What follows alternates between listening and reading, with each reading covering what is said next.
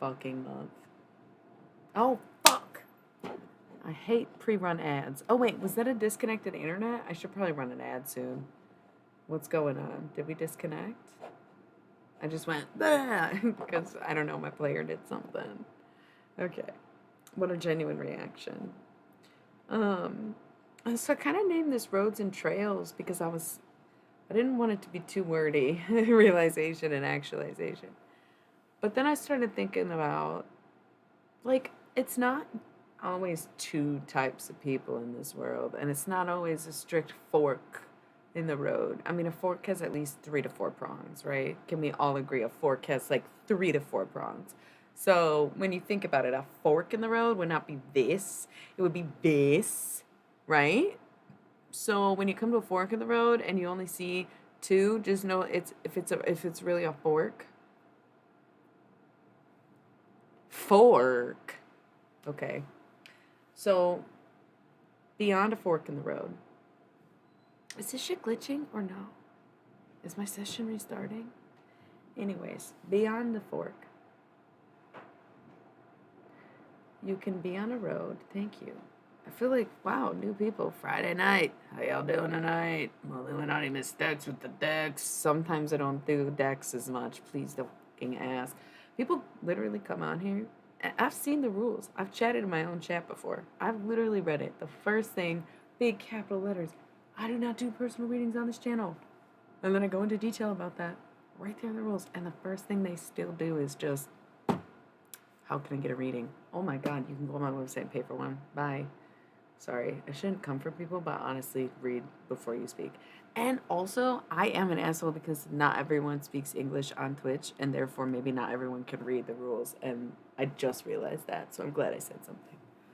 But also, I appreciate y'all just getting in on the conversation instead of, it gets derailed enough. Speaking of derailments, that's kind of the road metaphor that I was going for. There's always a road, we're kind of all on the same road theoretically, or the people that your peers you are on the road with, people of your demographic, of your location, however you want to see it. There's some road, and we're born on it, right? And there's just like different types of people in the world. Some people, think about it, road trip, stop to pee, that's it. You're hungry, you can wait till we get there. You're tired, you can sleep in the car, right? Some people, ooh, let's stop here. Let's get out. Let's check out that trail. Let's go down there. Other people never even get back to the car. They're like, fuck the road. I don't even care where it's going. Look at what we're here right now. Look where this trail led. And then they just go hike, find more trails. Even more than a fork in the road, right? So you might be on the road and a part of a very intricate inner highway system. For sure, it could be more complex than just a straightforward path ahead. And it's just that some people will still choose to get off the road, get out of the car, and go down a trail. And the road will theoretically always be there, unless something really kind of falls apart around here. It's like they're about to be like, listen, the reason we skyrocketed inflation is because we honestly can't afford to keep the Sims open. So basically, the rich people get the Sims, and y'all have to just die. Bye. I'm laughing because I'm poor. It's not solidarity. Um, I'm kidding. The aliens have literally never told me anything like that, so like I'm not that concerned about it. They do constantly remind me to raise the frequency of love, which is a great Coco Verdello song. Oh, I forgot, you guys. I was supposed to be telling you my whole playlist. Right now, it's These Days by Nico. Confront me with my failures. I had not forgotten them. That being said, we're going to roll a quick 60 seconds. I'll be right back because I'll be right here. Damn, I hate when I go to click something in the perfect time signature and then it's like, oops, didn't click hard enough, Lola, by the Kinks. Okay, BRB, it's just a quick 60.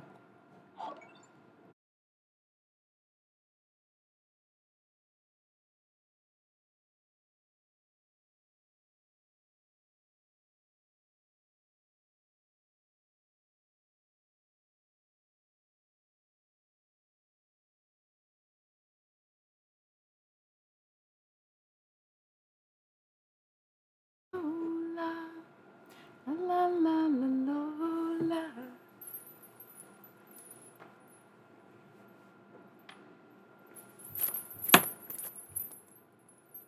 I'm not the most passionate guy. Physical, not passionate. She nearly broke my spine. Oh my Lola. La la la la la. I'm not dumb, but I can't understand why she walked like a woman and talked like a man. Oh my Lola. Hello, Lola. La la la la la.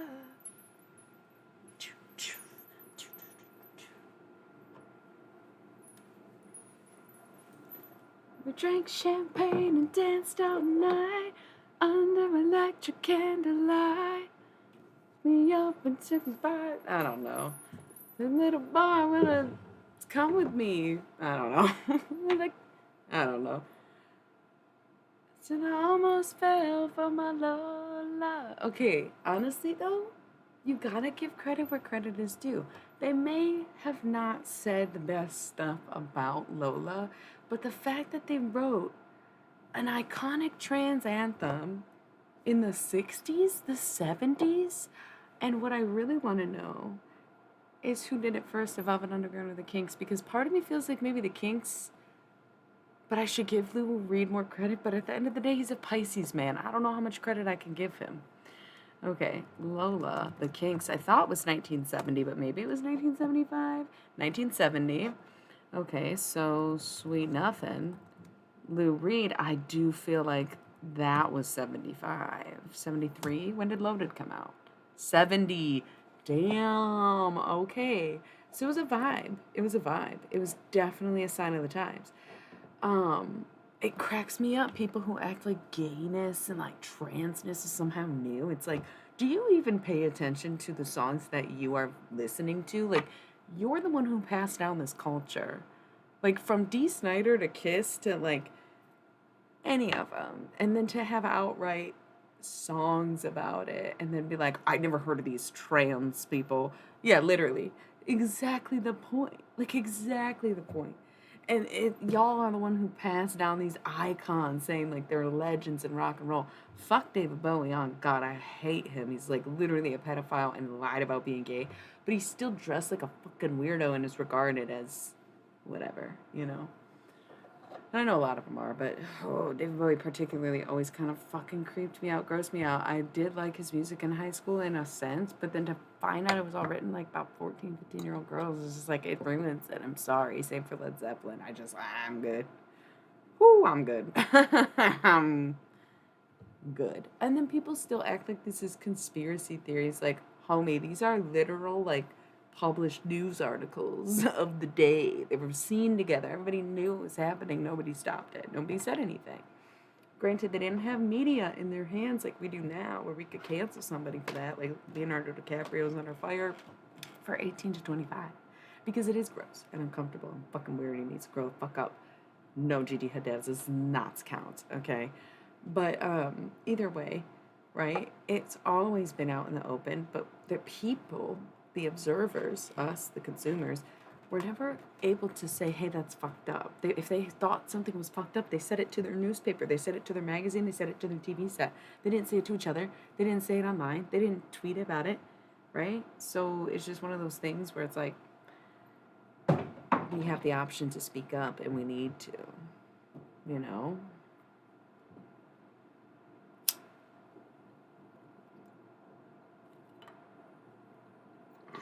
As I smoke weed in my basement, you know what I mean? Like, who am I? Who am I? Just the delivery. Or there goes some sugar. You know? No. No. Everyone's like, no, we don't know. I get that too.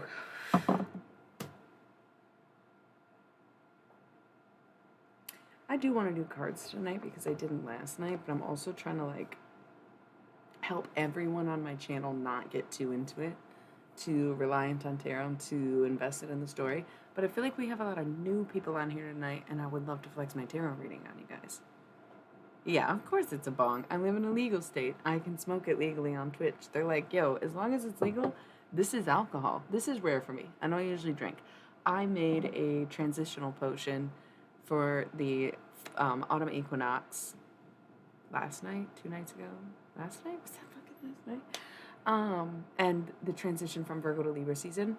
I make potions with like wine and liquor sometimes and like other ingredients, but I otherwise stay away from drinking alcohol at all. So like I was drinking on here last night because it's the same potion and I didn't finish it because it was like a bottle of wine with a shot in it. Like, not doing it. Plus, I eat the fruit. Although I noticed that if you use preserved fruit, they don't absorb as much alcohol, so they don't get you drunk like fresh fruit does.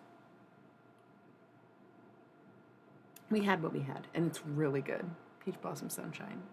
I don't know why I named it that when the real point was like lavender, but it's fine. It's like an herbal peach blossom sunshine because lavender and basil. It's pretty good. Simple syrup. It's good. It's good. Damn, and did I go offline or is it just my player thing? It just says that sometimes. Sorry, my reactions are so intense. I can tell how crazy I look. It's the PMDD. I'm really keeping it at bay, but the surprise element of literally anything can trigger that kind of like PTSD reaction. Because PMDD, premenstrual dysphoric disorder, is basically PTSD on a period. It's crazy. It sucks. So you'll see Tyler Durden pop out tonight, but you know, we're fighting it instead of fighting, right? Because what do we now talk about? Don't say it. Because we don't talk about it. Althea by the Grateful Dead, by the way. I'm just gonna periodically, when I realize that I'm still listening to music, mention what songs are on instead of the whole playlist because I keep forgetting, to be honest. Wow, some shit going on for sure. Jesus fucking Christ, if I have to see another fucking Knight of Cups card, I'll kill somebody, I swear. Okay, that's like literally sounded like a threat. This is why I mention the PMDD sometimes because we are now 10 days out from Sarah Paulson's next mixtape dropping, and it's a Tyler Durden month. And if you've been watching my stream, you understand that lingo to some extent. And if you don't, start by looking up PMDD, which essentially is PTSD on a period. Okay, so that was obviously indirect, it was exaggerated, and it was really far from a threat because it wasn't at anyone in particular. It was a moment of frustration while on the premenstrual dysphoric part of my uterine cycle. So please, I apologize. Please don't flag me. I'm fine. I have zero murderous tendencies. Depending on who you ask. Christians might call me a murderer because I've had an abortion. Other than that, okay. That's good though.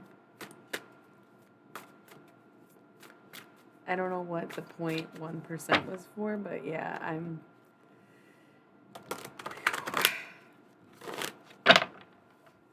just think about Jane's addiction at that point. It makes me 1%. It's like their new shit. It's from almost 15 years ago, right? What potential? What are y'all? Oh, hey, it's been a minute. You and Pico need to be on here at the same time. I feel like y'all would vibe and have the same energy. And you're an Aries and he's a Leo, so it's like definitely BFF potential right there. I was gonna say maybe he'll be on here later, but it's Friday, so it might be real late before we get Pico. Okay, so I got some cards on the table. I am, by the way, this potion I made, I don't really like to delve into my magic too much. I think there needs to be a very concrete exchange of energy when working with magic. That's why I don't post it online and I don't believe in TikTok magic and whatnot. Oh, nice. Love that. Thanks for bringing that up. I love that you both knew that. Kind of creepy. Is this the crowd I draw? I get it though. I have a not gonna lie. If you guys ever, dude, I should share the link with you. If you guys ever want to ask me anonymous questions, I will answer them on here because I realize it's really lame and I don't have a big Instagram following. If you want to follow me on Instagram, it's at ILMistex. Love that, by the way. And my old account is Illy Millie, but The new one I use, the old one has tarot readings on it. Some really good ones. Lots of the channel messages. You can like go through and find your favorite celebs as long as they're dead. Okay. Okay. Sometimes I get it. I say stuff out loud and I'm like, "Oh yeah. No, I hear it. I hear it. I hear what people hear when I speak." But it's also who I am. I mean, like it's not even like a want to be this way. I am this way. This is me, and I've always been this person, right? Since day one. And that's why when it comes to being yourself and self-love, I am the one to go to and talk to. Okay?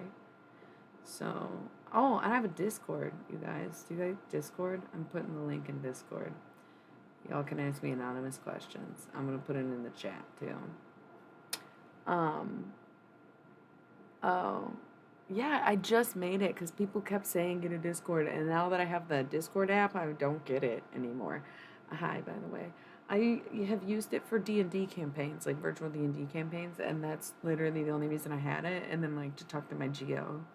But other than that, I don't get the concept. Did I just make a chat room? It's called Illuminated Mindfuck, by the way. I'll send the link. It's a lot. I'm trying to get better at social media, but also I'm trying to switch my social media platforms because I do hate Facebook and Instagram and Twitter and all that. Fucking over it. Oh my god. It just dawned on me that I should tell somebody, wow, that's so cute. Listen, I can't even, wow. What am I doing right now? I got this. Don't worry about it. Okay. It's Matt Berry. What song is this? So adverse to change, it's strange. That's not the Discord. That was like, ask me anonymous questions if you feel like it. Let me get the Discord link. I had to do one at a time. I honestly got it. Okay. I'm going to invite Gio. Just invite my friends. Yeah, fuck it. Okay. Oh, wrong app. See, this is the thing. I get overwhelmed. I work by myself on all of this stuff. Social media is like the last thing I want to do. It's not that I'm even bad at it. I'm really a social media hack, and I have to help my friends with this shit all the time. Because I'm like, oh, you just gotta go, da-da-da-da. And they're like, how do you know that? I'm like, because I'm a private investigator. Like, I am Veronica Mars, PI. Okay. But when it comes to advertising and talking about myself, spending all my hours on there, what a drag, man. All right. So, and you know what? I guess we can send the Instagram, or I'll just type it. It's just an at. It's not a link, right? I'm on Reddit too. Is this sharing socials? Sorry, guys. I don't know what I'm doing. I just am called to give messages, and it's like, in order for this to be sustainable to my life, I'm forced to do these things. I also have a website. If you guys did not also know that. The website's probably the coolest part. That's the thing. I want to be off social media, so I try to make my own media. And that's why Twitch is such a nice platform, because it's very freedom. It's very much freedomous. Freedomous. Cool. Wait, what was that song? Fallen Angel by Barry would come to me. We got Give Me Your Love, Curtis Mayfield's. Okay, I don't think I really know the song. Old account with the readings. And at Listex, new account, no readings. And fuck it. Here you go. Ready? www.illymilly.com. Wow. Fucking hate iPhones. I literally was typing my website, which you would think that my own phone would know by now. I don't understand how y'all's predictive text works if it doesn't know anything you say. Like, my LG and my Google keyboard knew exactly what I was going to say when I was typing stuff. They never tried to correct me. If I said it like 3 times, they were like, clearly she means it. This shit? God, what do I gotta do? I gotta preset? What is the point of an algorithm if you can't figure it out? Are you kidding me? You are kidding me. That's the thing. You listen to everything I fucking say. You don't know the name of my website. They literally changed it from illymilly.com to illyyall.com. It's not a misprint. I literally talk about this all day, every day on this phone. I do not understand. Anyways, I'm so sorry. See, you see the Tyler popping out now. You're like, I get what she means. I think it's also a really fun experiment for me to be able to get on here and go rogue like this instead of being like, I'm not in a good headspace to be doing this. I'm like, I have to force myself to work. It doesn't matter what job I've had. I always have to force myself to work. So this is like an actual recording where if you watch my videos in the past week, you can watch my personality change into this what that we got this evening. I don't think it really affects the tarot though. Me and my cards are pretty bonded. They know when to take over. They know when to pull me back, to hold me down. Last night I didn't read tarot. Probably wasn't in the right headspace. Tonight, sometimes people need that brutal, kind of tough, kind of love um, card pull, to say the least. Like sometimes it's gotta just come out with that oomph, you know. Notoriously, Capricorn and Pisces, very extremely ironically, always did well on my YouTube channel, and they always had the most brutal readings. It was very strange. In retrospect, it's less strange knowing now everything that I was unaware of then. But still funny to say the least. Those readings were always spot on and really, really abrasive, and they always had the highest views. Don't know why. Sometimes you just need tough love. 6 of Wands, victory. Okay, here we are. This is it. Okay.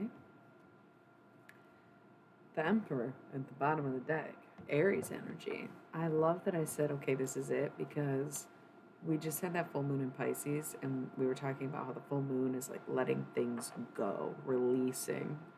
It's like the end, right? And being in Pisces, Pisces being the 12th sign of the zodiac, full moon is very much completing a cycle. Where are we at now? At the beginning of Libra season? Cardinal energy, just like Aries. This is basically spring. And it's funny because I kept calling it the spring equinox. It very much feels like spring in here.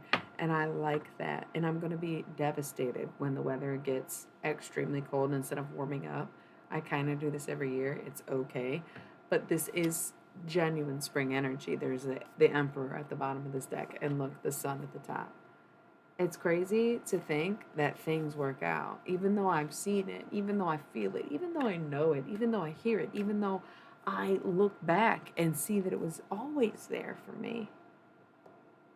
But I, struggled too much to take it. I was too young. I was too cold. I was too unaware of myself, right? And I guess since I said I was worried about my harvest, I'm seeing this. I have to accept, I have to know that things are going well and they're meant for me, and that things are happening and it's exciting and it's good things. But I've just been so humbled. I've been humbled, but only because I've been humbled so much or just so badly that I have a hard time accepting the reality. And the reality is that things look fucking great. That's the reality, and it's very hard to hold on to that concept, especially when battling Tyler Durden during our premenstrual dysphoric week. That being said, gonna take a quick ad because we do it every 20 minutes so we don't get the pre-rolls. It was a coincidence that it was a very emotional point in the conversation, but we'll come back and we'll do more tarot because this is actually a beautiful message and it's much more positive than I was expecting, and I can really appreciate that. And sometimes when I don't feel like doing tarot is when I need to do it the most. Been doing that a lot lately. It's too much. It's creepy. If I were a man my age doing that shit, it would literally be so creepy. But because I'm a hot, female-bodied person, it's not as creepy. And I only do it when I'm doing readings. No, I don't. I did it literally out loud today. I can't deal. I know I'm a creep, man. That's why I attract creeps. I get it. Very creepy. That being said, it's a be right back. 60 seconds. I'm so sorry. Relax.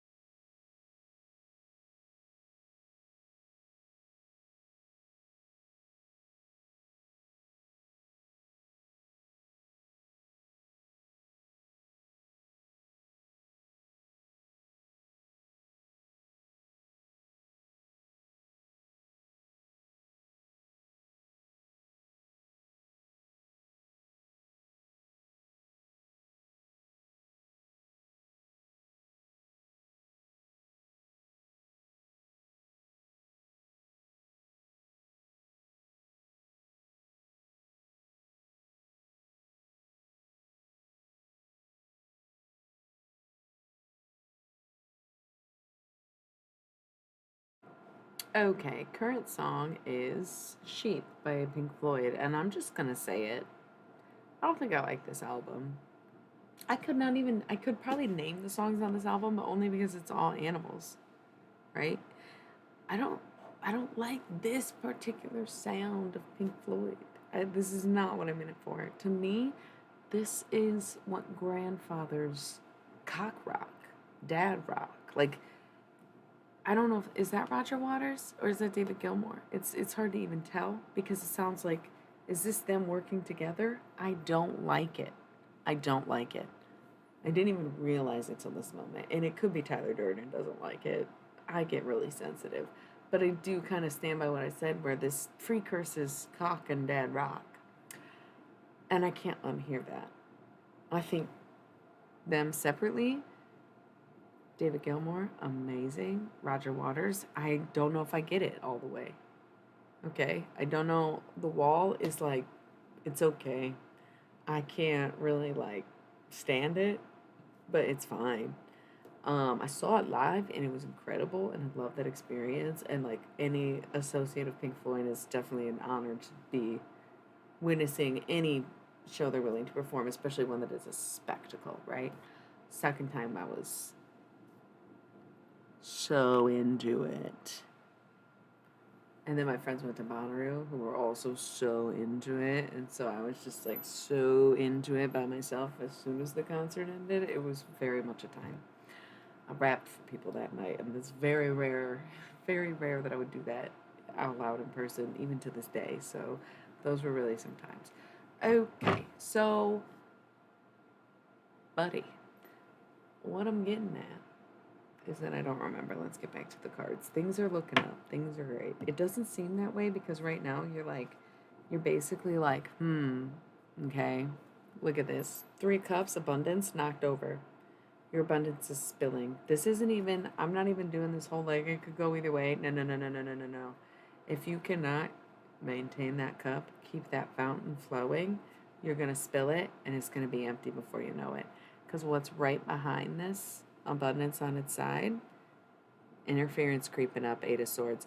If you don't do something about it, if you don't take control, put in the mindset, if you let this go, if you drop it now, something's going to come and fuck it all the way up. But I think the whole thing is the interference is there regardless. Like something's going to come and make it happen or break it before it can happen. Okay? It's that kind of energy where it's like, do you really want it? You're kind of acting like you don't want it. And I feel that. I feel very personally ridiculed by that, actually. And I'm saying it. Okay? I think that's why I'm trusted with the tarot and why I've been received or found these decks, these powerful ass decks. Dude, it is so cool of tarot readers to like buy decks and then like get rid of them and then I get to have them. Incredible, dude, because I trust that these people, especially these gently used, they're just like, it wasn't my thing. They tested it out for me and they knew it belonged to someone else. And if I was that person, then they knew to expect me. I think that's fucking incredible, okay? I wouldn't just like buy them from a thrift store or some shit. That seems like it could be cursed, but it's good for like beginners in practice, I think. But just like, I don't know. But the self-actualization aspect of having to sit and reflect and having isolated chamber moments throughout my whole life, my adolescence, my adult years, right? I isolate because no one wants to be around me at certain points where I'm just like so good, it's so cranky and so much pain that I'm like, I don't give a fuck if I'm making you miserable or not, go away then. And then I'm like, oh, I hate being alone. It's crazy. It's crazy. I get that. It's a ride. It's not for everyone. It's not even for me. Trust me. If I could just, then I would. It doesn't even work like that, apparently. Even if I did, which is really hard to do in the first place, it wouldn't even make a difference. Crazy. But it forced me to have these moments of realization. Fuck, why am I like this? That was always the question. Realization, something is wrong with me. Realization, I need to get a hold of this. Realization, my behavior is out of control. Actualization, Oh my God, it's been PMDD the whole time. Oh my God, I'm too stressed out. Oh my God, it's PTSD. Oh my God, trauma. Oh my God, actualization. Need to put all of these things into practice and heal from them. That's where we're at. Then and only then is it manifestation. Oh my God, all the things I worked so hard for are finally here. Whew, oh my God. And there's no guarantee ever in life, especially if what you're manifesting involves other people. I've been advising that to y'all forever. But for me, what I'm truly manifesting has less to do with the people and more to do with the music. And that counts for something, right? By God. If anybody wants to pick a number 1 through 22, I'll read a poem. We don't have to do it now. I got cards on the table. But I'm seeing something really beautiful. And I don't want anyone to get their hopes too far up because I would hate for you to have these big expectations of something that never seems to come. But whatever is unfolding in Libra season, things that need to come to light. Ooh, what is 17? Did we do 17?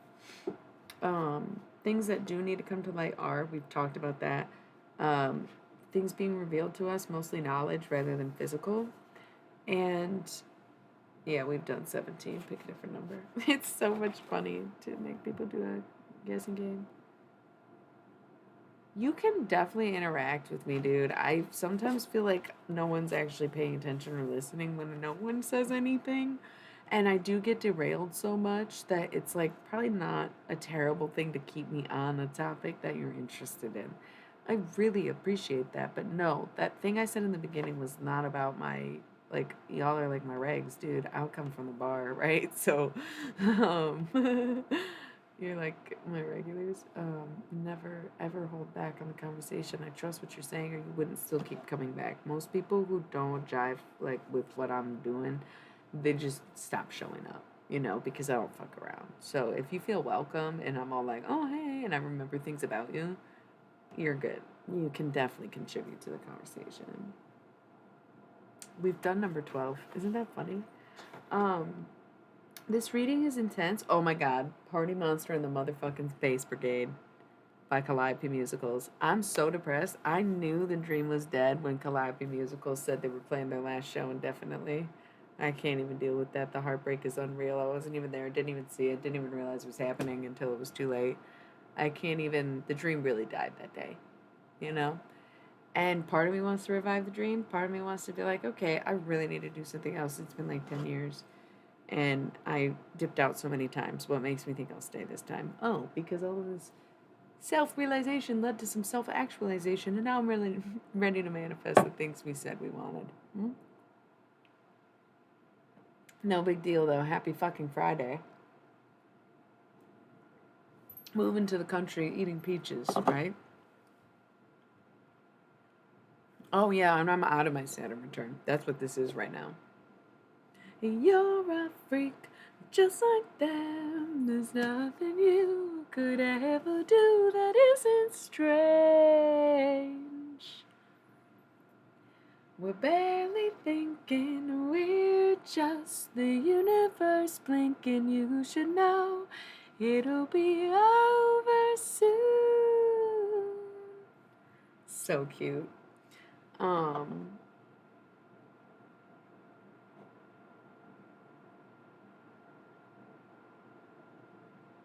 that's weird though, the band thing. I just realized that. I missed a message because I got too into the music. I love how much my numbers change because people are like invested in the tarot and it's like you gotta take it with ease. You can't get too caught up in the readings, and that's like the whole thing. Oh, this song is so good. I will all die, and if you didn't know, all stardust looks the same. Oh my God. Us and them to classify, but eventually we'll all die, and if you didn't know, all stardust looks the same. Okay, and that's why I don't like fake it till you make it, because I'm not going to be fake to people in hopes that I'm going to make it by stepping on other people's heads. fuck that shit. We let it go on too long, and that's how you get fucking bastards like whoever the fuck that guy is in office, in fame, in the spotlight, in the big picture. Like, we fucked up along the way. Listen, alien. You're a freak, just like them. Dude, Calliope musicals put on like the best shows I think I've ever seen. Maybe ever. It was like, some back in the day shit, I guess. It's cute. I mean, maybe we've all just whatever, but really good times. Really gutted that I'll never see him again. Um, oh my god, you should really listen. I'm gonna type this song because you should hear them, even though it's like, over. And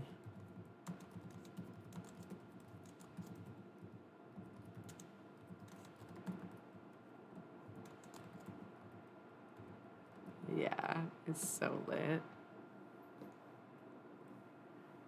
La la la, come my love, we're all waiting, we're all waiting. You know, we're barely thinking, it's just the universe blinking. I feel like it's very much the vibe of the people that come on this channel. Super fun song. Super great band. I did have to hold a moment. They've announced that they were playing their last show indefinitely a week ago. I don't even know. That's so sad. They were literally like life.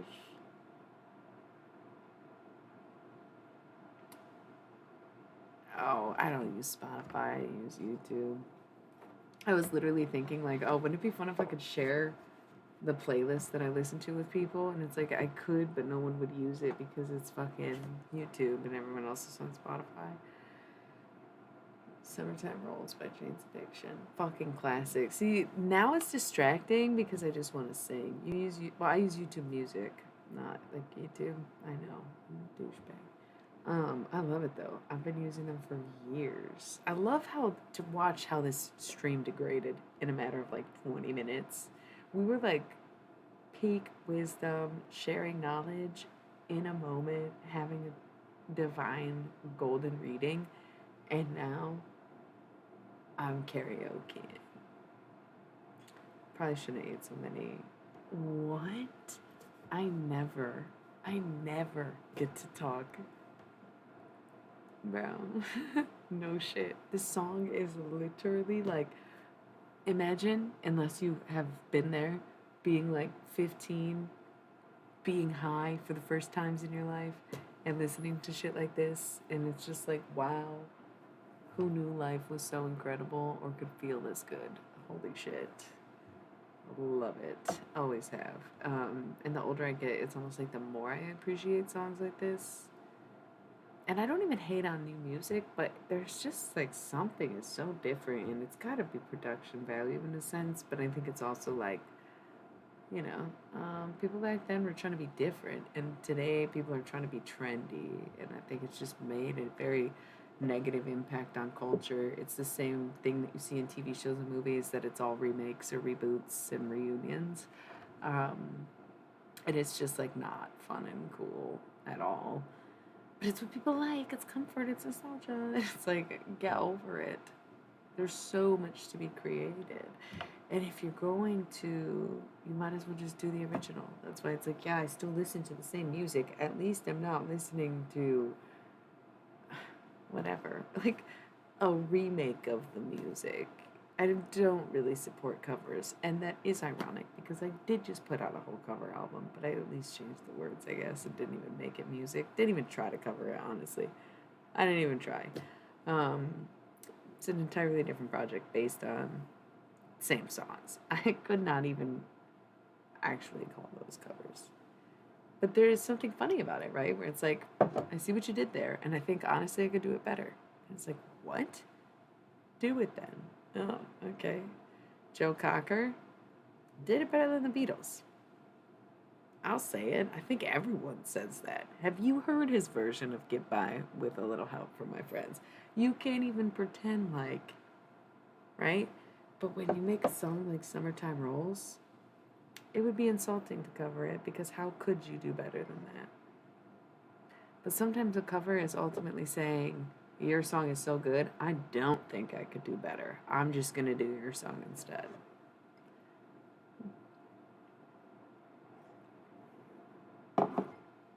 Man, I'm scared of this tarot reading right now because it's really good.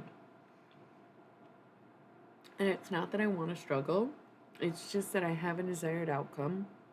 And I understand that it's unreasonable. I understand that it's unimaginable. I understand that it's ridiculous and been too long and all this other stuff. But when I close my eyes, that's what I see. And I don't know, I'm trying to figure out how to let that go.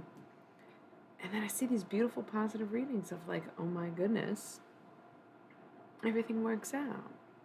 And it's hard to grasp, it's hard to fathom, because so far it feels like nothing has ever worked out.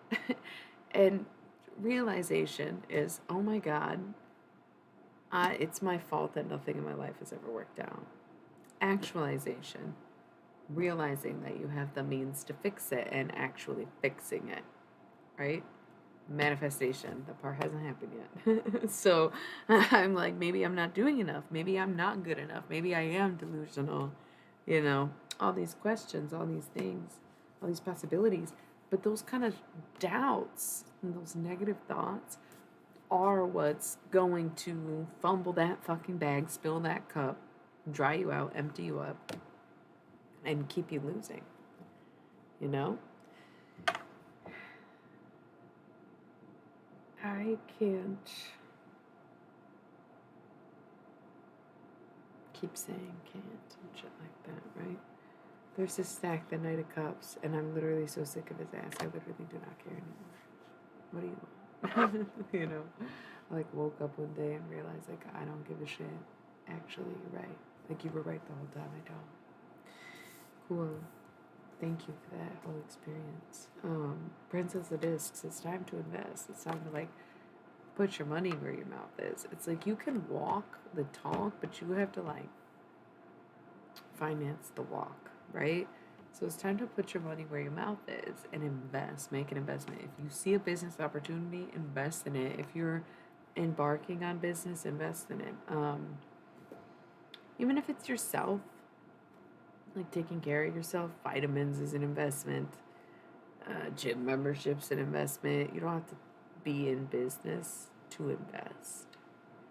So it's funny because that does contradict the whole idea or concept of retrograde being a time where you don't take stuff on or make big decisions. But the Princess of Discs would say otherwise. It's time to put your money where your mouth is. And on that note, we got to do our little 20-minute thing. I'll be back in 60 seconds. I probably won't even get up this time. And I think it's Stone Soul Pig. No, I Want You by Marvin Gaye. We're going to skip it because he was kind of crazy. And I don't know. Oh, Stuck in the Middle with You. Yeah. So meditate on that for this minute. All right? See ya.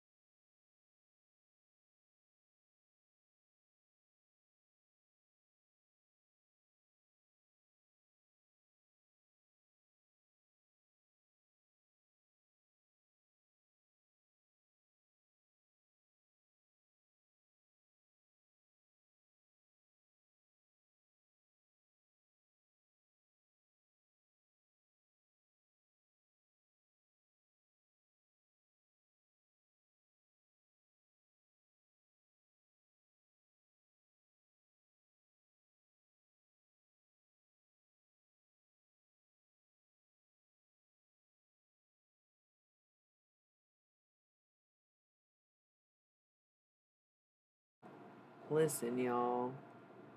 It's like partially I'm going through it, but mostly in PMDD. I literally had to stay sedated This is the reality of it. I don't usually use alcohol. Like I said, that's kind of reserved for potions. I don't really do well with alcohol. If I get drunk, I'm recklessly irresponsible regardless of what I'm doing, which is usually fucking or fighting.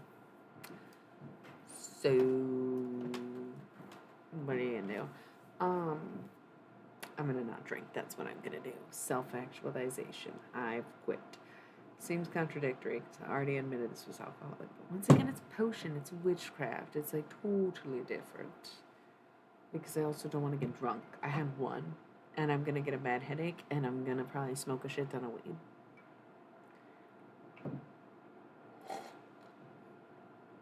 And eat these peaches. They're so good. Okay. Oh my god, I'm breaking my own rules. I always say that, like, you're not allowed to watch me eat. But I guess eating alcoholic fruit is different. Ugh. Okay. So I have a pile right here. I'll get to it. I guess we have to do it. Ooh. So some are face up and some are face down. I flipped it over thinking we'd go one by one, but it's almost like they're back to back right now. Interesting. Is this like a standoff situation where you're going to go 3, 2, 1 draw and you turn around and shoot each other? Because that sounds kind of nuts. Why are you back to back? We have the Knight of Cups here, which would be water sign, paternal figure, whatever it might be. And then on the other side, we have the Hermit, which is Virgo. So Virgo energy. It could be, I can't even call that a transition. I don't know what the fuck that's about. It's two people are standing back to back. It's almost like, okay, my first Tyler Durden thought was a draw of shooting each other. That's terrible. Maybe you're back to back and you turn around. You're back to back and you turn around. And what do you see, right? So it could be like a water sign, Cancer, Scorpio, Pisces, and a Virgo, mutable, both, well, not both mutable, but heavy on the mutable energy, so maybe Pisces, like back to back, turn around, face each other, what's gonna go down, okay? This is confusing because Earth and Water are both the feminines, and Knight and Hermit are both masculines. So it's kind of almost like, pick and choose your gender. The Knight of Cups, what's he bringing to the table? 2 of Cups, love. Okay. Oh my god, I cannot believe they're making me do this right now. Who am I even doing this for? Literally. The Hermit, bringing to the table Ace of Swords, picking and choosing their battles, and also like knowledge, just gaining knowledge, whatever. We have the Hierophant, Taurus, for the Knight of Cups, and we've got Adjustment, Libra, for the Virgo, the Hermit.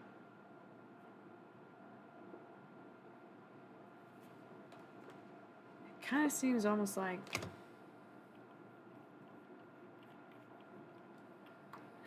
they're cooperating more than anything. 6 of Cups, pleasure for the Knight of Cups. Seeing a pattern here, we got 2 of Cups and the 6 of Cups with the Hierophant, a face card at Higher Arcana. It's pretty serious shit. Yonic pleasure though, right? And on this end we have the Star.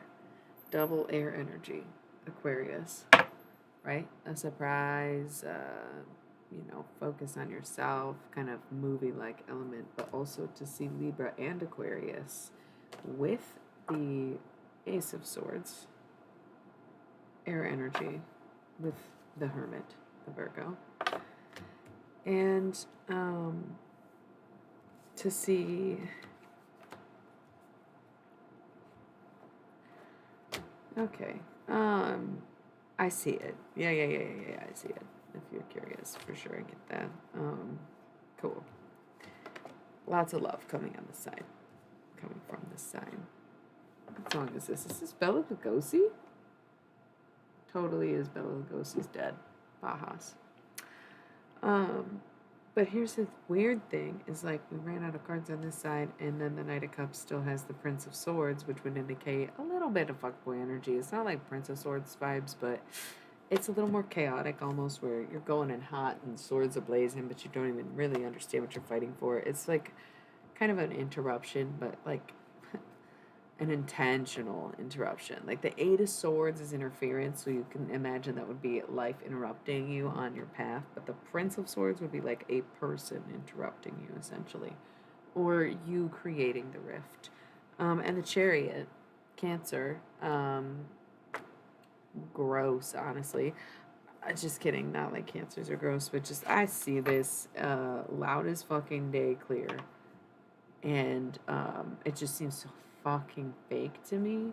And then to see this is almost laughable. So I don't know what your fucking point is or why you think, right? Oh.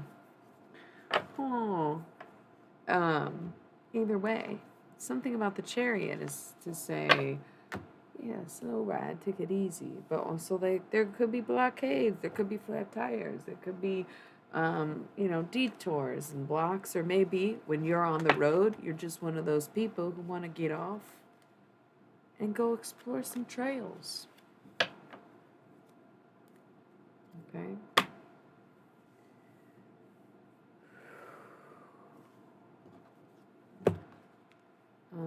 Card reveal.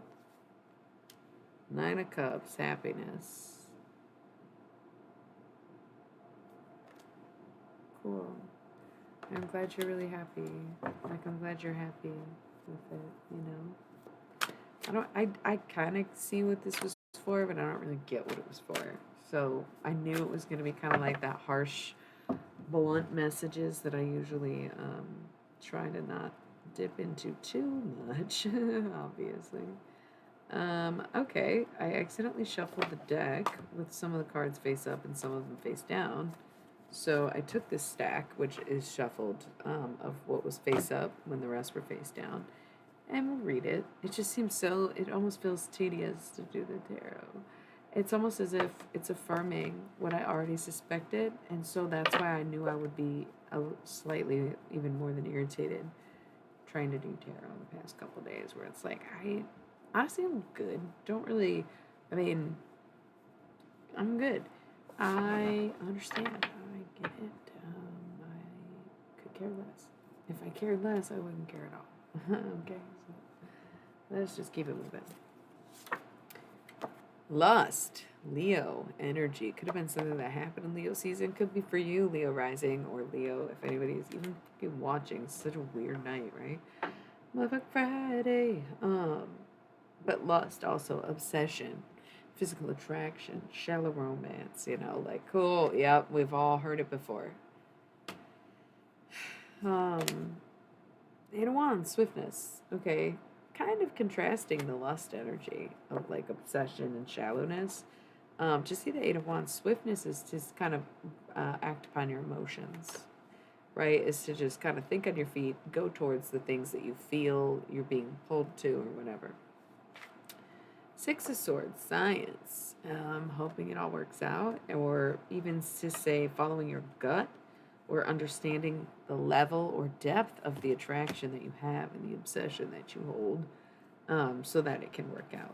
Acting upon those feelings so that it works out. Six of Swords.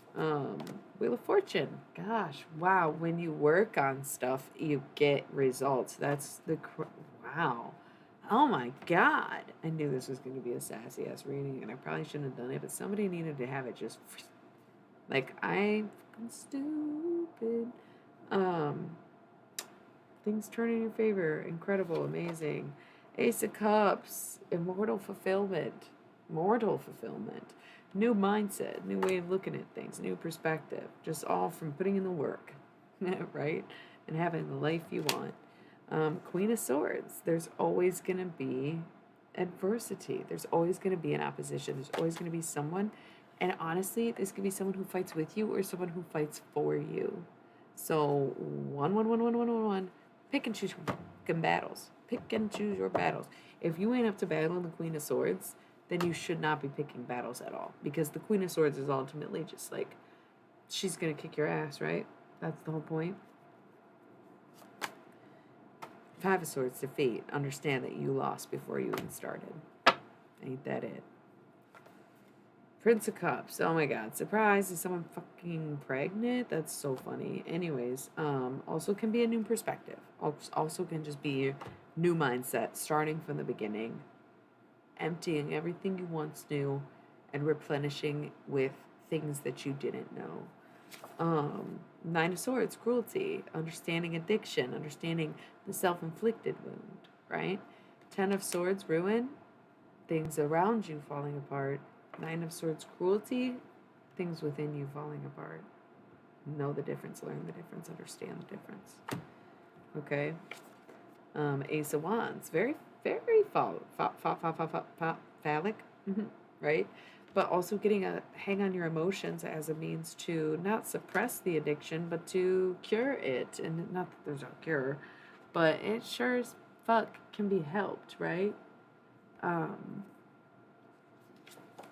Because the Priestess, you know what you need to do. You know why you're doing it.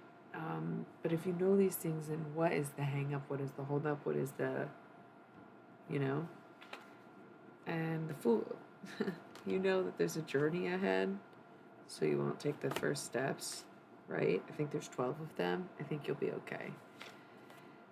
Oh my god. Because at the end of the journey is your divine counterpart, and now it's Dancing Queen by fucking ABBA. Do you love that song? Me too. I really do love this song. This sounds sarcastic, but why would it come on my playlist of my most overplayed music if I didn't actually love this song? You can dance, you can jive, having the time of your life. Ooh, see that girl, watch that scene, digging the dancing queen. Is somebody calling me? Hell yeah. Commercial break. I'm going to answer this because I don't even. I'm glad I muted myself when I was saying something kind of rude. I'll be right back.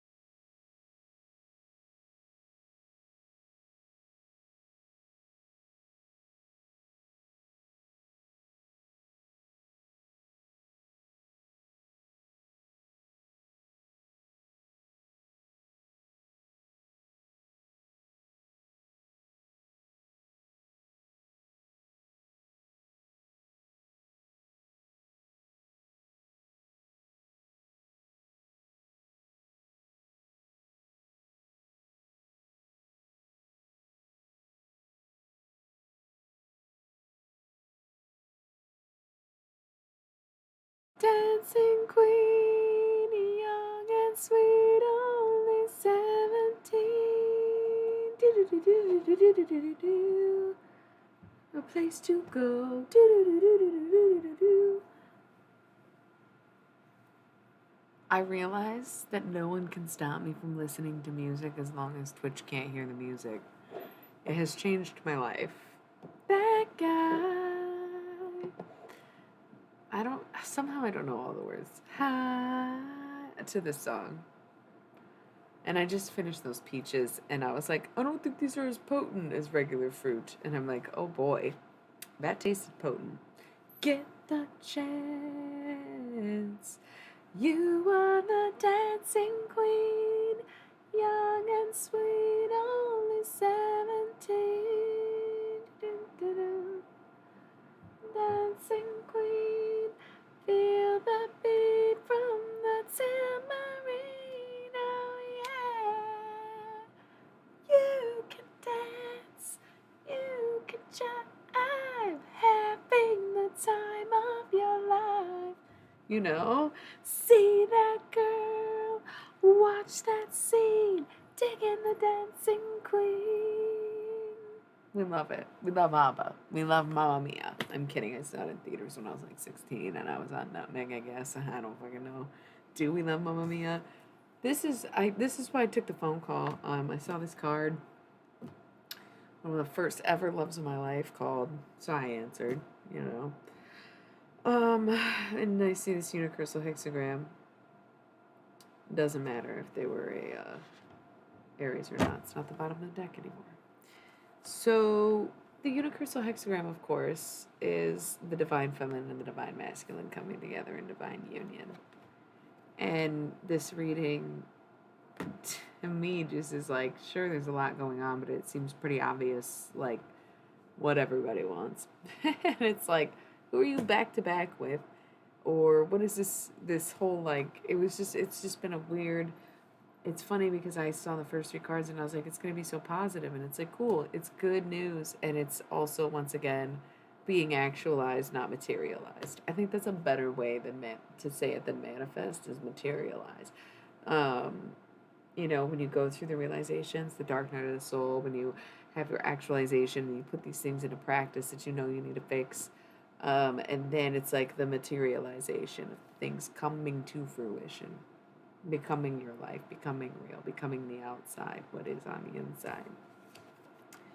Okay, the Empress. We did have the Emperor earlier, and now we have the Empress showing up, where it's like, yeah, listen, masculines, if you can hold up your end of the bargain to be the person that you need to be, of course your feminine counterparts are also going to be holding their end of the bargain and being who they are meant to be. And since it is success, everybody wins. Everybody's got a seat at the table. All the waitresses have a fucking tray for their plates. Whatever. So, like, what's the problem? What's the holdup? What's the hang up? What's the situation? You know? Oh man, Majestic by Wax Fang.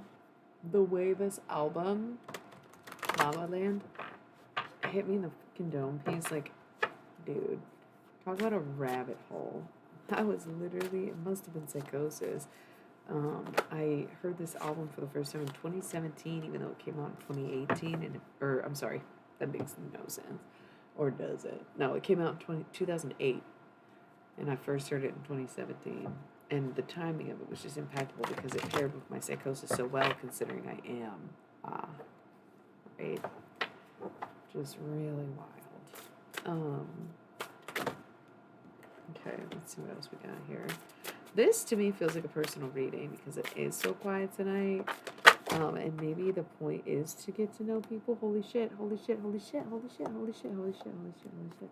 Okay, I love this so far.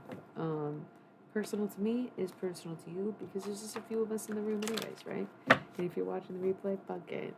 It's you too. We're all in this together, as Troy Clayton Efron once said.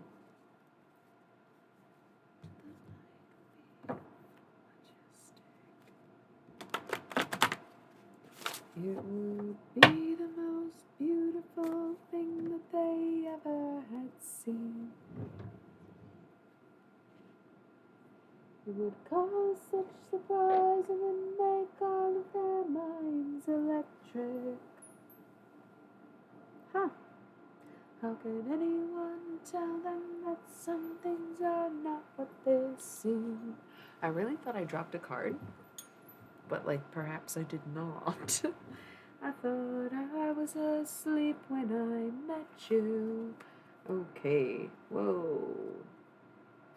Well, how did I not have the bottom of the deck? Okay. How did that even happen? How did that even fucking happen? Literally, you know what I love about the song the most is this line where he says, I'd rather be dreaming of someone than living alone. Because sometimes life can make you feel that way. So it's very odd to me. I always make sure that the cards are all face up. I literally was looking for cards that I dropped. Turns out I flipped them upside down. Look at this. This is the deck is off facing upward in this scenario, and the two top cards facing down that I didn't even realize because then I went to go flip bottom of the deck. Got confusing, okay? It's the Unicursal Hexagram and the Empress. Cool. With Dominion underneath it, Two of Wands. Intersecting emotions. You know this. You know this. You probably missed it. There was never anything there in the first place. Don't you love it? The Empress. Alright. So this is this interesting thing that's happening.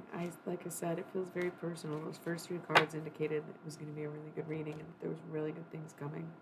And I do take that shit personally because I've worked hard for it. And I've put a lot of work mostly into myself. And I've taken the time to rest and heal and see things for what they are. And see how I affect people. And know that sometimes I am a fucking problem, right? And it takes a lot to be able to do that. And to apologize for things that maybe were other people's fault, but you know you influenced. Or you know that you were just as bad. Okay? It takes a lot. And the only reason I'm saying that about something that I'm doing is because that is unanimously the feedback I have gotten since the start of my Name is Earl journey. I know that sounds way sillier, but, you know. I have this stack of cards that I think needs to be addressed so we can get off whatever fuck shit that was. Like, literally, go away. Go away. It's just at that point, it's like, go away, Tate. We did this the other night. You're still alive. You can absolutely do everything in your power and control to fix it. You refuse to, go away. Okay, Seven of Swords. Futility. It's pointless. It is pointless to argue. It is pointless to try with even with the fuckboy energy. Prince of Wands. That's our fuckboy. That's our fuckboy. It is absolutely fucking pointless to go there with a fuckboy, to be emotionally invested in someone who wants to emotionally manipulate, right? The moon. I just love that this whole Adam Levine thing is popping right now because this is Pisces. And so this is like that same energy that we're seeing displayed in our celebrityism. Okay? And oh my god, if that was a parallel, I'd fucking die. It's so funny. Some people just can't handle rejection. It's fucking wild. But anyways, Pisces, fuckboy energy, but also Pisces representing that full moon and representing the end of a cycle, being the last in the zodiac, as we mentioned earlier, and so also representing letting go of that fuckboy energy and letting go of the pointless arguments, the pointless efforts, and the unmatched, not behavior, but basically, and the Fool. It's a jerk, dude. I just only like some Pink Floyd. Dogs. Of course, it's the same album. I don't like animals. I'm over it. I'm skipping this song. And now instead it's, no, I'm skipping this gorilla song also. Massey Stars. Fine, I don't even know the song. Look down on me or something. Look on down from the something. It's not even the same album as Fade Into You, but it's cool to get from the bridge. Look down on from the bridge by Massey Stars. Seven of Wands, Valor. Sometimes the first thing you can do is once again take a step. There's this heavy emphasis on taking a step forward. I'm thinking more 12-step program, but like that's not for my judgment. That's just like I'm sensing that the first step is more out of many steps. It's the thing is it's not just one step forward or one step towards someone. It's that is the first step in the right direction. That's like the whole thing. It's a fucking step. It's not the end result. It's not the goal. It's not the final solution. It's one step. That's all anybody is even really asking, right? Put on your bravest face. Put on your big boy pants. Whatever you can say to yourself to get it done and to realize that even not so much dealing with a fuckboy is pointless, but being a fuckboy is even more pointless because people are becoming too aware and getting to an age or whatever where they see through it. And even if you want to prey on younger women because you think they will be more susceptible to your fuckboy ways, then obviously you don't understand how the internet works. They're actually more educated than we ever were, and we had to suffer going through it and grow out of it in order to see it, right? But the young folks, man, they already know what it is. So cool for you, I guess. Do what you will. I'm gonna get this money. Okay. 10 of discs, wealth, right? Part of the reason I got so excited about this reading and what I was seeing is the last fucking card that came out was the 3 of Swords in reverse. And I think I was reading a poem the other night, and someone had said specifically 3 of Swords in reverse energy. I don't remember what poem, and I don't remember who said it, but I just think it's great that we actually did get the 3 of Swords in reverse in a reading. The thing is, for me, I don't mind the 3 of Swords. It is sorrow, it's sad, it's heartbreak, but honestly, that's the least of my problems. As long as my whole world's not falling apart, as long as I'm not killing myself, like, I can deal with the 3 of Swords. But the fact that it's in reverse tells me that all those times of dealing with that 3 of Swords energy, dealing with that sorrow, putting up with that sadness, accepting that heartbreak has led me to the end of that time in my life where I had to go through that, right? It's finally over. We're finally breaking that habit. We're breaking that pattern. We're seeing that it doesn't have to all be sad. It doesn't have to end in devastation. It can just be what it's supposed to be. So I don't even think I've ever seen the 3 of Swords in reverse. I really love that that came up. I want to say it was yesterday. Maybe it wasn't. But it's finally over. Like, there is this period of sadness that is finally over. There is something so great coming. And, like, we kind of already know. You know within yourself what that greatness is. You know within yourself what you're going through or what's happening. And for some people, it's not a physical thing and it's not a big notion. It's, like, who you are as a person. And even though, like, I want to believe that there are things coming in my life that are going to change for me, for my benefit, I also accept that my result is the person I've become virtually overnight because of everything I'm going through this year or during this time. And I think that's just great enough in itself. I think that has to be enough. It's got to be. The acceptance is sometimes the results are just you, who you are, and how far you've come, right? But we may still deal with issues of self-worth. 9 of Swords, cruelty. Could be addiction. Usually if this is going to be addiction, it's like that hard shit too. There's some self-inflicted wounds, right? There's maybe some self-harm or just wicked ways of such things in general. Self-sabotage, anything that you inflict upon yourself by the self is going to be the 9 of Swords. And so during this period of like massive acceptance, massive change, massive growth into being who you're supposed to be, right? Some really, really intense transitions. There's a lot of self-doubt. There's a lot of holding the self back. There's a lot of, I don't know, the adversity is truly coming from the self at this point. So once you can lay that to rest, 4 of Cups is right there. Luxury is on the other side of this self-inflicted pain that you've been going through, right? And Queen of Discs, that goes right in hand with the Wheel of Fortune, with the 10 of Discs, with everything that we've seen, right? Pick up your abundance so that you can receive it. lift those cups so they can be filled. Okay?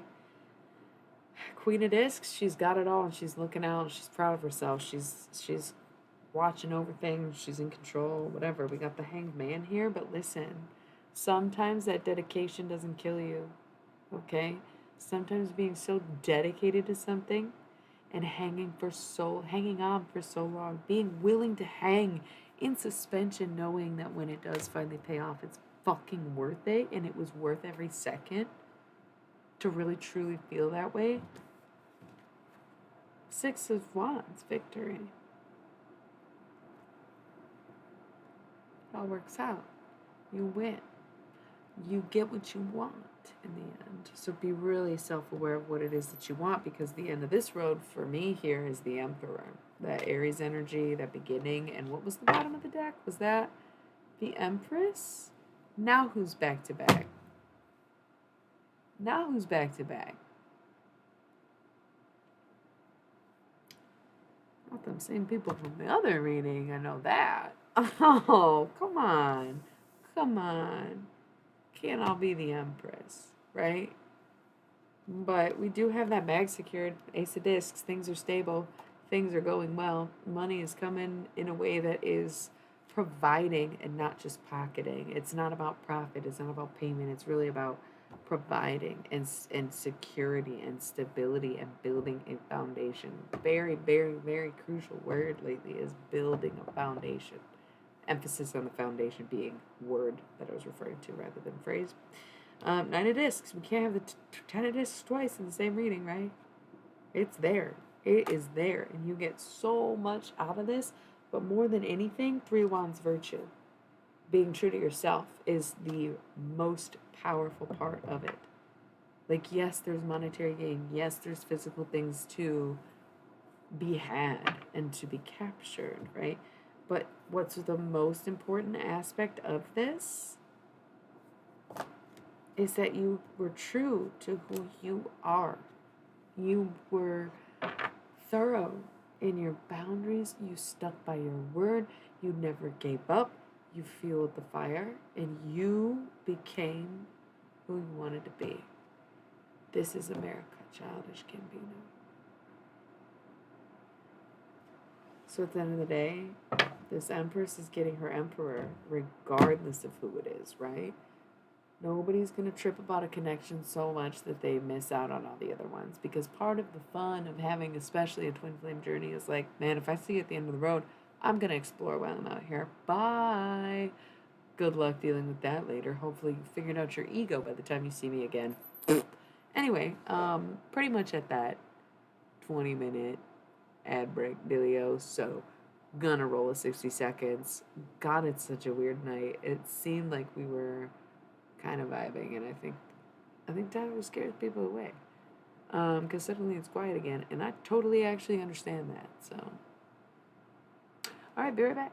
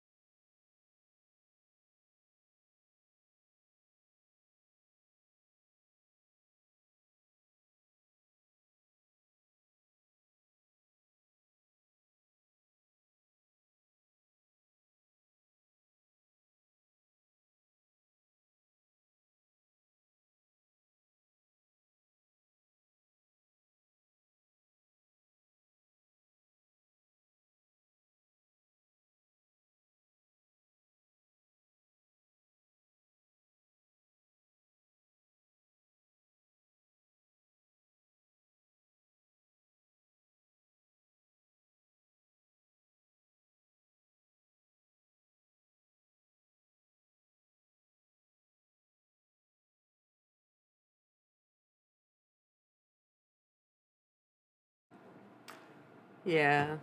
It happens, you know? Not every night can be the best night ever, but every day can be. Or something like that. ASMR.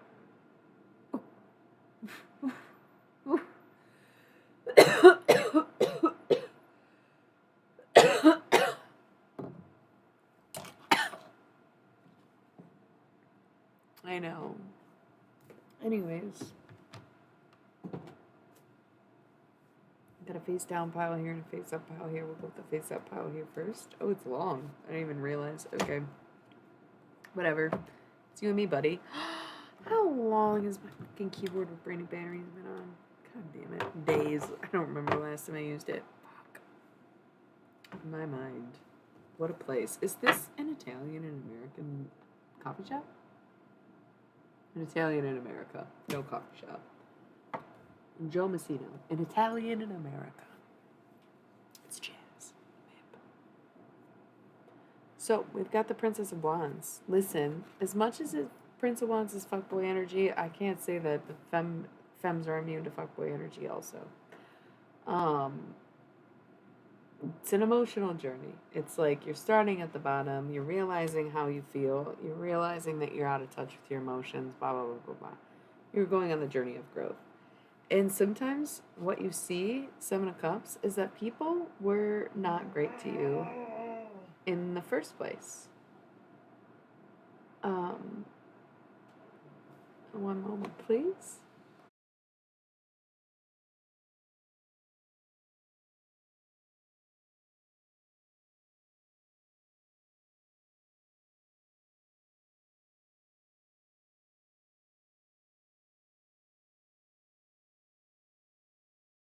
Sorry, y'all.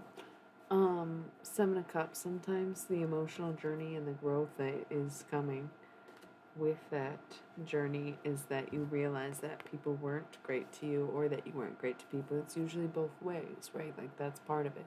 Sometimes the realization is, oh my God, I haven't been treating people very good.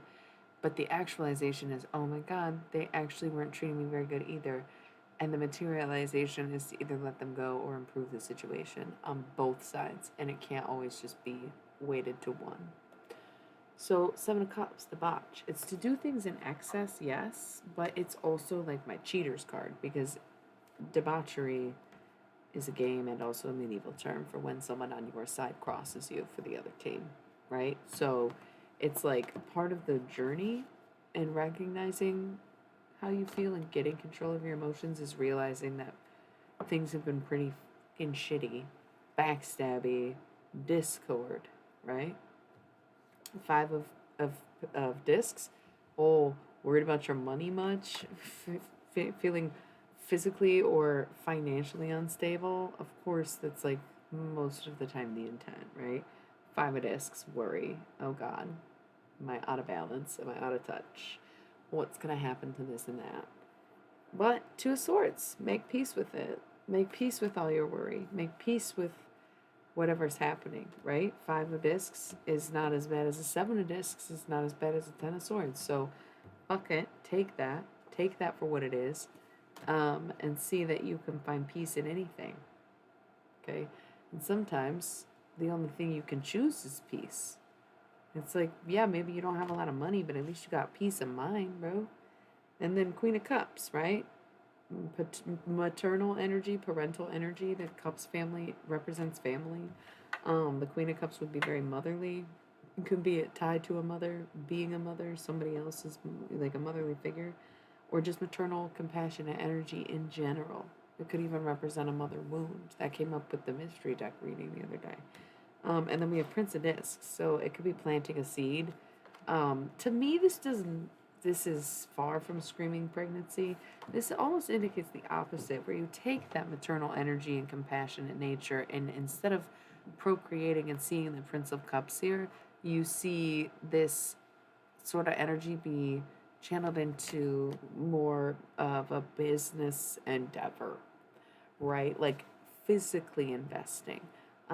Discs are associated with finances, especially in my readings, because they are the Thoth deck is situational. And so if any situation can come up, the way that I know what the situation is about is based on the cards that come up. So it's really about taking this kind of like maternal energy and turning it into like boss bitch energy, quite frankly, if that's what you want to do, right? Is seeing that you're worthy, seeing that you're grown, seeing that you have the right perspective, the right approach, the right attitude. Everything's finally lined up to where, yeah, you can plant that seed, take that dive, and see what's growing, right? Um, and death. Okay, Scorpio season, lots of hype around Scorpio season. Um, Rebirth happening. Death can be so many things. Sometimes we think that life is just the waiting process, isn't it? So, um, I'm the necromancer. I'm okay with it either way, but it usually is to represent the ending. Once again, that's why we had a Pisces full moon right before harvest season. It's a lot to take on. It's a lot happening, you know? Um, but we got Four of Wands, completion. Okay, being finished finally, being over the, like, to see Death and Four of Wands completion, to be fucking done. Like to have finished the cycle. And Nine of Cups, happiness, realizing that finally being finished with the situation frees you and becomes how you find your emotional fulfillment. And the Star, focusing on yourself once again, Aquarian energy.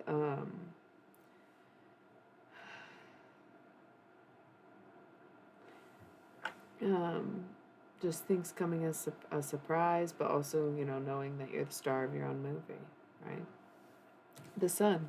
That's how this all started. I knew it was going to be a really good reading because I saw the sun early on. And the sun goes over me. And the sun goes over me.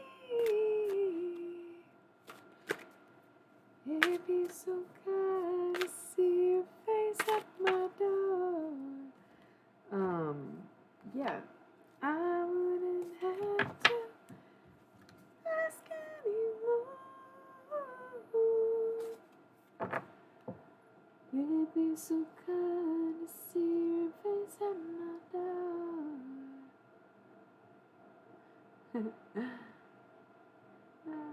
So funny.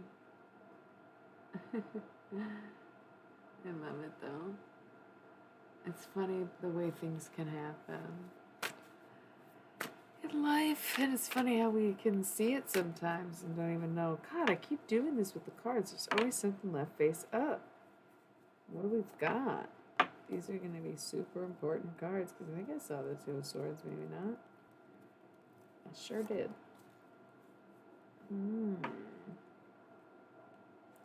We have to make peace with what has already happened, and it's like really hard to get out of these situations in a sense where it's like, damn, when you let something go on for so long, especially if you think of a lifelong journey and you know that happiness is the reward and what you get in the end, but you can't bear to see it go in a sense. But finally, there's been a shift in perspective. There's been a new vision. There's been something came to light. Something has been realized. Ace of Swords, and you know what it is. But it's happiness. You're finally finished. Finally finished.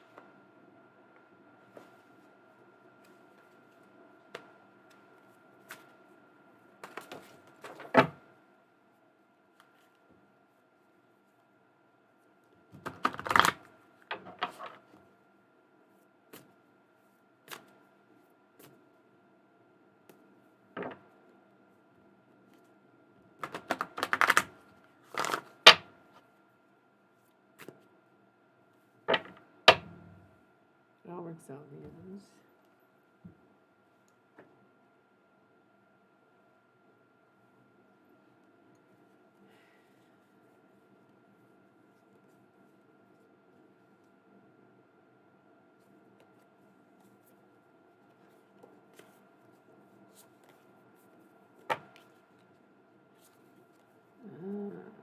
Sorry, I was getting some interesting downloads, and it's fucking quiet anyway, so I kind of just took a moment to myself to think about it, but I'm okay with it, right?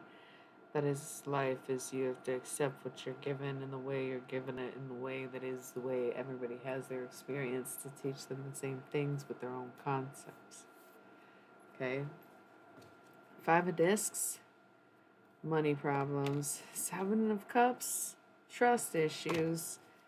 Princess of Wands, probably a fuckboy. What can you do? You can do a lot, actually. There's so much you can do. You can work on that. You can change your ways. You can improve your life every day. And I actively do the things that I say, right? I do the meditation. I do the walking. I do the sun, the praising, the gratitude, and the praying, you know? Some things can't be necessarily prayed away. I went to Catholic school and know that firsthand. They taught me how to be a witch, after all. Very dedicated. And on the other hand, Two of Swords, peace. I'm very at peace with things. The sun. My future is bright. And the star. The Aquarian card, because I have an Aquarius moon. But also because that is the energy I exude. And I put up with way less than I should have. Because I have been too humbled over time. And for some people, they just would rather kind of see that as a weakness rather than, you know, a good quality to have, right? It's crazy. Once you see it, you can't unsee it. Once you see one pattern, you see the whole pattern. And, you know, sometimes it's more obvious than the other. Ace of Wands. Lots of the woes tied to the masculine energy, right? Ace of Swords and double aces, but both the masculine elements, the air and fire. The masculinity is like, what are you learning and what are you feeling? You need to ask yourself that and get a fucking grip on it, you know? That's like the whole idea. Because over here, the Empress is dealing with the fact that the Divine Feminine is literally the Empress.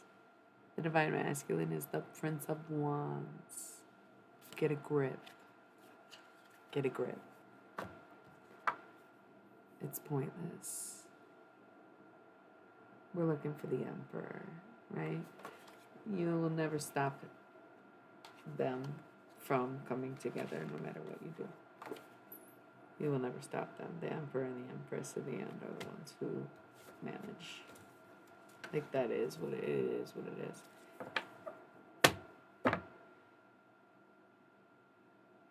No, it's cute. I think it's cute that the Beatles came out. I think it's cute that it's a Beatles song I don't particularly usually listen to. Something?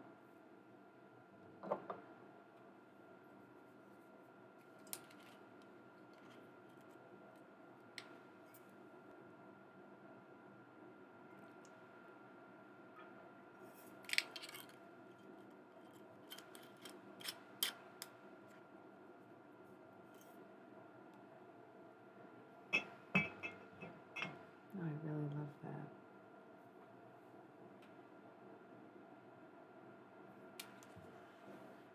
So, these face down cards.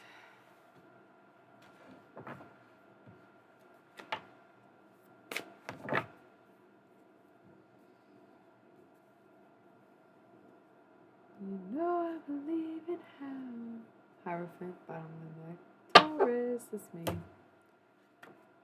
Defeat. Asking me if my love grows. I don't know. I don't know. I don't think I really know this song like that. Sure. I don't know. I don't know.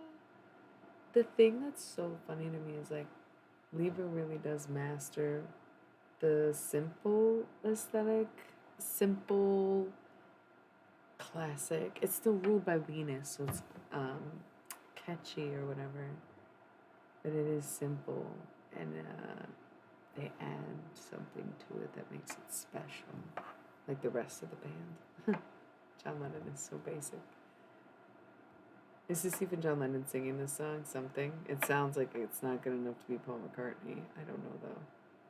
In the way she moves,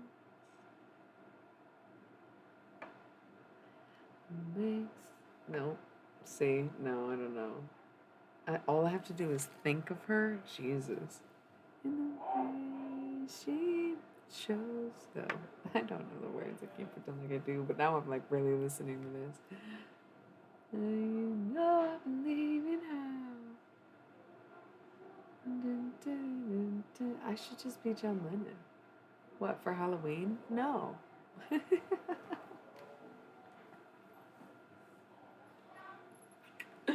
That's like the worst thing ever. Okay. Magician at the top of this pile, and I didn't even notice for once. But yeah, magician. Real shit. That's where the magic's at. No more of the magic's energy. No more of the Prince of Wands over an emperor. Like, come on, no more of that. Let the real magic start. Let the real manifestations come in. Let that fucking materialization process begin. Five of Cups. Disappointment might not be the way you saw it. Might not be everything it was cracked up to be. Might be that it was wrong vision, right path, or right path, wrong vision, right? Like, who cares the outcome? Sure, you could be left disappointed. What are you gonna do? Ace of Cups. It's all about the way you see it.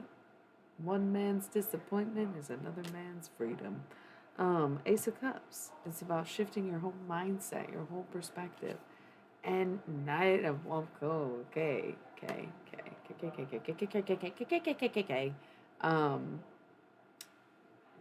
Okay. So Knight of Wands comes rushing in the moment that you kind of like realize, like, yeah, things might be disappointing, but also you can just stop being disappointed, and boom, everything that you've ever wanted. The masculine comes back full force, passionate, and charging outward, right?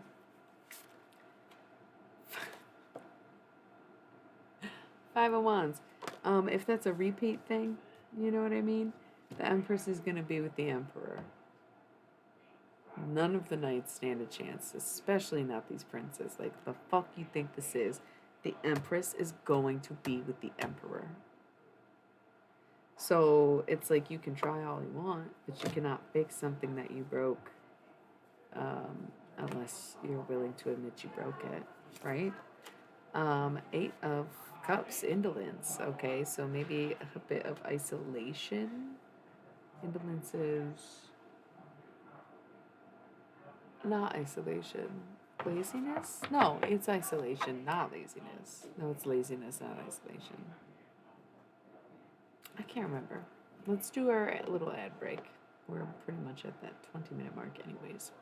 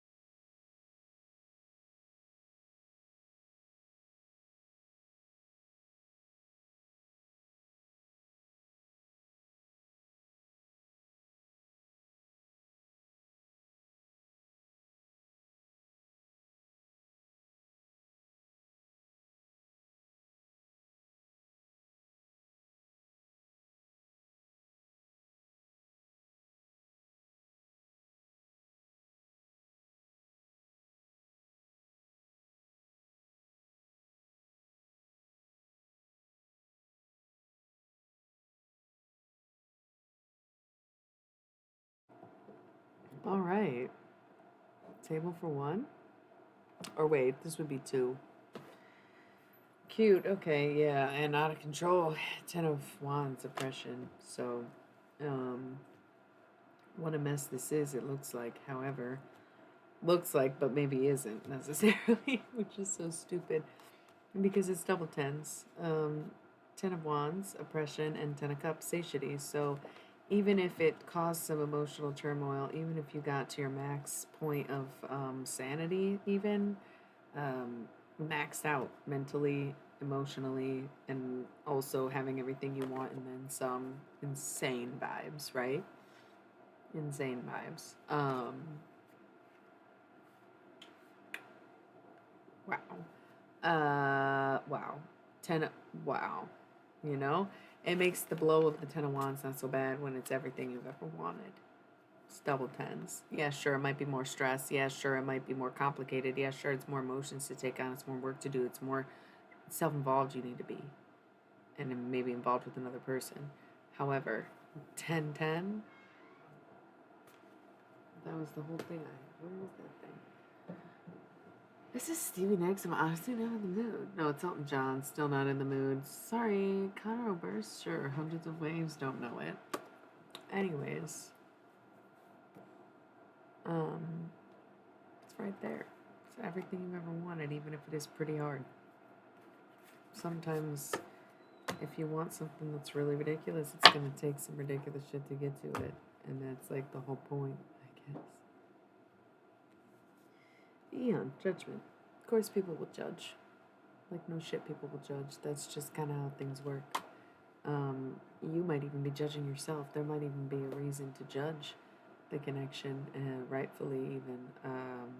It could be even like chaotic Libra, evil energy, because the judgment card reminds me so much of the justice card. But in this deck, Libra's adjustment, which is even more like the whole thing. So it just gives like evil Libra almost. But judge, like, yeah, people will judge, but if it's like, if you think it's worth the work, if you think it's worth putting into it, if you think it's worth dedicating your life to it up until this point, why not have it just because other people said don't do it or something? And then you let, oh wow, I said chaotic evil Libra. And then the next card is the Princess of Swords, and the next one is Adjustment, which is the Libra card that I just mentioned. LOL, they're in a stack. There's no way I could know. During Libra season, people's judgments, I think, will slowly change. I think that's what this Princess of Swords represents, is defending yourself and and putting in the work and causing a little chaos. You know, things should be questioned. That's how we got hell. Y'all been saying, I'm on a highway to hell. Yeah, how do we think we got there? Lucifer spoke his feelings. He bossed up to God. He was like, listen, I question your authority on things. And God was like, no shit. I'm going to give you your own fucking kingdom. Congratulations, Lucifer. Or, I mean, boo, we're enemies, but like, you know what I mean? Meddle a little bit. Who cares? Ask questions, okay? Turn that judgment into adjustment. Yeah, you might judge me for this shit, but maybe if you understood it, you would just get used to it instead. Yeah, maybe you don't understand it, but maybe if you did, you would just accept it. That's what this energy is, and I think that's what Libra season's all about: is people changing their perspectives and moving into um, a less hateful mindset. It's okay to be judgmental in a sense of like, yeah, you got to be able to put up boundaries. You have to know what's good for you and what's important to you, but you have to stop thinking that people's personality or lifestyle choices are what make them good or bad for you, and realize that sometimes it is you, or some things don't actually concern or involve you. And if you think they do, maybe you should readdress how they involve you, right? Like the old classic, like homophobic, yeah, why do you think you're so hateful of gay people other than like you big mad jealous? Don't lie. Like you hate it because you ain't it. Because you sit in the closet sucking your own dick, or at least trying to, because you probably can't reach the tip. And you're like, man, all these boys sucking dick out here. What the fuck's that about? Not to mention, like, men's fucking obsession with lesbian porn, and also, like, the gay community saying they watch the opposite, same sex porn. So it's like, even more gay when you think about it. And I just love that. The gay agenda is to make you realize you were gay the whole time. I spilled the beans. Okay, 4 discs, power. Once you own up to it, once you understand that, once you accept it, like, that's great for you. Okay? That's great. Do it. And then 3 discs, make it work. 3 is a magic number. Yeah. Okay? No more tears, no more running, no more sorrow, no more sadness, no more heartbreak. Just like let it go and do better instead. Just do it different this time, right? Even if it's the next time instead of this time. It's just do it different. Okay, do something different. I got the Magus here. It's fake as fuck. Whatever you're planning, fake as fuck. Whatever you're trying to do or pretending like you're doing, fake as fuck. It says it right here, the Magus. We just went from the Magician to the Magus so fucking fast, because what did I say? Do something. Move on, etc. Whatever I just said, rewind the tapes yourself. Okay, look. Haven't changed at all. Haven't changed a shred. Don't think you can come back without doing the work. That's what's so crazy about it. And that's what I continuously see, especially particularly with the cishet men, I'm not gonna lie. It's definitely a cultural difference, and it's mostly repression. It's historical, okay, to be they have no idea the culture that they assimilated to was made by gays. And then they were like, no, this is what straight men do, like gladiators and shit. It's like, yeah, those gladiators were openly fucking each other and their wives knew about it. So like, what are you talking about? Whose culture of sports and peak physical muscle form and jorts? Like, what the fuck are you talking about? We're Kate Bush though on the track, the playlist, Waking Rich.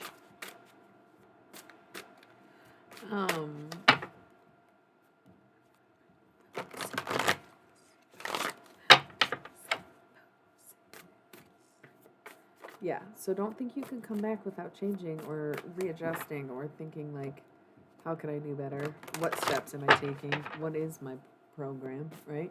What is my intention? If you just are like, no, I'm going to pull the same shit, I'm going to pull it off this time instead of blah, blah, blah. Yeah, no, it will definitely backfire. It will definitely only hurt and definitely bring you more karma. Focus on your damn self, okay? Focus on your damn self. 6 of discs, success. Don't focus on what the other person's doing. Don't focus on what anybody's doing. 9 of Cups, you want to be happy, focus on yourself, because once you do, the Fool, it opens you up to the journey that gets you to ultimately what you want. But first you have to make the change. And like, to think that you would be able to expedite that process, or think that people will accept you for who you are when who you are is completely and even easily improved, fixed, treated, if you will, right? In a myriad of ways. Doctor or not, right? Simply taking people's advice when you know they have the credentials to give it is one thing. There's so many other things, right? Just listen to fucking Alan Watts. At least get neutral, right? That's what I feel is his energy is very neutral. Maybe we can talk to him. My partner requested Jimmy and Janice earlier, but I think they have one specific question because I married a sex demon or whatever. And the lovers, Gemini energy, and death, Scorpio energy, which is pretty much me because Scorpio rising. Nobody is willing to hurt themselves anymore, but we are waiting to see how things work out, in a sense, or to know what we're doing. But it's useless. It all comes crashing down no matter what happens. That's the beauty of it.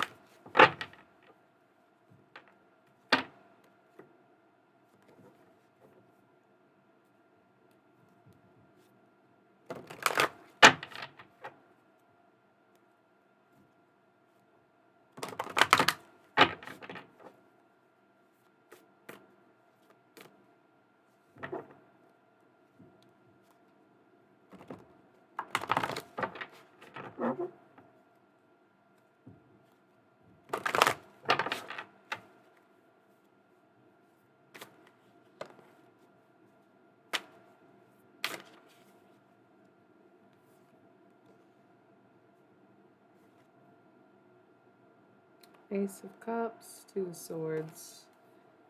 Shifting your mentality to seek inner peace rather than people pleasing. Emperors awaiting. Only the Emperor. Only the Emperor. Indolence. Two of Swords. 10 of Cups. 8 plus 2 is 10. A little bit of indolence, a little bit of isolation, a little bit of peace will get you everything you've ever wanted. Look, 3 Cups abundance back in the upright. Death, Scorpio season coming in the clutch. Knight of Wands, not sure if we trust him yet.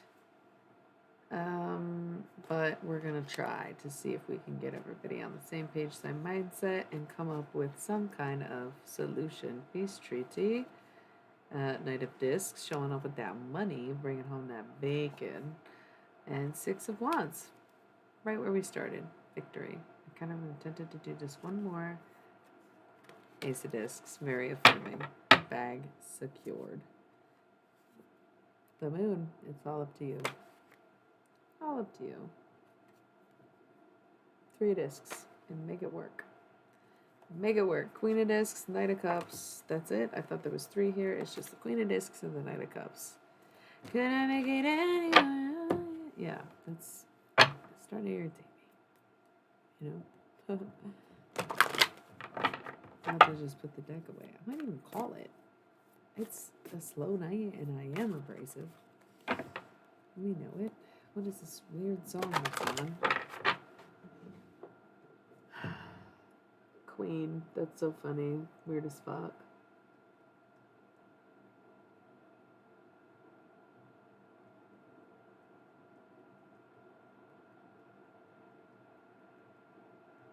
I'm literally texting about ending my stream. Slow night, whatever. People got better shit to do on a Friday. I should know better than this. Usually the later it gets, the more it's popping, but maybe I'll just do another one or just take a 20-minute break. Okay. Forget that I'm on here, never come back.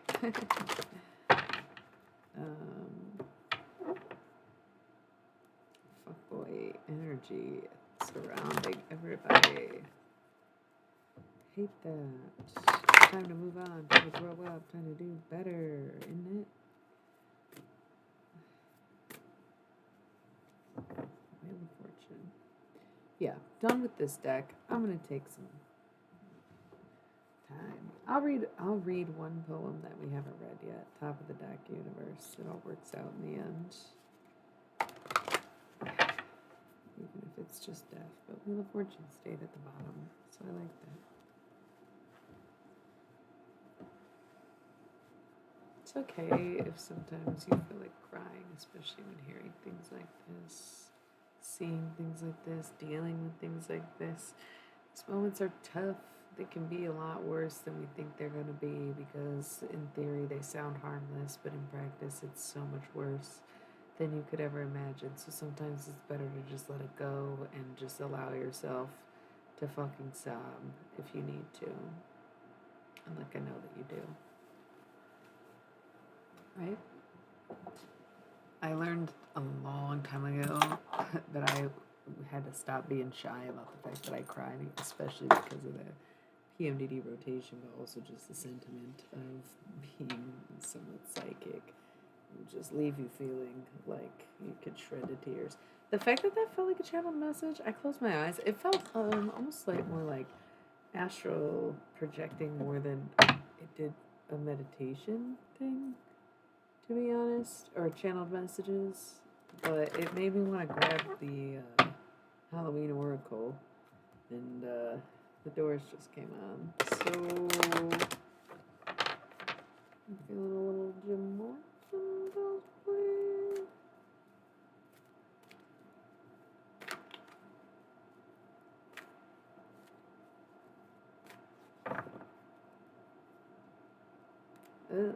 The song is weird, but I feel like he wrote it ironically.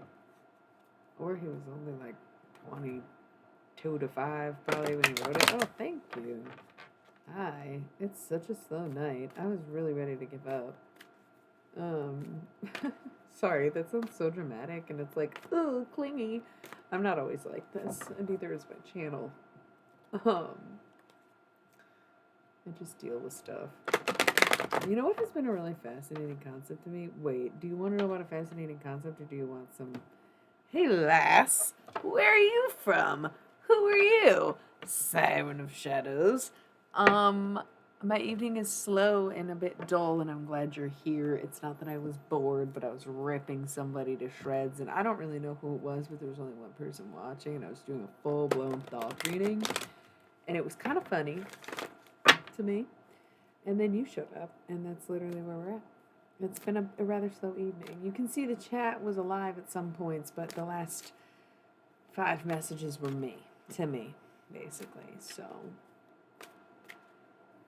oh, it's not a good thing though. I should have warned you. This is like bad news in a fascinating new way. Kind of like reflecting on my time. 3 years ago, I had this incident.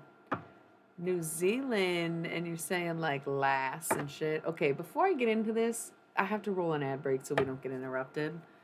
60 seconds. I'll be right here. I might dance around a little bit, maybe sing the Doors to myself. Okay. Okay, good. I'm glad that you're on that vibe because some people like the hypeness of my channel, but when Tyler Durden shows up, it's like if I get too hyped, I immediately become scary. And I think that most of the people who tuned in earlier saw me do this too many times tonight. And even though I wasn't mad, it still is very frightening. So, trying to keep it slow.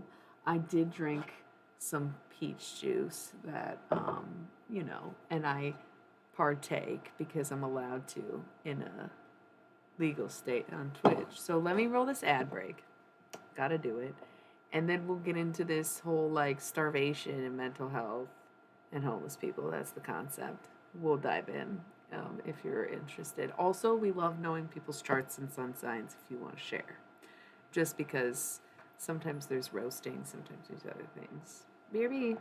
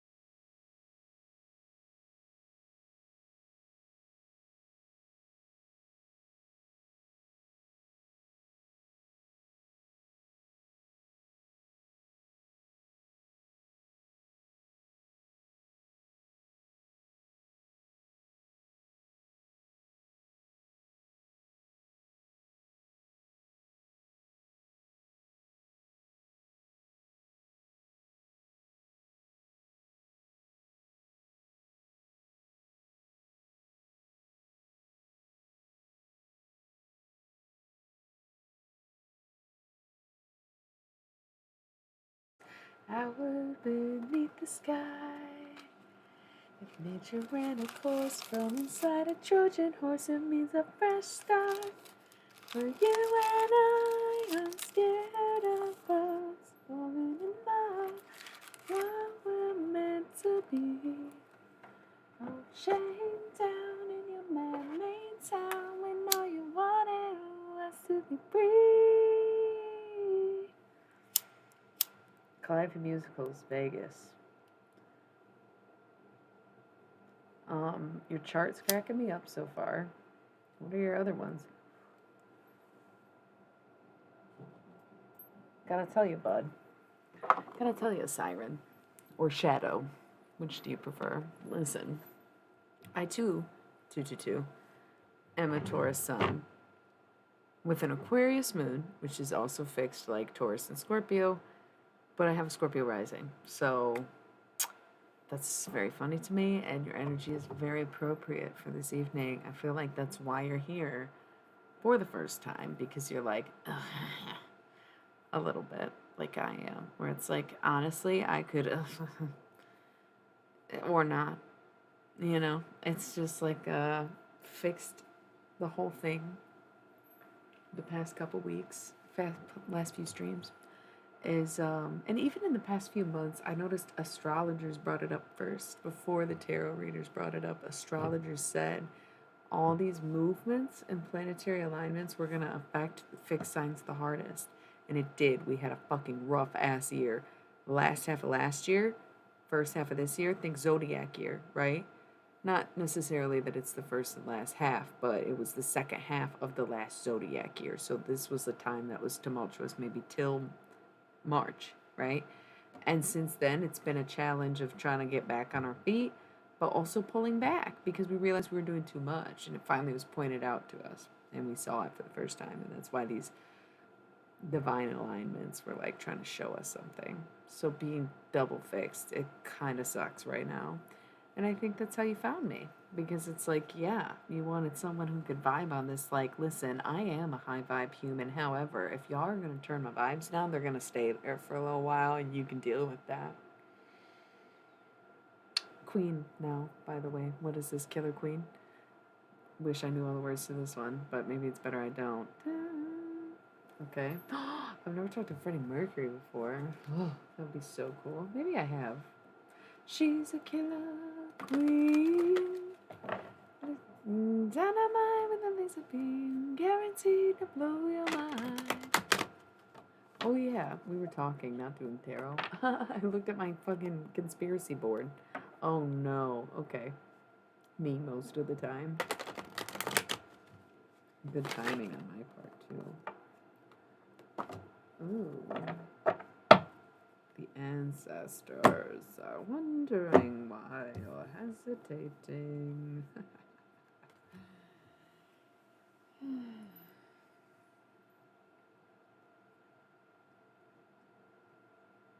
Nice.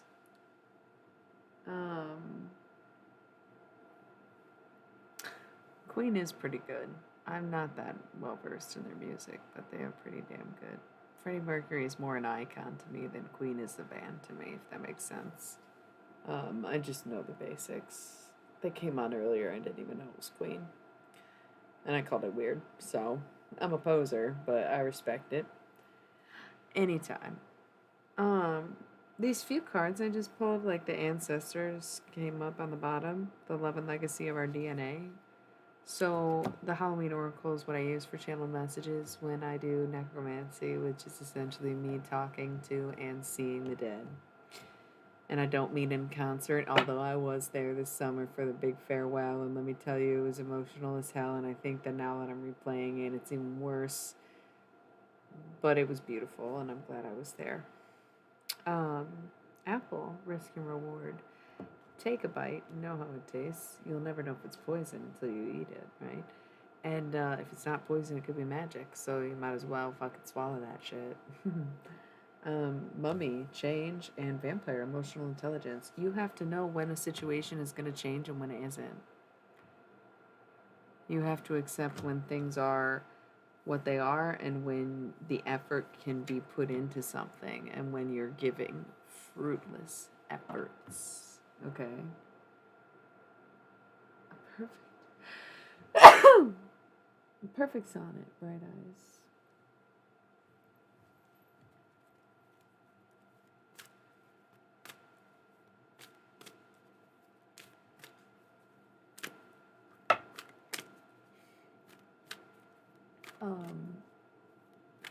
Okay, so something I was thinking about, especially in light of the fact that we're going on my 3-year anniversary of What the Fuck, and how I've been on the verge of starvation, I would say several times, but 2 major times where it caused whole ass incidences where I had to be in the hospital because I was starving so badly, like some Karen Carpenter shit, and somehow I lived. Way worse than what Karen Carpenter did, but she died, so ultimately she did. But anyways, it made me realize like the absolute psychosis that comes with starvation, you know, and just having been living scraping a barrel, you know, has been very telling of like the conditions of poverty and what it means to eat proper and to feel like you have enough and the safety of shelter and permanent address. And I can completely see can completely see how it, easy it is to end up homeless, how easy it is to end up on the street, how easy it is for these things to happen, and also how easy it is to assume that all of those people are on drugs. Because psychosis fucking looks like that, and I'm not necessarily on the other side yet, but I appreciate that energy because the whole point is to just tell myself I'm on the other side until one day I am, right? That's like the whole gist of it. But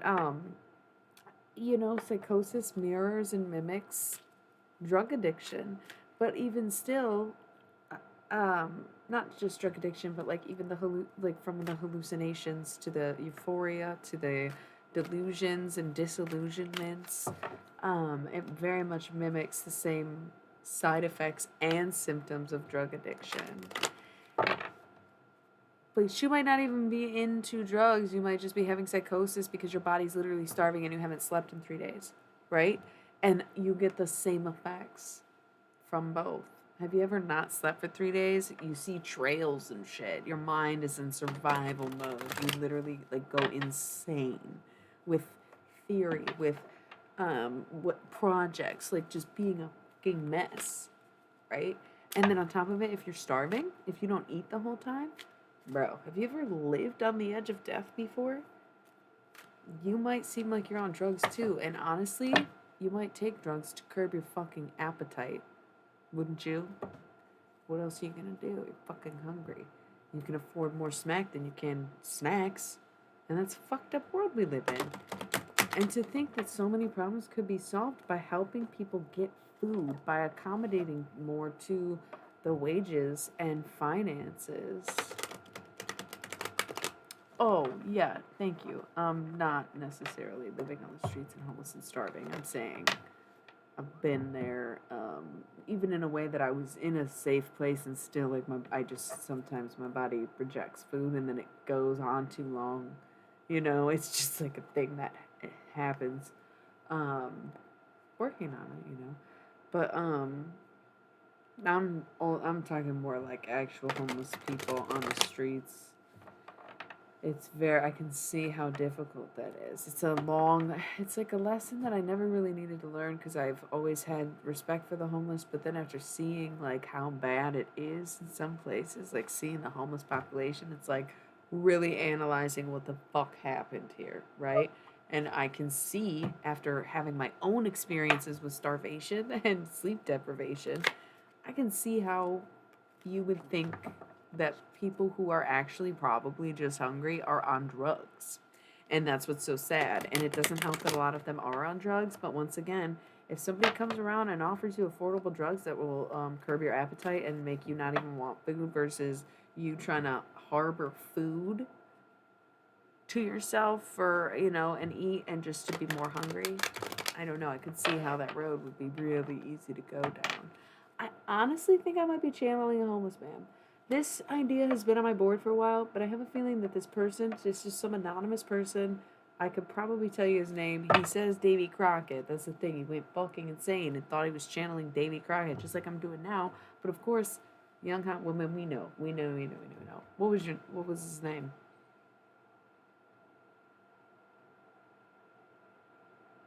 I'm hearing like it was Jordan Dylan Jones at one point, but on the street he went by David Crockett. It's just how people knew him. So I don't know if that's like there really isn't. And that's why some dead homeless man is speaking through me.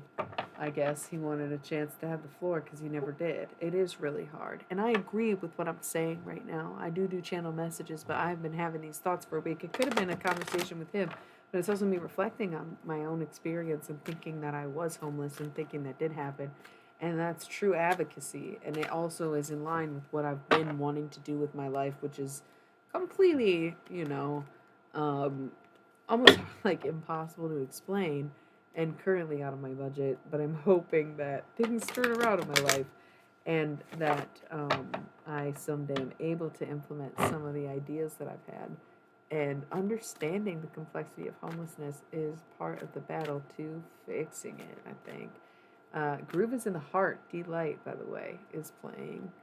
I realize, as long as Twitch doesn't hear it, I can listen to whatever I want. No offense, you guys. That's why I keep bursting out into song. Just kidding. I burst out into song either way, headphones or not.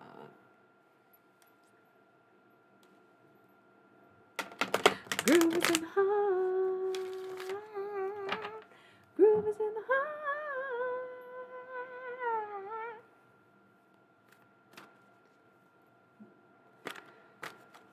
So it's about the creation of a system that does sustain people, and it's about realizing that you have to mobilize your communities to create those systems instead of relying on a greater, gigantic entity to provide for us just because it said it would. That's how we get trapped in disillusion in even abusive situations amongst our peers, is because we are so used to being treated that way, at least here in America. Have a cigar. Pink Floyd coming in right the fuck on time. This is exactly what I'm talking about. Right?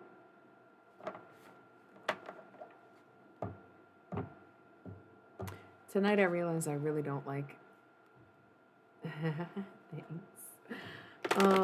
I made a cover album and it has no instruments except for like one out-of-tune piano on one song and a guitar part in 2 other songs and me banging on a desk at some point. I did all the instrumentation with my voice or just skipped out on it. So it's fun. But some people hear the power in it, and some people just complain about the sound quality because obviously I have no idea what I was doing, but I'm not trying to become a producer and an engineer. I just want to sing my damn songs. Have a cigar, you're gonna go far. You're gonna make it if you try. Nope. Oh, by the way, nope. Which one? Nope. They're gonna love you. I don't know it. I don't know the words. This isn't my Pink Floyd choice. Yeah.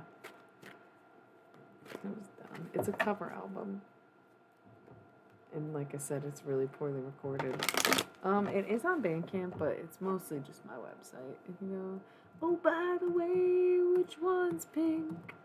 Oh my god, it's about time you got here. I wish my gnarly guy was still here. I think you guys would really get along, and he's an Aries with a Leo rising. Thank you. Thanks, guys. We're gonna ride the gravy train. Listen, I don't like that album Animals by Pink Floyd. 2 songs came on. I didn't like either one of them. I used to listen to that album when I was younger, but like, nope, I'm diehard Gilmore. Don't like the collab stuff. Don't really even keen on Roger Waters. I like Wish You Were Here. I like Dark Side, and I like Syd Barrett. Give me the Pipers at the Gates of Dawn. Do not give me Animals. I do need to explore more in depth some of their other albums, like Lapse of Reason, which I hear is terrible anyways, and like Wherever Echoes Came From, pretty dope. Definitely. But Animals, I think Certified sucks. I don't even know. We're all kind of in a zone. Oh, we're all fixed too, because he's a Taurus and you're a Leo and I'm a Taurus. There's like other people here, but it's whatevs. Oh, great. Ask away. I was channeling a homeless man that went by Davy Crockett.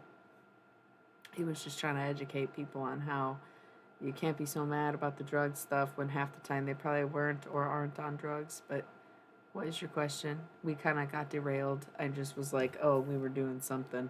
Joy. Rejoice in the present moment. Thank your lucky stars. Thank your gods. Thank whoever. Oh, let's hear it. Transmutation comes up in the angel deck, the mandala deck. It's something that I'm actually seeking to understand, but also when it comes to energy, it's very easy for me to do, and that's why I seek to understand it in a sense. Damn. I can easily receive it as well, maybe? It seems like it's right there for me, but awaiting your response.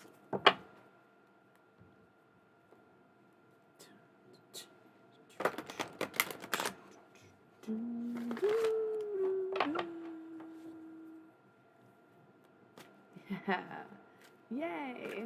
I'm also curious if the nights I don't feel like doing tarot, if I did just chatting, would people still watch it, or do people find me via the tarot channel? Or do you watch because you subscribe?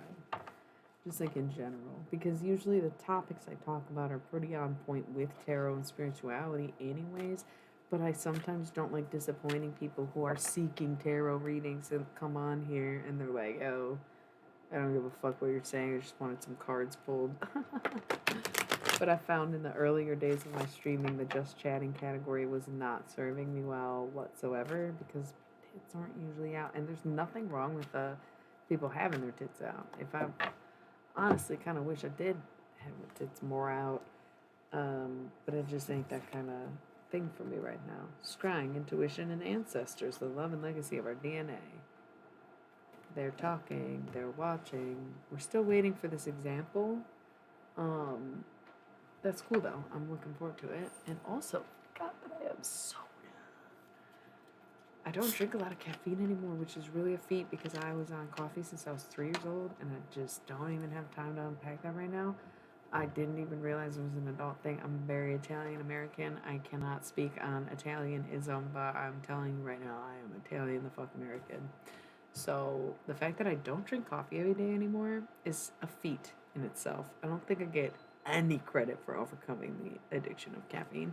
But sometimes when I'm up partying late on Twitch streams, look, I'm drinking a soda. And I still drink coffee, just like not every day. I ran out of my peach juice. I didn't run out. I have a whole pot of it. I'm just trying to limit myself to like a cup, especially if I'm streaming. But honestly, I don't even feel the effects of the alcohol anymore. So, no, that's probably a good thing. Yeah, one and done.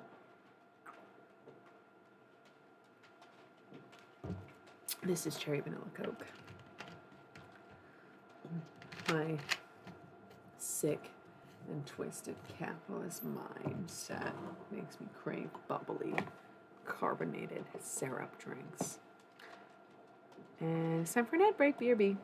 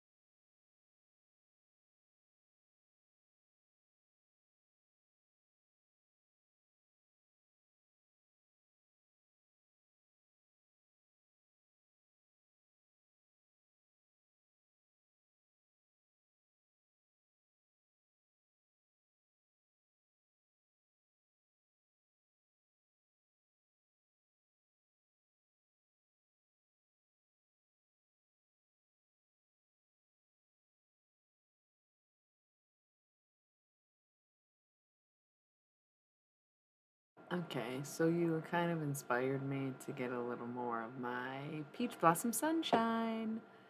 But I am a ridiculous person, and I'm just using a tablespoon to fill the mug, and it's kind of dark, and I have basil stems in it, and so I kept getting the basil stems while trying to spoon it, and it got to be so obnoxious that I gave up, and I'm just doing a shot and eating some of the drunk fruit. So cheers to Friday evening. This potion's intentions are Peace, patience, and prosperity. Peace for me, patience for you, and prosperity for all. So, cheers. There's a little delay. Cheers. Tap down.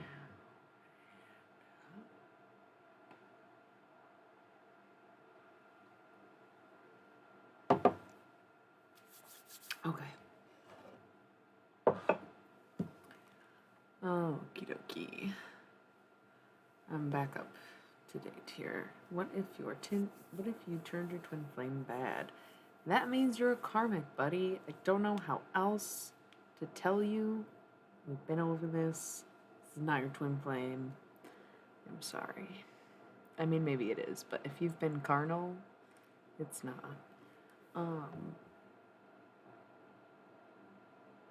The fact that you have the mindset that you're supposed to be the negative polarity to their opposite is exactly why you're toxic. And that's why you know you're dealing with a karmic situation. You know, you're serving karma with this person. Okay. Yeah, especially if you're still projecting your negative energy upon that person. And now her shadow's awakened. Same! God, I do really attract fuckboys for a reason, and it's because School of Hard Knocks, my name is Earl, I'm a fuckboy too, and now we're in recovery, guys. We're all in this together. Welcome to Lolly's Heartbreak Hotel. Okay, increase the volume of the bad. What the fuck is men thinking? I'm assuming that you're men anyways. There's sometimes you can just feel it, but I could be dead ass wrong. Especially because Siren, you got like double fem placement, triple fem placements. Pico's got the double fire thing going on. Maybe you're not a double fire. Have you ever told me your chart? You know, just know you're Leo sun. I mean, supported through a shadow work is definitely the better answer than send more negative energy. What the fuck, pigs? You have to heal the bad in yourself. You need to deal with the karma, right? You need to deal with the consequence of your own actions and leave her out of it. Do it the toxic way. What are you saying? Because I kind of hear you. God, you're funny. You constantly crack me up. But, like, I know you're young, so I'm, like, glad that you're here, and I'm glad you're active, and I'm glad that my answers don't fucking frighten you off, because it's good to be able to discuss this stuff. And maybe you're trolling me, and I don't even care. It's a lot of fun. Yeah, those, and maybe Scorpio, or you said maybe Cancer rising, those are fem placements. Earth and water are the feminine elements. So you're, like, triple feminine. But for some reason you read as masculine to me. Maybe you're a man. I don't know.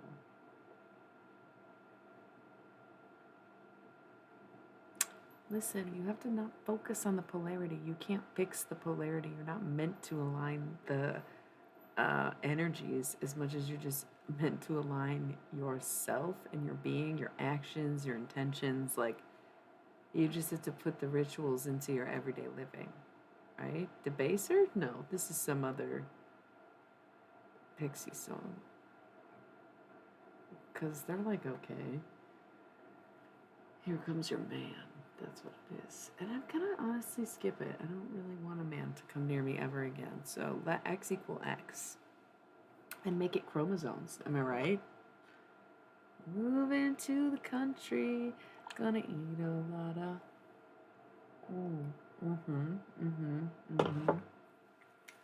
So, yeah.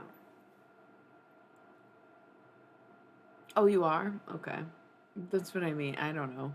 I guess you just got fuckboy energy like the rest of us. I'm just kidding. You didn't do anything other than you said same to something Pika was saying, so I know you on a dip in some kind of way. I'm a lass. I love that. Is that a New Zealand thing too? I just assumed you were like from Scotland or something the first time you said it, and then you're like, nope, New Zealand. And do people say lass and lad out there, down there? Sorry, ignorant I am.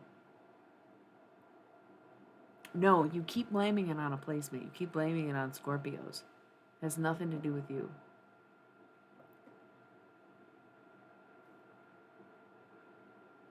super stimulating. That's your way of saying the makeup sex is good. I despise it. I despise it. I almost want to say I despise you, but I'm letting Tyler Durden sit the fuck down and shut the fuck up and saying I despise it. That situation, that mentality. Okay. Yeah, like I said, we're all in recovery. I'm a OG fuckboy, have been since day one.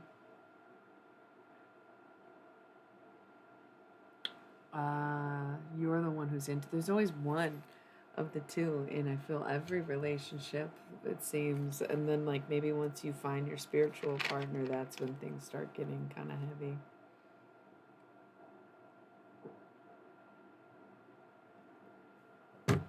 A sailor lass, like a seaman, like literally a sailor or someone who cusses a lot.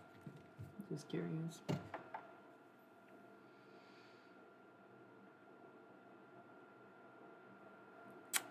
And you want to rescue her, and that's probably karmic. You probably had to rescue her in a past life, and then she didn't do anything to improve the fact that she needs to be rescued. But sometimes those things take a long time, right?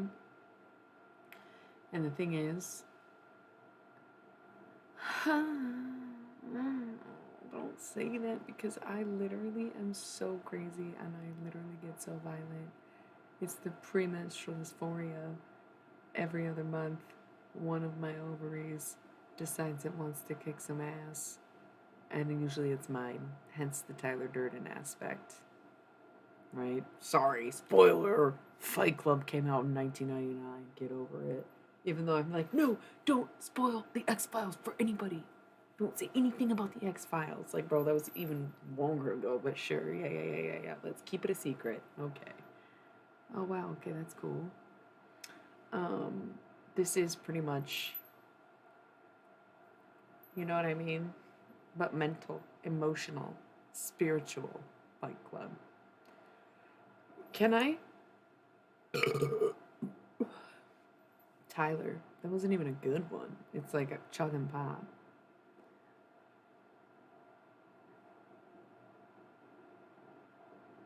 LOL. I think you have to realize that 23 is not even that late, is the thing. And just because you started at a young age or wanted that journey for yourself, not everyone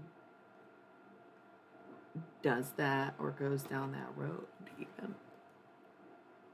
You know? Because everybody's journey is different. Everything is different. Yeah. No, exactly. I'm like a fresh 30, and it's like, honestly, I feel like I became an adult overnight. Yeah. It is like that. Like sometimes I straight roast people. Um, and I don't roast tourists that much because honestly, it's too easy. This sounds like ABBA. What song is this? SOS by ABBA. Oh, hey girl, how long have you been lurking in the shadows? Or you came back? She's like, honestly, you were freaking me out. You got too drunk and I left. Um, LOL. But Fight Club's not that good. No, it's really good. I just recently watched it again and it's actually pretty much holds up, but it's creepy as shit. Um, yeah. Um, no, I really love that. All of that. And like, bound being human. It's so fun too to finally see the masculine in the situation be the spiritual one, but also you are egotistically spiritual. Your ego is spiritual. Your lifestyle is spiritual. Your presence is spiritual. Your personality is spiritual. Your look is spiritual. Your practice is spiritual. But like, where are you at in spirituality? Pretty much still a noob. I mean, you're still young. Maybe I'll give you novice. I'll give you novice. You do drop a lot of knowledge. No. Dink. I'm talking Pico. I'm talking Pico. Don't take too much personal. Um, Going back to the situation, it's a karmic. Like, it's a karmic. I totally see that too. God damn, life is confusing sometimes. It's almost like too many screens, you know? And it's not even these screens that I'm worried about. It's like every time you look at a mirror, you don't even know who you're talking to, bro. And then I'm watching Little Demon, and they literally throw that in there, and I'm like, cool. Was that like why did I even, you know? I can't even get into it. Today I said, my gay can't even ass. It was different, you know.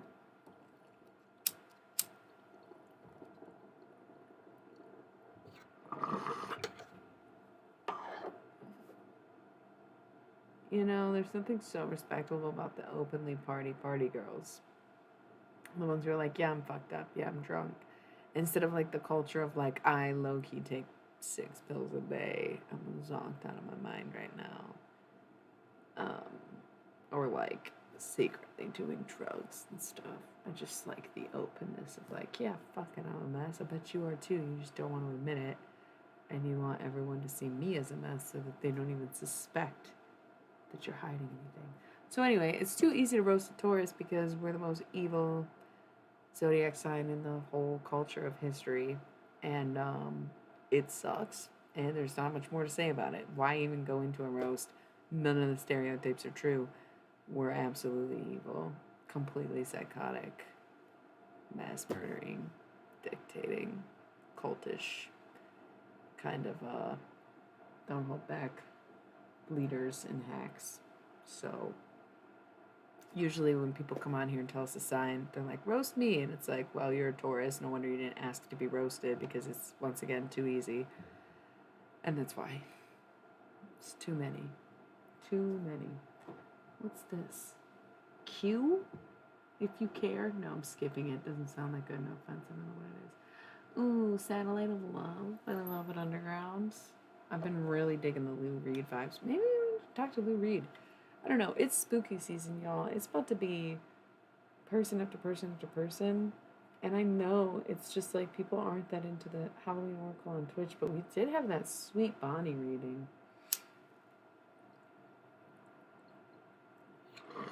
But no one tuned in for Jim. People did not seem to be into it. It used to do pretty good on the other channels. But I just keep thinking about certain people. Bonnie Elizabeth Parker. You think I'll ever forget? Bonnie Elizabeth Parker. So one of my favorite TV shows of all time, Roswell.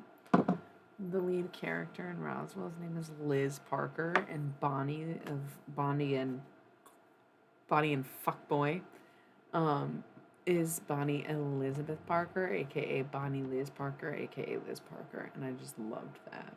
Yeah, I really loved that. Maybe trying to awaken Clyde is what awoke in the fuckboy in all of us. Gosh. Stop saying their names together. Anybody want to pick a number? Wait, did we read something already? Somebody did pick a number earlier, but we didn't get one that we didn't already do. I'm trying to remember. What did we not read yet?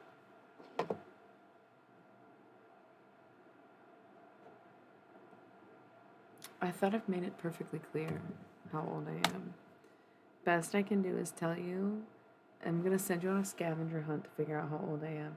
You have to go on my website. You have to look at my music page. You have to see the album that I covered. You have to look up what year the album was made, and you have to do the math or figure out a riddle to find out when exactly I was born.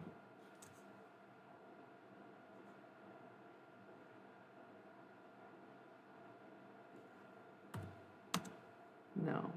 The fuck? You don't even know what album it is. Come on. If I was 27 again, I'd be dead for sure. Dun, dun, bum, bum.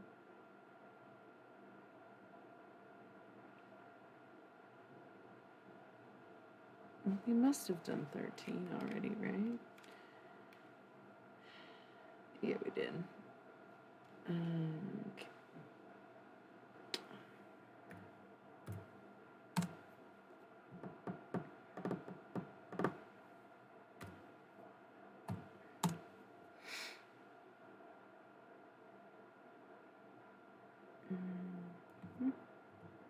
That was might be the only ones that I have left, and I'm not telling you. You have to do it my way. You have to go to www.illymilly.com and you have to click on the page tab called Musica and you have to see what album I covered. Wow, what the fuck? Did you remember that or did you look it up? Ding, ding, ding. She's like, I'm pretty sure she said it 6,000 times 2 days ago. I did literally say it earlier today in the stream. Yeah, I know. That's what I mean. I did not say it for a while, and then once I said it, I just use it as a reference point now. I'm surprised. That's why I was making him. That's why I was making him go through loops. Is because I did think I made it pretty fucking clear. Yeah. Buffalo Bill? What the fuck is this? The fucking Beatles? It sure is. The continuing story of what? Buffalo Bill? What is this? That's the thing. Bungalow Bill. Okay. Whatever. I'm texting on stream. That's so tacky. But like shit is going on all the time. We'll talk later on the stream. Love you.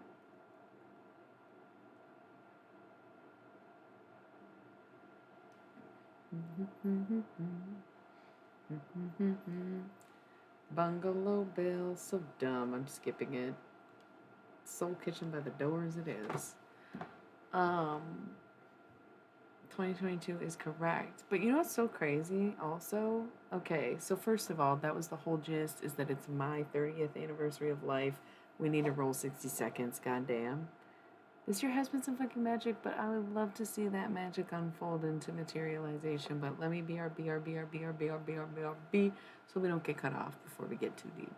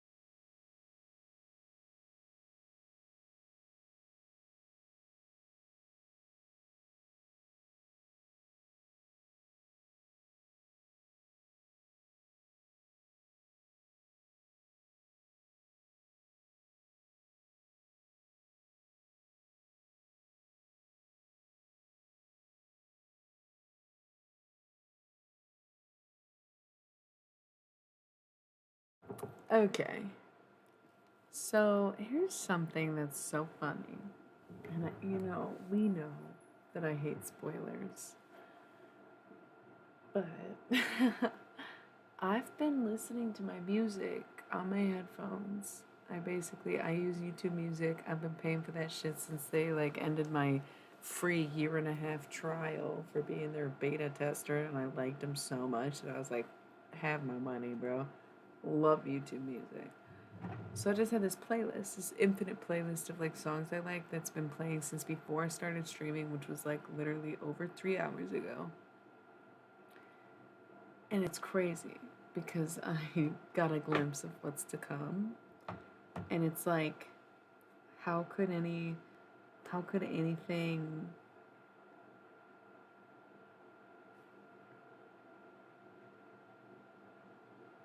listen, I don't give a fuck if you think it's weird. How did you know that's where I was going?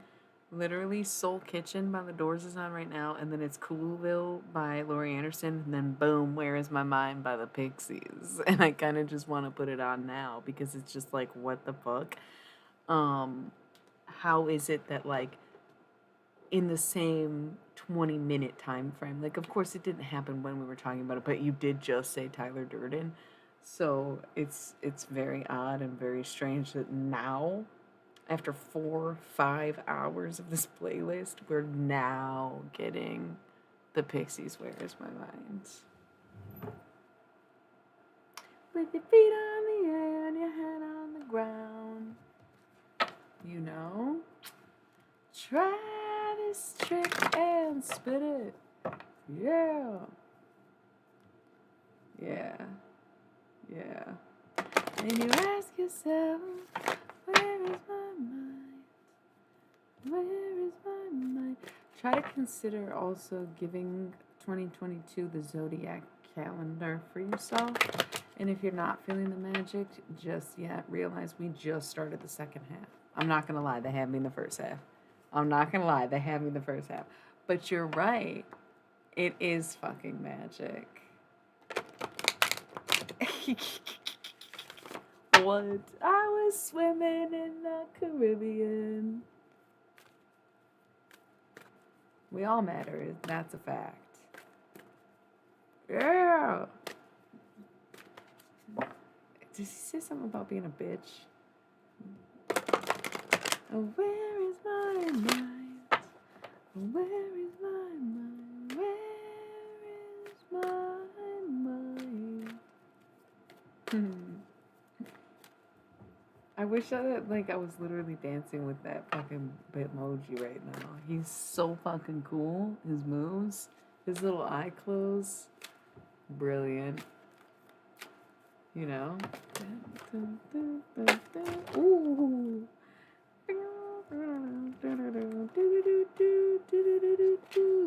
Use your intuition. With your feet on the air and your head on the ground. Scrying and spying, right? Try this trick and spin it, yeah. And you ask yourself, where is my mind? Oh, really? Where is my mind? I kind of see it now. Little nose is the giveaway, right? He kind of reminded me of Nez or something. Dawn, the light after the darkness. This is the second half of the year. This is when the magic kicks in. This is when it materializes. That one looks like a demigorgon. Oh, it's a skeleton. Okay, that makes sense. Dude, I need to provide emotes, right? Isn't that how subscriptions work on Twitch? Like, I'm supposed to give you cool emotes and then, like, you give me money. I suck at this. How the fuck do I make an emote? That would be so cool.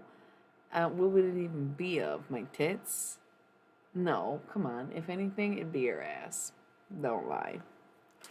Okay, so anyways, I am the witch, the earthly weaver of the worlds. It's nice to meet you. Welcome to my Twitch. Vampire, emotional intelligence. I might be a vampire, but at least I'll just be upfront about it. I definitely really love a little too much. And thank you for the follow, by the way. The little dinker. That's all I can see right there. I will work on an emote game. I'm not sure how, but I've got friends that stream, and I feel like we could figure something out. There it is, the booty. The peaches.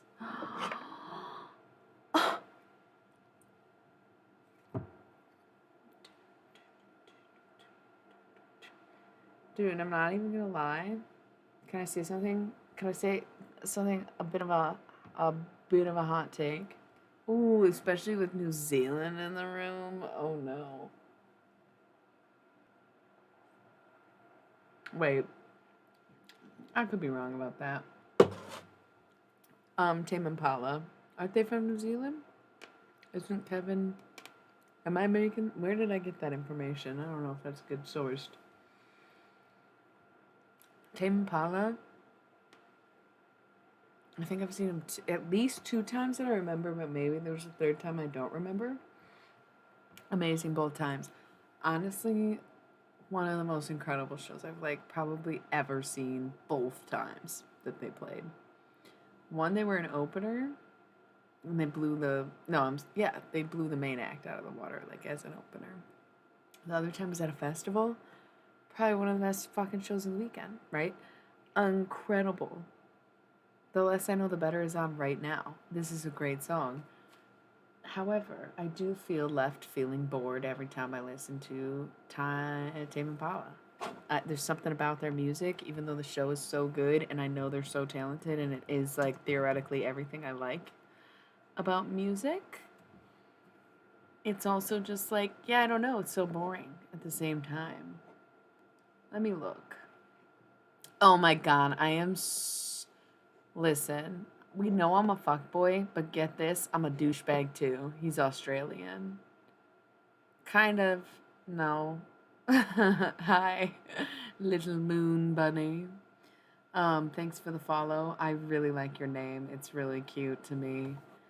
Um, I have the Halloween Oracle out, which is Oracle, and also I just use it for channel messages from dead people. So it's not really like a Ten of Swords kind of thing, right? But ooh, you know what? Honestly, if I just naturally out of 78 cards said Ten of Swords, I'm guessing your life is feeling a little Ten of Swords right now, which means that everything around you probably falling apart, and now you're questioning, what the fuck happened? What did I do?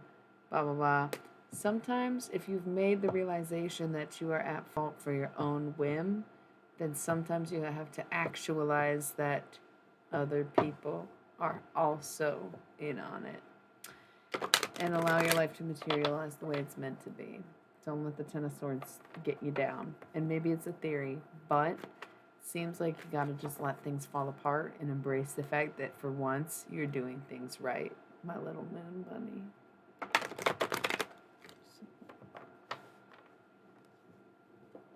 Come on, Superman, say your stupid shit. Tame Impala. Say your stupid lies. Did I already go over the fact that Tame Impala is Australian? And that's why I'm a douchebag fuckboy bullshitter. I'm like, oh yeah, aren't they from New Zealand? Bitch. What the fuck? You might as well have said they're the same place. What is this fun stuff? The Doors? No, Modest Mouse. Sugar Boats. Very cool sounding so far. It does sound like that guy for sure. This is straight up pirate music. Can I say something else controversial? Not about Tame Impala or Australians, unless Modest Mouse is Australian. I think Modest Mouse is an emo band. I think it's not. What is List? I don't do tarot readings like that. I'm so sorry. I thought it was very rules. Is that what the list thing is about, by the way? Like, pulls up a tarot list? We don't really play like that, sorry. Golly. I think it's emo. Yeah, Men at Work, right? Men at Work, and they had two songs, Men at Work by Men at Work and I Come From a Land Down Under by Men at Work, right? Werewolf, exploring wildness. That's the thing. We're kind of letting ourselves... it got wild in here. Didn't we show up? Siren. Kind of grumpy today. Ooh, Lady de los Muertos. Somebody owes me money. Somebody owes somebody else money, but also when she shows up, you better pay up or you're going to have to answer to her all week long and incur charges that you don't want. And that's not for anyone in particular. But if you find that you get a message nice and clear tonight, then by all means, you better remember this moment. So many people left. They think I'm asking for money. No. She demands it, right? You don't have to pay. Just know that there's a debt. You know? My knee is tingling? Somebody may have actually... well, they had the two songs. Isn't there a song called Men at Work? And then Laying Down Under. But yeah, I think they were pretty much... Scrying, intuition.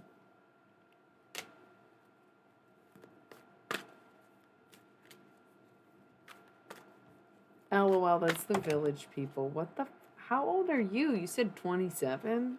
But I guess New Zealand. I'm from the U.S. and I'm judging you for not absolutely knowing everything there is to know about the YMCA. And I thought an international queer anthem. The fuck? We have Skull Flowers here, creating through the ashes. Phoenix energy, you know. seeing the dust and realizing that you can still make stuff out of it, and understanding that sometimes you have to burn it down in order to build it back up, and as long as the foundation is secure and strong, then you will succeed with rebuilding and restructuring the old system, right? Did these. What was the point? We got some face down cards. We got boom, cauldron, synergy, and healing. So it's about coming together for the sake of healing. It's about working with one another instead of this isolated and individualized and even narcissistic tendency to think that you going to therapy is simply enough to get by, and not understanding that you still have to work out conflicts and find resolutions among your peers, even if you vented to a therapist for an hour once a week. What the fuck? That is not how things work. It is insane that people use that as a crutch and think that that is a sign of healing. Like, no, it's a step. A step. And not even that good of one when you really think about it. I'm not going to get into it right now. It's none of my business. I still think Modest Mouse is an emo band. That's my hot take. I think they're emo. The Witch, the Earthly Weaver of the Worlds. We could do some channel messages. Oh, I forgot that this deck is shadow work, though. Are we into it? Are we into our little shadow work sesh? That's kind of what's happening right now. The Halloween Oracle that I've always had reserved for channeling the deceased. Ooh, we do also have Midnight, the most magical hour of all, and Invisibility, authenticity. Kind of makes me think of John Lennon. Kind of makes me want to tell a story. Might be busy the day of his birthday. We usually celebrate because he kind of divinely revealed himself to me, gave me the power of necromancy officially, if anybody ever did. So I like to honor it. I talk to anybody. I've been over this.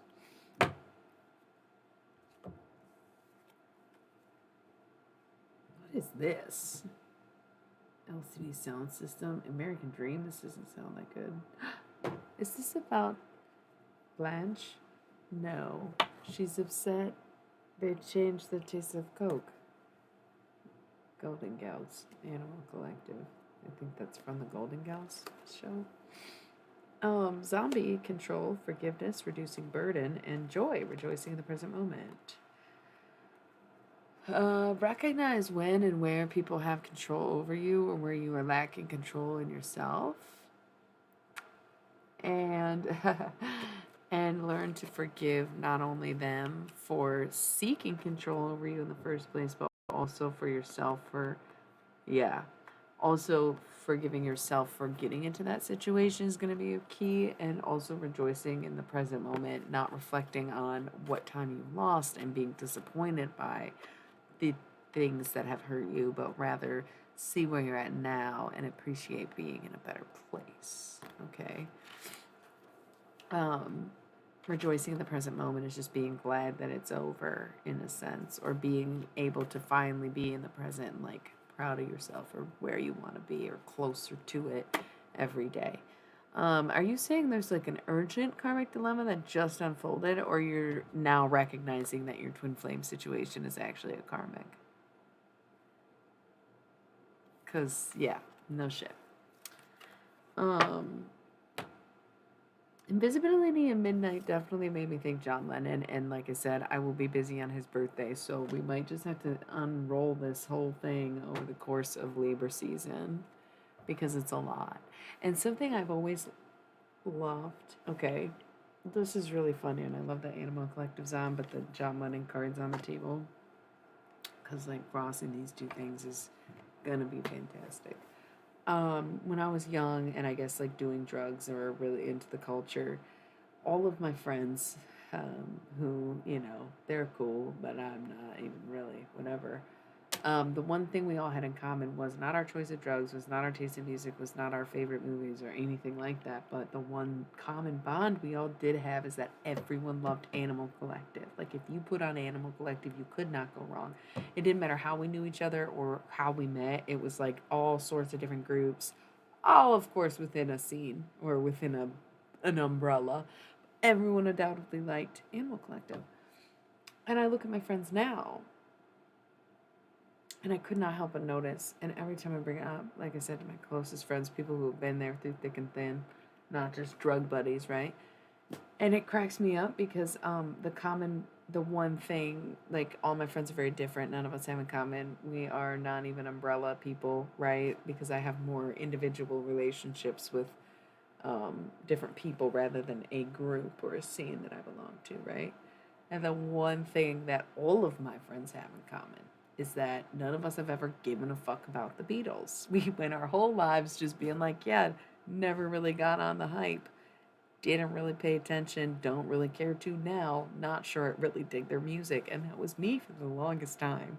And it's literally hilarious because whenever I bring up the Beatles, I'm like, oh, this song. Every single one of my friends, except for one, she loves Paul McCartney. And like other certain friends, but still, like I said, like the core over the years, my closest friends typically just are like meh about the Beatles.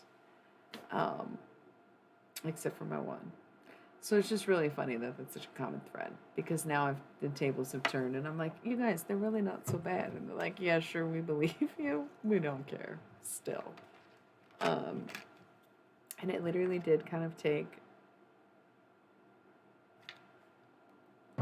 goddamn John Lennon coming down from the clouds and showing me the purple and explaining how the universe works and where I was at and why this was happening to me and all this other shit.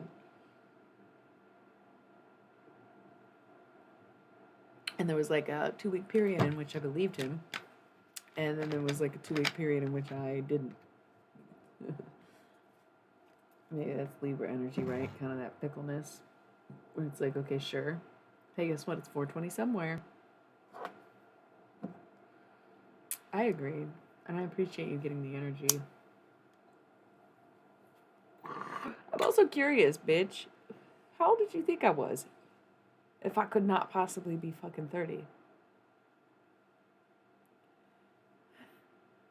Up on Cripple Creek. That's creepy and toxic. And sad. Have you cried about it? Has she cried about it? Sometimes your tears can convert that kind of toxic energy and put it back and revert it. Maybe she does transmute energy. Maybe this is, listen, I feel like I'm getting a message or putting it together live for you right now, but this is what you brought up earlier is transmuting energy and you're looking at it the wrong way. You have to see the way that healers heal will depend on the element they're using. She's a waterbender, okay? She's probably cried so many tears over you, and it's because she sucked all of your negativity. And if she has yet to cry tears over you, then she needs to, so she can transmute. That's how waterbending works. You take someone's emotions and you release them clean and cleansed. That's the power of water, the power of tears, the power of salt. Okay? Think about that. That is the transmutation of the energy. So if she's holding it in and pretending like it doesn't bother her or whatever, I feel like if you were to make her like, then that also counts. Not even like a, as much as like a, anything coming, wet. You get it. Okay, that got so vulgar so fast, and it really was meant to be more based in magic than sexuality, right?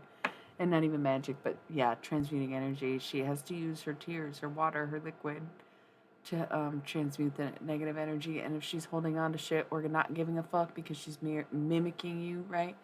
Or mocking you, really, then she has to release it. So maybe inducing a tearful, writing, doing a grand gesture, moving her to tears in a different way, because the more positivity you put into it, the more positivity you both get out of it. So if you like make her cry in a negative way, she's taking on more negative energy and transmuting what you've already filled her up with, and then still has some in there, basically. Like you're leaving her with negative energy that'll have to get pushed out when she's at capacity again, right? Um, I'm a Scorpio rising, so I'm a shapeshifter for sure, and I cry a lot, so I'm guessing I also am a bit of a waterbender and do that as well. And Taurus sun. I kind of have a green thumb, but I was never really that into plants, probably because I'm not an earthbender.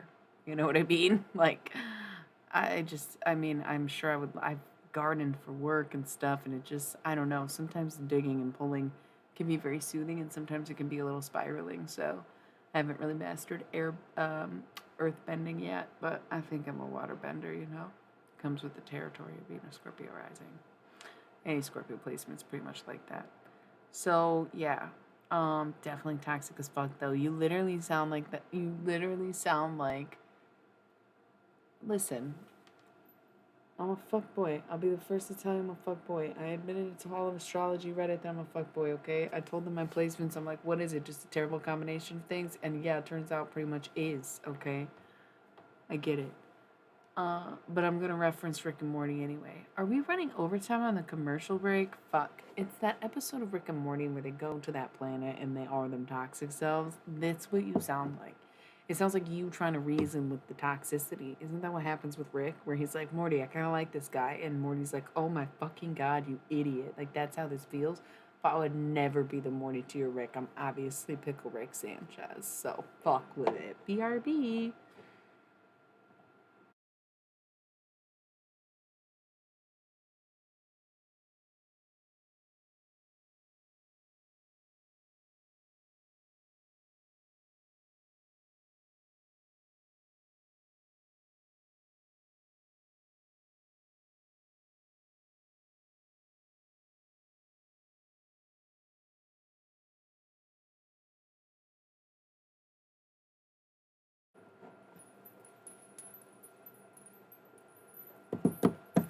Put your face up to the window.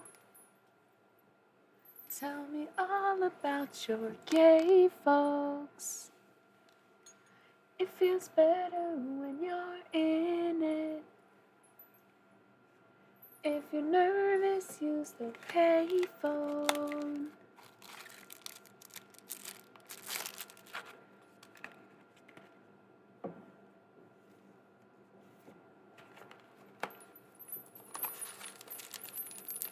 Put your face where we can see it.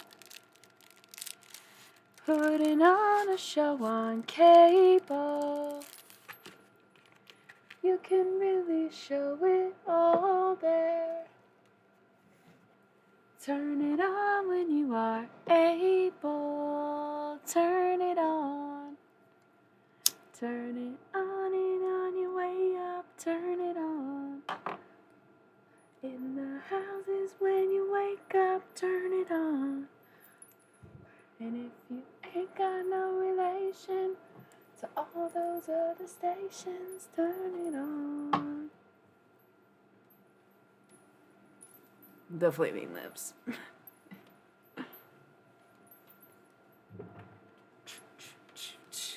Put your life into a bubble. This is one of my all-time favorite songs, and why? It's so, like, radar. It's, like, whatever, right? Here are satellites with feeling. Give the people what they paid for. Turn it on. I don't know, I guess it just works for some people and it doesn't work for others. Turn it on in the houses when you wake up. Turn it on. And if you ain't got no relation to all those other stations, turn it on. This little impromptu singing bit made me realize I ain't been drinking water. I've been drinking peach juice and fucking Coke. If you ain't got no relation to all those other stations, turn it on. Okay, so back to the shadow self, right? I love the invisibility card because it's authenticity, and it's like, who are you when the clothes come off? Who are you behind closed doors? Who are you when there's no spotlight, nothing on the table, nothing to be gained, nothing to be offered, right? I love how as soon as I said shadow work, they were like, nope. Ain't got no relation to all those other stations, turn it on. We also have midnight, the most magical hour of all. Sometimes some people hate being awake at night. Some people never dream, right? And they just have yet to have their midnight hour in a sense, right? all those other stations, turn it on. Night Zone as I'm singing. So midnight, the most magical hour of all. Great time to sing along. Hidden talents. And usually with this card, it's like something that's gone on for a long time in your bloodline, where it's like it's time for you to break it. Not just like the traumatic cycles, but the cycles of holding back and the depths of how trauma may affect one's life or the passage of a lineage, right? We've got Owl, Wise Seeing, Wise Action. So invisibility, this authenticity card is coming up with the Owl, Wise Seeing, Wise Action. So know for yourself that the people you're around are people who will be a good influence and who do want to do right by you and do right by others, and you see it in their actions and you know who they are when their clothes come off. More Tame Impala, Sundown Syndrome. Should we just leave it on? Oops, what did I do? Oh, I'm getting a freaking can't do this one.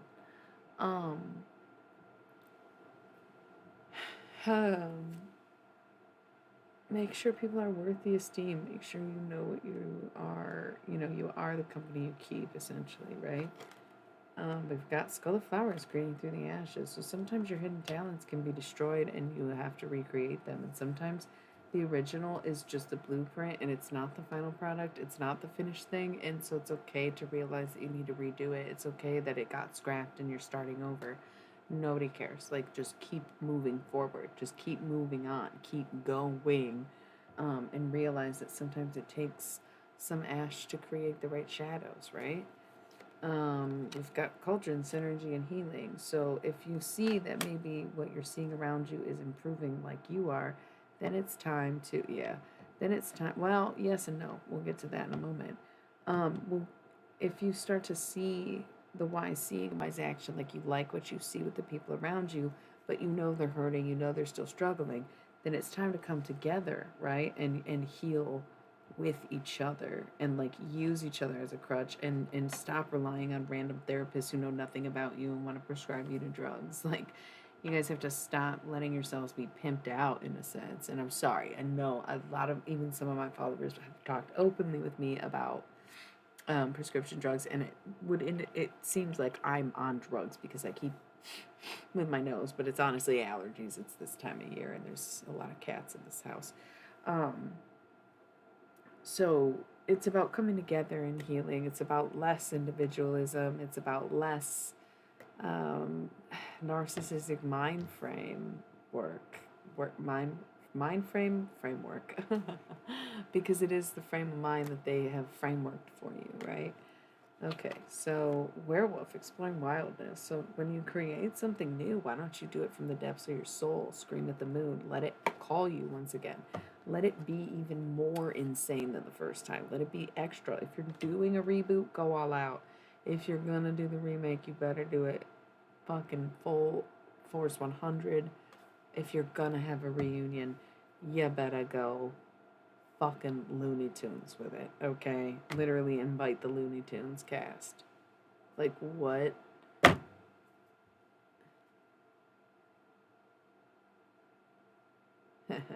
Let's see what this card is. Lady de los Muertos. Yeah, no. You probably need a reading. I think you, every time you talk, almost. Okay. Um, it, lady comes up, and I'm not trying to bully you into giving me money, but I think there's way more to explore than you're giving yourself credit for.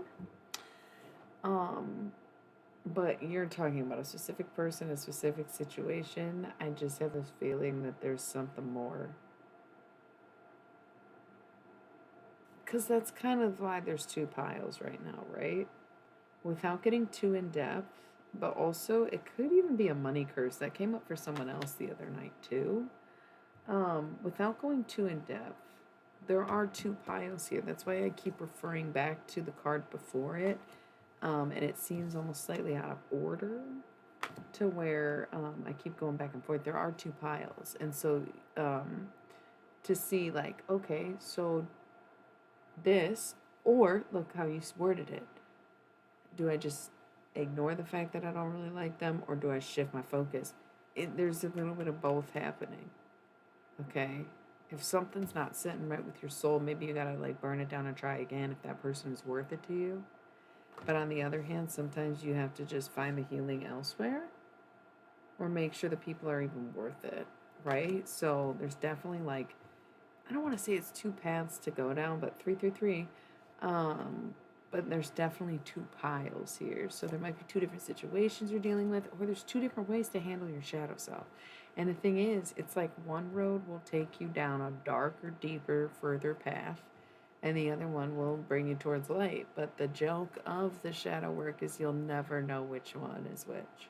In fact, I think they're gonna have it that whichever one you pick is the one that catapults you into darkness. 33333333333. Book of Angel number 333. We have the lamp, remembrance. So part of this whole reunion aspect is that maybe somebody's gone now, somebody's been lost, somebody passed away since y'all have met up. This is not this to me for my life. It applies to a whole group of people, and so I don't see this as like an individual thing. But if it applies to you as an individual connection, then it can. But somebody's missing, right? Like somebody's passed away. And on the other side, okay, scrying intuition. And I said this could be like a money curse or just to get a personal reading because there's something that maybe. All right, I am just far from believe that readers should solicit people for readings. I do sometimes offer my closest friends and family some, hey, your so and so passed away. Just, I'm here for that, obviously. And sometimes I'll get messages where it's like, I'm sorry, your loved one is just bothering me at this point. Got to say something. Other than that, I hate soliciting tarot onto people. Um, but the fact that this Lady de los Muertos represents payment, this is about tips, money. She shows up for me to remind people they owe me, even. Or in the sense of like shadow work being linked to trauma and trauma being linked to generational trauma and the Halloween Oracle being tied to the deceased.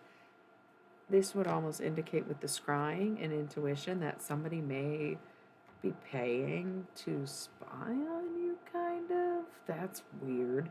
That's weird. But also like kind of like a money curse. Like it could be something like if you looked into like spiritual insight, you would see why you're almost like your whole bloodline is kind of broke because you owe someone. And like I said, this came up the other night for somebody where I was like trying to channel their grandma, and I just got their great grandma who was like, Romani, and we cursed us because I didn't pay them, blah, blah, blah. And it was really a difference of opinion, but sometimes that's all it is. But this is this is pretty intensely weird. And in, like, once again, I was seeing this whole night very personally because no one was here in the beginning. And I said, oh, this is going to get personal. Like, I knew that walking into it. I can tell for a few reasons. One, I haven't been wanting to do readings. Two, I haven't been really listening to readings. Three, I've gotten to this point in my cycle or whatever. So I knew that I needed this. So it does feel very personal. When I see this, it does remind me of the spying stuff. Like this is money and this is spying. Because it came up in so many readings before I was like, I'm not listening to this anymore. Like, yes, partially it's my job. I like to stay in tune. I like to keep up.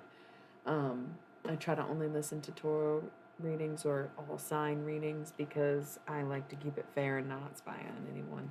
And then the reverse happens is basically what we're getting at over here. So it's just very weird. And it's not that I'm like, God. To say I'm over it would be an understatement, you know what I mean? Yeah, no problem.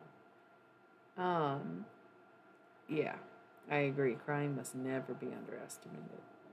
That is water bending, okay? The witch again, the earthly weaver of the worlds. That's me, man. Bringing the living and the dead closer together every day by not killing anybody and just making peace. Yeah, could totally. Um, Somebody mentioned sore neck earlier, and I've been like feeling, yeah. Is that like alien stuff? Kidding. The underworld, where all things pause and begin again. Dude, is this The Wall right now? I really don't like Pink Floyd that much. Yep, it sure is The Wall. But now it's Habits by Tove Love. And I love that.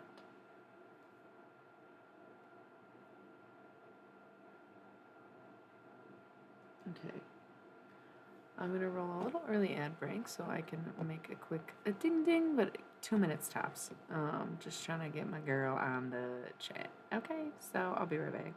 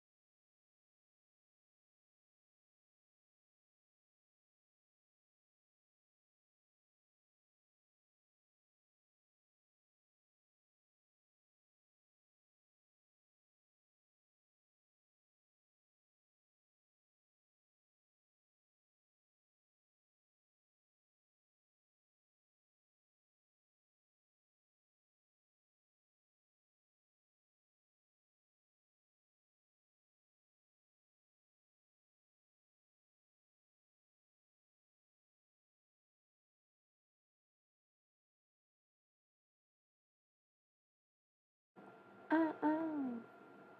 Baby, really wanna gotta win. Playing in my favorite thing. Where the fun ain't gonna win. Dude, this song is so good.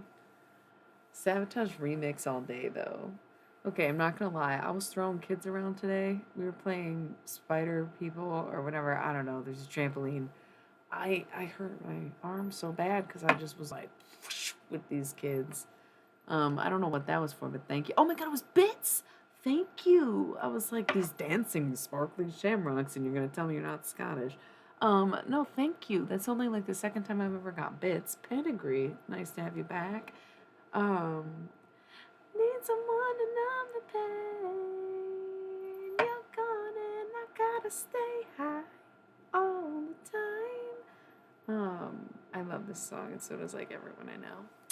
Cool. So we're doing kind of like shadow self readings tonight. I got the Halloween Oracle out. I'm usually pretty particular about that being for dead people, but the other day it was like, kind of makes just as much sense to be on a shadow work tip. So let's do it.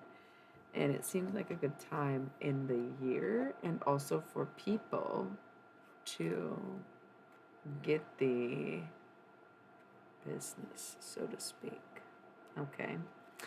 So, the witch. Wait, are these the ones we just did? Yeah. I literally just read these. I thought they were like a face down pile. I already went through them. Yes, that's true. I did kind of totally ignore you sent a few things. Okay, we got the. Ew, what the fuck? Don't talk about pregnation on my fucking channel. I'm like a never birther, please. Far from a breeder. I think breeding fetishes are fucking disgusting. You guys are so delusionally attached to men. It makes no sense. Okay. Sorry. Did not mean to be so hateful. If you want to have children, by all means, bring them into this post-apocalyptic world. The worst is already over. Is what you tell yourself. No, I'm kidding. Come on. I love kids. You were crying. No, the crying. Maybe you need to cry. Get your own fucking bad energy out. Stop clinging to these innocent women.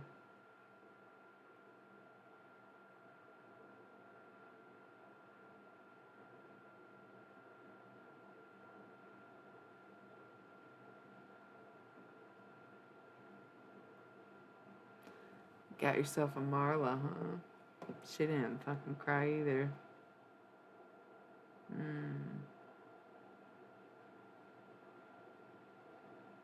I've definitely been bringing my own self back, though. I definitely fuck with that energy, but I would not say fuck all this apologetic shit.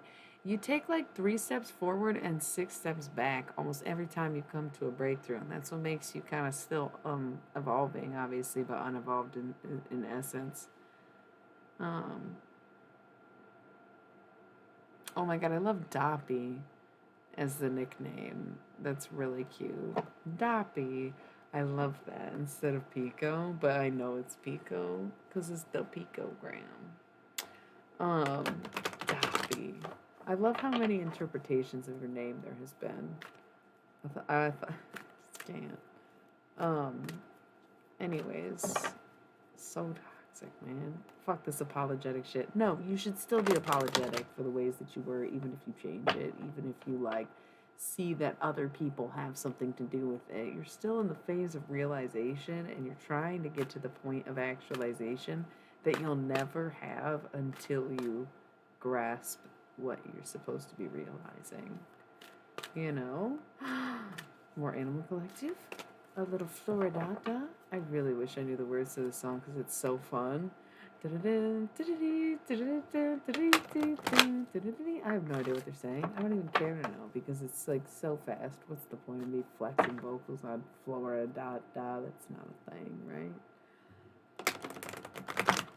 Purple Bottom, on the other hand, woo! I don't even believe in it these days. Dear Western, you're living from graves. The underworld, where all things pause and begin again. And, dipped in Florida, Florida, Florida. Okay, Mummy change at the bottom of the deck. And the underworld again. So this is like the third time I've seen the underworld. We saw the witch several times, and I'm seeing the underworld several times. I don't recall seeing, and the mummy actually, can't recall seeing anything else repeated too much in this reading. And we used a good chunk of this deck. It's only 36 cards. It's Oracle. It's not Tarot. So I'm kind of seeing what they're trying to put down here is like winter is inevitably upon us, and during winter things die, regardless of whether or not we are surviving or even thriving. Matters not, because here we are at the point in the year where everything kind of shuts down, gets cold, dies off, dies down, quiets, right? Cold, frozen. It's a time of stillness. And so I see the underworld and I think about how Persephone did sacrifice her winters for all of us, right? And so I do kind of associate winter with the underworld vibes, right? And I could see Hades being a Capricorn, for sure. But I think that's what's so funny about spooky season is people try to rush it in August because they know they only have until the day after Halloween. But in reality, all like winter's really the spooky season. It's kind of like fall is just the introduction. Fall's like the transitional period where the veil is thin, okay? And it's almost like the living and the dead live among each other. And you can kind of see everything, and that's why Libra season is so revealing, and that's why Scorpio season is so spooky. But by Sag season, it's like everything's settled in, and you're just used to living among the dead at that point. And that feeling doesn't really go away until spring when the weather breaks, when Aries season begins, right? We don't really shake that kind of gothicness until the next year. And so it's like, I get that people don't want to be spooky for that long, but it is what it is. And for some people, it manifests as something like seasonal affective disorder, like having seasonal depression or enthralling themselves in winter sports or even being snowbirds, if you're familiar, right? So there's so many factors to it, and there's so many influences, but at the end of the day, we have to respect what the whole world does during those periods, and that is slow down and basically stop time and reflect on things and get ready for the season ahead, and knowing that's when they will be prosperous. So I think that's just something to keep in mind. I don't know, that came up. It came up so many times. Is this a Grateful Dead? Is this Friend of the Devil? You already know what it is. You already know what it is. If I didn't know all the words to American Beauty, I think it'd be embarrassing. But saying that is such a curse because if I don't, then I'm embarrassed. I listened to this album 4,200,000 times. I lit up in Reno, I was trailed by 20 hounds. Didn't get to sleep that night till the morning came around. I set out running, but I take my time. A friend of the devil is a friend of mine. If I get home before daylight, I just might get some sleep tonight. Dude, ran into the devil, baby, owe me 20 bills. Spent the night in Utah and I gave up in the hills. Set out running, but I take my time. Friend of the devil is a friend of mine. If I get home before daylight, I just might get some sleep tonight. This album is amazing. American Beauty. What a good lesson. The devil caught me there. $20 bill and he vanished in the air. So cute that this would come on because this whole album is about death. You know, if you listen to American Beauty, it's like kind of disguised to be this positive message about something inspiring in life. No. I mean, yes and no. Okay, when you become fully present, you become aware of the fact that time exists in all forms at the same time, and you experience past, present, and future in the same moment and realize that what is was and vice versa. And it's from what I experience. But I also think I'm a time traveler, so I don't know. I either know a lot more or a lot less about time than other people, right? It don't look like me. I set out and run, but I take my time. Friend, the devil is a friend of mine. If I get home before daylight, just might get some sleep tonight. Um, I just think it's cute that we're talking about winter being the season of the dead, and the Grateful Dead came on, and it's Friend of the Devil, so it's about looking at our shadows, right? Especially this Siren in the Shadows and our toxic fuckboy of the hour, every hour. Me, JK, I'm talking about you. Um, but I'm kidding, I say it with love because we're trying to help each other. I got 2 reasons why I cry when each lonely night. First one's named Sweet Anne Marie, and she's my heart's delight. Second one is Prison Baby, sheriff's on my trail. And if he catches up to me, I'll spend my life in jail. I've been really good at being more mindful this year, and I don't give a fuck if I don't have a fucking day job. I don't give a fuck if I'm broke as shit. I don't give a fuck if people are gonna hassle me and try to take up my time and think that I should be doing their shit because they need help with whatever they decided to take on, and they're jealous that I didn't, right? And I've become way more mindful, doing the things that I want and even need to do, like writing, because I'm a fucking writer, in addition to being a reader. So I've been reading, I've been streaming, Hi, it's been a minute since you've been here. Thank you. Listen to my album. It's not as bad as people thought it would be. That's pretty much the verdict. Punch Drinker, just out of curiosity. Um, we did talk about Punch Drunk Love, right? That was ages ago. It was winter, so it's funny you would be here. We're talking about winter right now, cross comparing winter to death, and realizing American Beauty is about death when you start reading the lyrics line by line out loud to somebody who is less familiar with the album. I'm like, man, it's pretty morbid, isn't it? I'm like, yeah, you're right. The whole concept is death, not life. It's just like once again disguised as life, and yet it isn't. You know, like it's cute though. Um, Rich like me. Time of the seasons. Yo, winter's gonna be really. It's gonna be when the magic comes in. It's gonna be the time when we kind of see the fruits of our labor, even though you would think it would be now because it's the harvest. But it's almost like, think of it this way. We plant in the spring, beginning of the year, Aries season, March, April, right?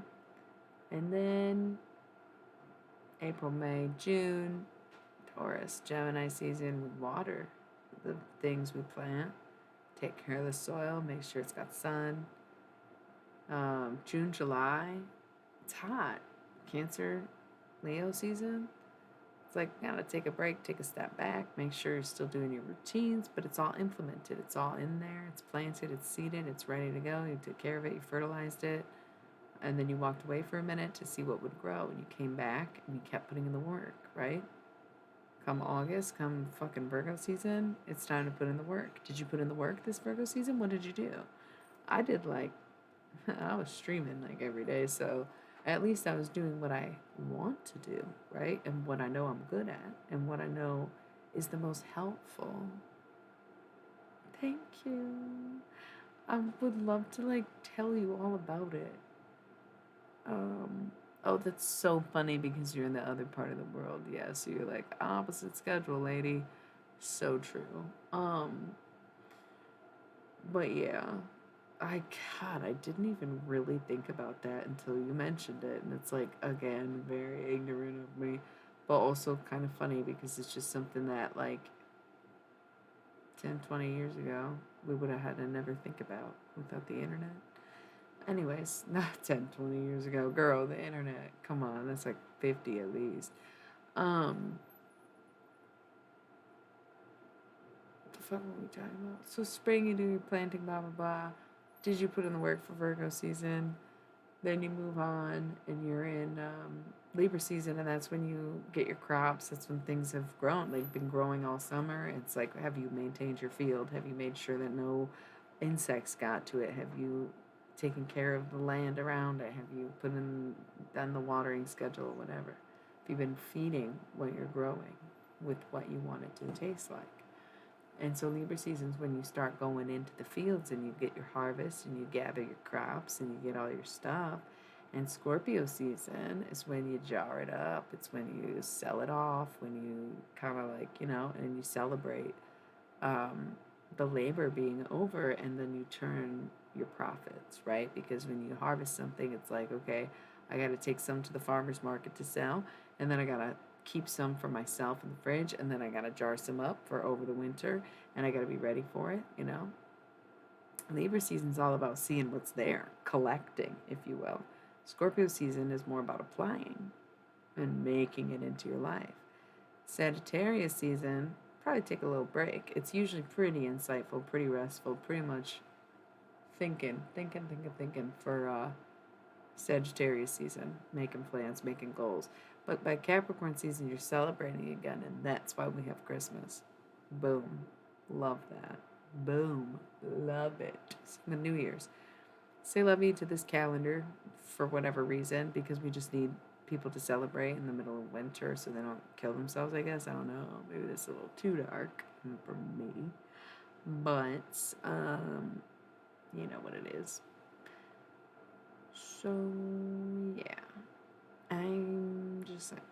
Aquarius season, everything's chilled out. You got it going. And then Pisces season, it's about to start all over again. So, that's just year after year after year. And that's a meaningless, mindful existence.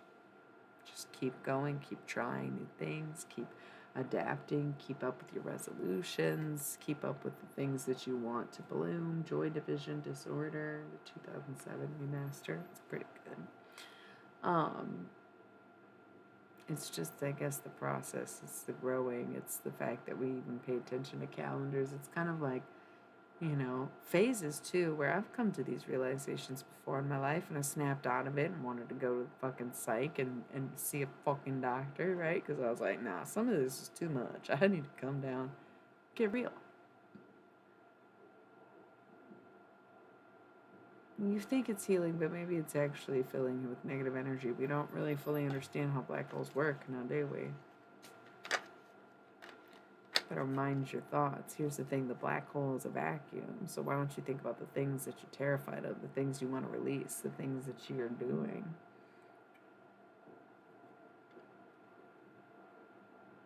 That you need to stop doing when you're listening to black hole frequencies.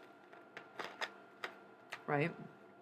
And don't start manifesting stuff in front of something that's literally known to destroy. Oh my God. Hey, we were just talking about black holes. My bestie from all the way back in the day. is here. She's in Aries with a Taurus moon, I'm pretty sure. Because we're pretty much the same, but different. Yeah, so if you're listening to a black hole and black holes are known to destroy all matter, then you need to be thinking about things that you want destroyed, right? Instead of things you want to happen, because that's what you do during meditation. Just pay attention to the frequencies, right? Oh, this must be Northern Creed, or oh, it could be Redbone. I don't mean to be like that. It's Redbone. Um, Clouds in My Sunshine. I do love this song. I forgot about the intro. I haven't heard it since last year. This time, my YouTube remembers what I was listening to last year. I was talking about that recently too, so it's really interesting that it's coming up in conversation for other people. Was it a reader or somebody you were talking to, or both? I don't know what FMage is. We're all talking together. What do you mean? Like on the screen? No, I don't know how to do that. But like that's what the chat's for. Yeah, that's what this is. We're all talking together. He got added. There is a bit of a delay. Yeah, I'm sorry about that. I don't think it's even me. I think that's just the nature of streaming, isn't it? Um,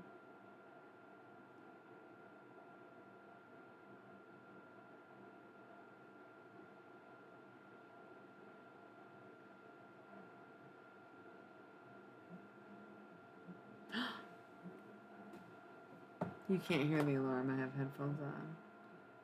Okay, I meant to hit snooze. Also need to roll a quick 60 seconds.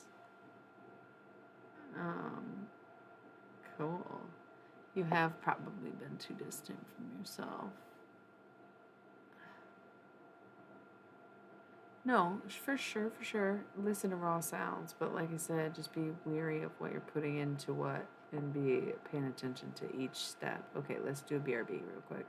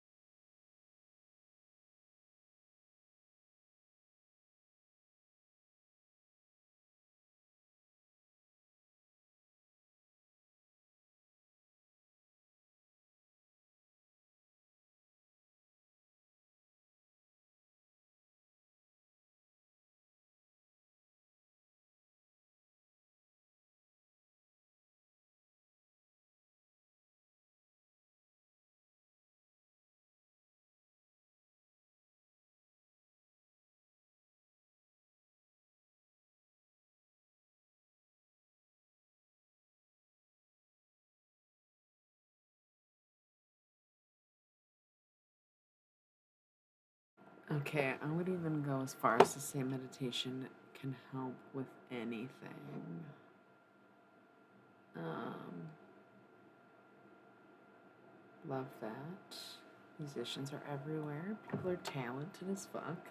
You have to understand that being popular, being famous, has no way of really quantifying your credentials in the sense that you're better than anyone else. It's impossible to know how good anyone is when there's 7 billion people and only 15 open slots, right? Um, Meditation will definitely help with anything, and a good start with meditation for me was always just to get on YouTube and search whatever ails you meditation music, like anxiety meditation music, or meditation music to sleep to, or like, I mean, sometimes when I'm about to, I'll put on some tantric meditation music, you know what I mean? It's something for everything that's going on. It's a great start for meditation. I love playing them when I'm sleeping too, like a nice 8-hour track, so that I can be unconscious and still feel the effects of the frequencies that I'm trying to get. Midnight, the most magical hour of them all. So, oh my god, I'm really happy you're here too.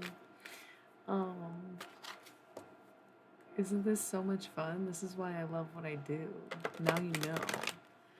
They're like, Lolly? I thought this was Ellie. I know, my life is complicated, Case.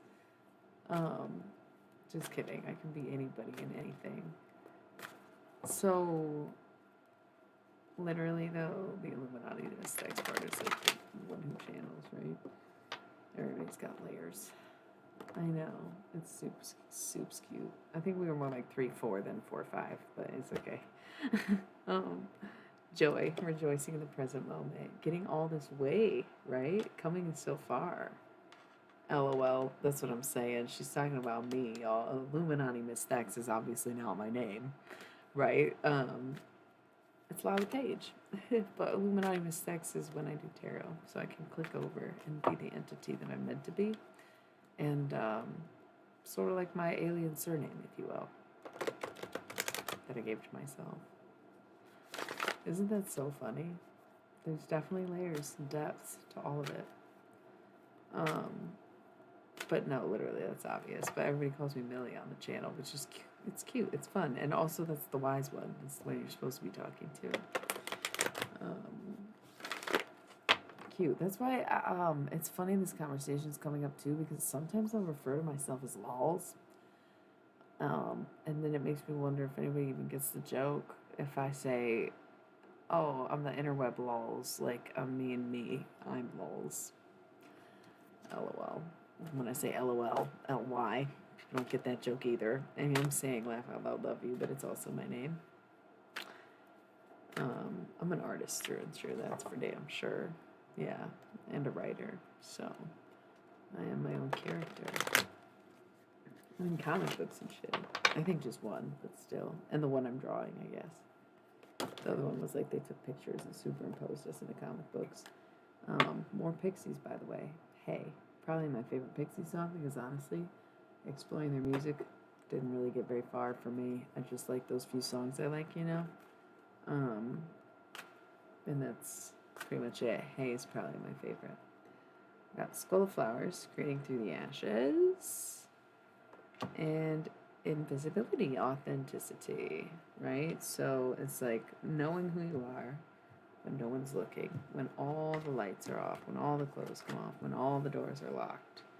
Who are you and who do you become? You know? When everybody else is gone, are you the same person or does the mask come off? Right? It's like we're moving into a more no. There was a comic book company I worked with and they made comic books and they used pictures of me in the story. I was like a steampunk mechanic. It was pretty cool. I really much enjoyed the shoot and everything. And I am kind of technically still working on a comic book. It's like it's kind of a complicated collaboration from almost 10 years ago. I guess not almost 10. 2015, kind of almost 10 years ago. Kind of a little bit almost 10 years ago. And I don't know if I'll ever finish it. It was like a cool story and it kind of makes sense with what everybody else is doing in regards to the content of the comic. But we'll see if it ever gets finished. Drawing is not my strong suit.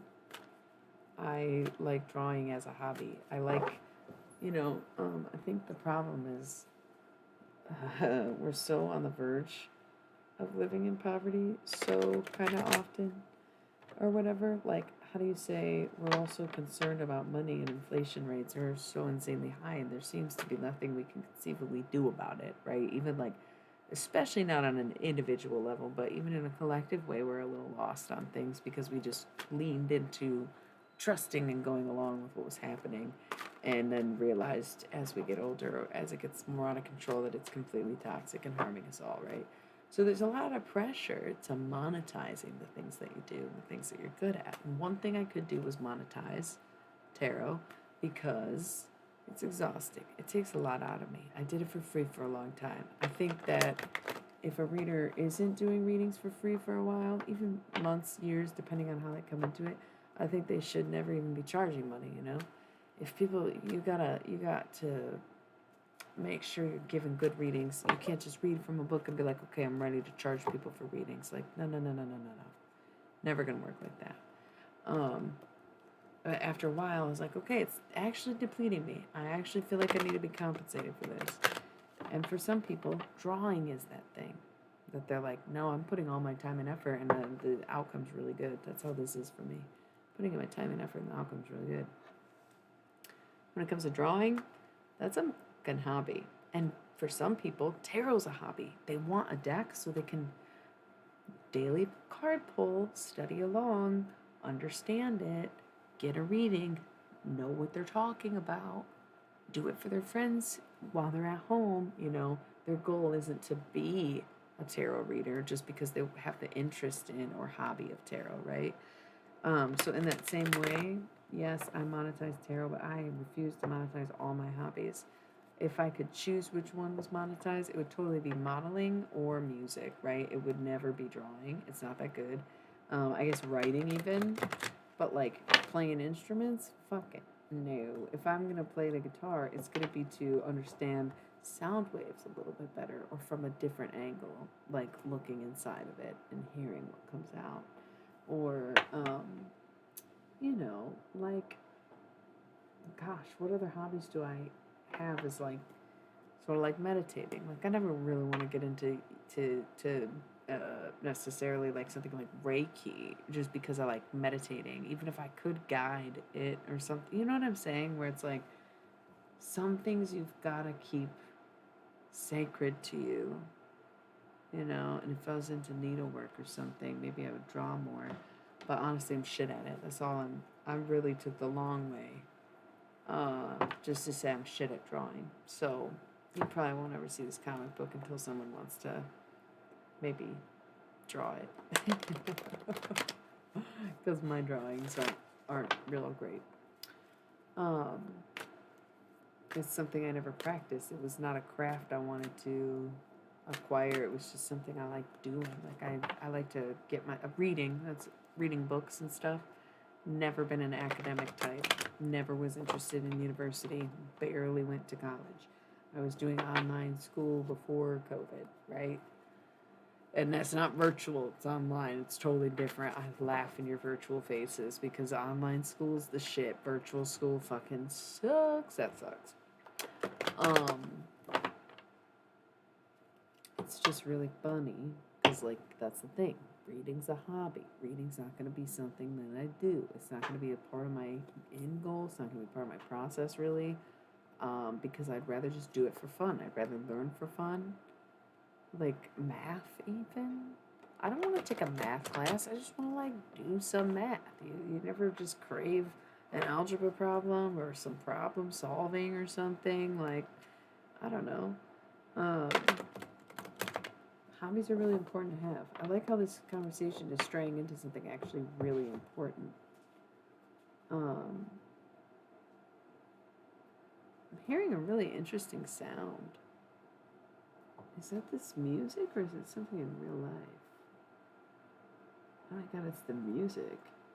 LCD sound system, disco infiltrator. They infiltrated my brain and convinced me that I was hearing actual fucking sounds and not just a song. That's incredible. It literally sounds like it's coming from inside the room while the music quietly plays over it. And I was like, what the fuck is that? That's disturbing. There's people sleeping. That's impressive. It's honestly creeping me out a little bit. I'm gonna have to skip the song even though I think it's good. Back to Animal Collective, Mercury Man. I don't even know if I know this song. Make sure you got ways to unwind, right? But yeah, I do like the idea of the comic book. Spider, community and web weaving. Sometimes it just takes one person to create a village. Sometimes it takes one leader to lead a community. Sometimes it takes one person to say, hey, what were we doing? And everyone go, oh yeah, I forgot about that. Let's do it, right? It's cool. It's like a lot happens. We can see how things change, or we can see where we went wrong, and we can see things for what they are. Yeah, I agree. Numbers are really interesting, and actually at the beginning of the year, I think it was the beginning of the calendar year, Um,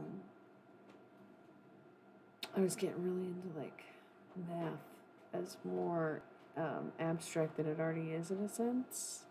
They do make it complex because I think part of the joy in stuff like math and science is that it is constant discovery, and I think that we got so assimilated into thinking that these randos throughout history were just so correct that it became so factual that we hardly seem to explore or even allow students to explore their own equations or their own understanding of math. Especially when the purpose of math varies in such a way that if you don't go into an industry that requires it, you'll never use it again. So why not allow them to explore new or exciting concepts that they might want to look at from a fresh perspective, because that's kind of the whole spirit of math. I mean, that's like the spirit of science, you know what I'm saying? Like, it's all theory, you know? English is rules. Literature is kind of just rules. It's like we've all mutually agreed that this is how we talk. There's not really much theory or discussion when it comes to language other than there are other languages, right? And what's regarded as appropriate and proper is all a difference of opinion. But it's very more structured and very more rule based with something like English or even history. Even though you can definitely tell false histories, you can definitely see how people can manipulate stories, right, into siding for them or being what they want it to be. That's really cool. Yeah. I love that there is a book about it at all. Great reminder, I need to write a book.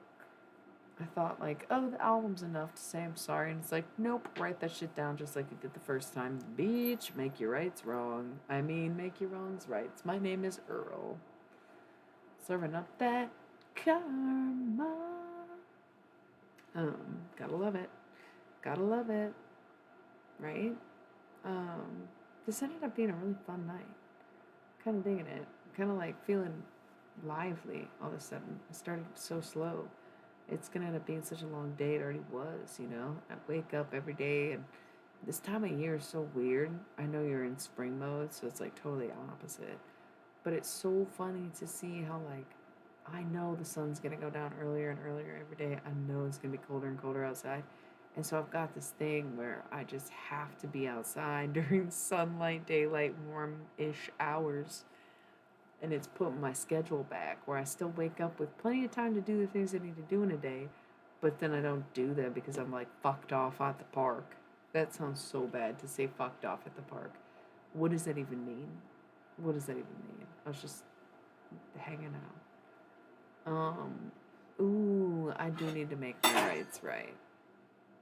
Yeah.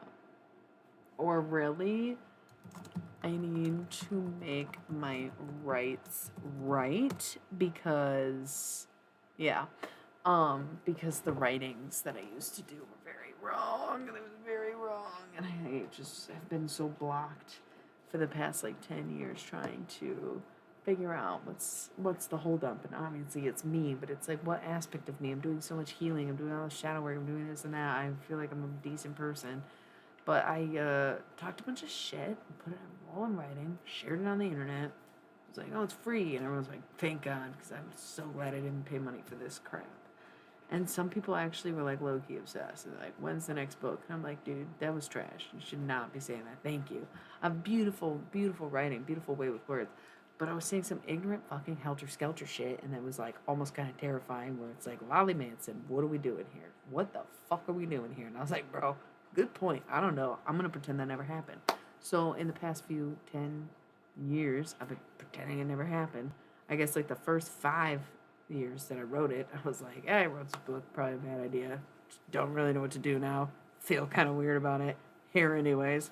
And it was like, okay, yeah, that ended badly, or actually probably was supposed to go better than I thought. Because I'm a fucking high on or whatever, or it's just too young.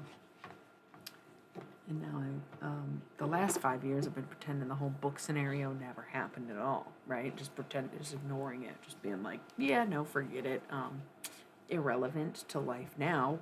Moved on. I let go of that version of myself. So I've done the work. I see why it was wrong. I understand what I said was wrong, and I've changed my mind, and I can live with that, and I'll face my demons when they come out of the closet.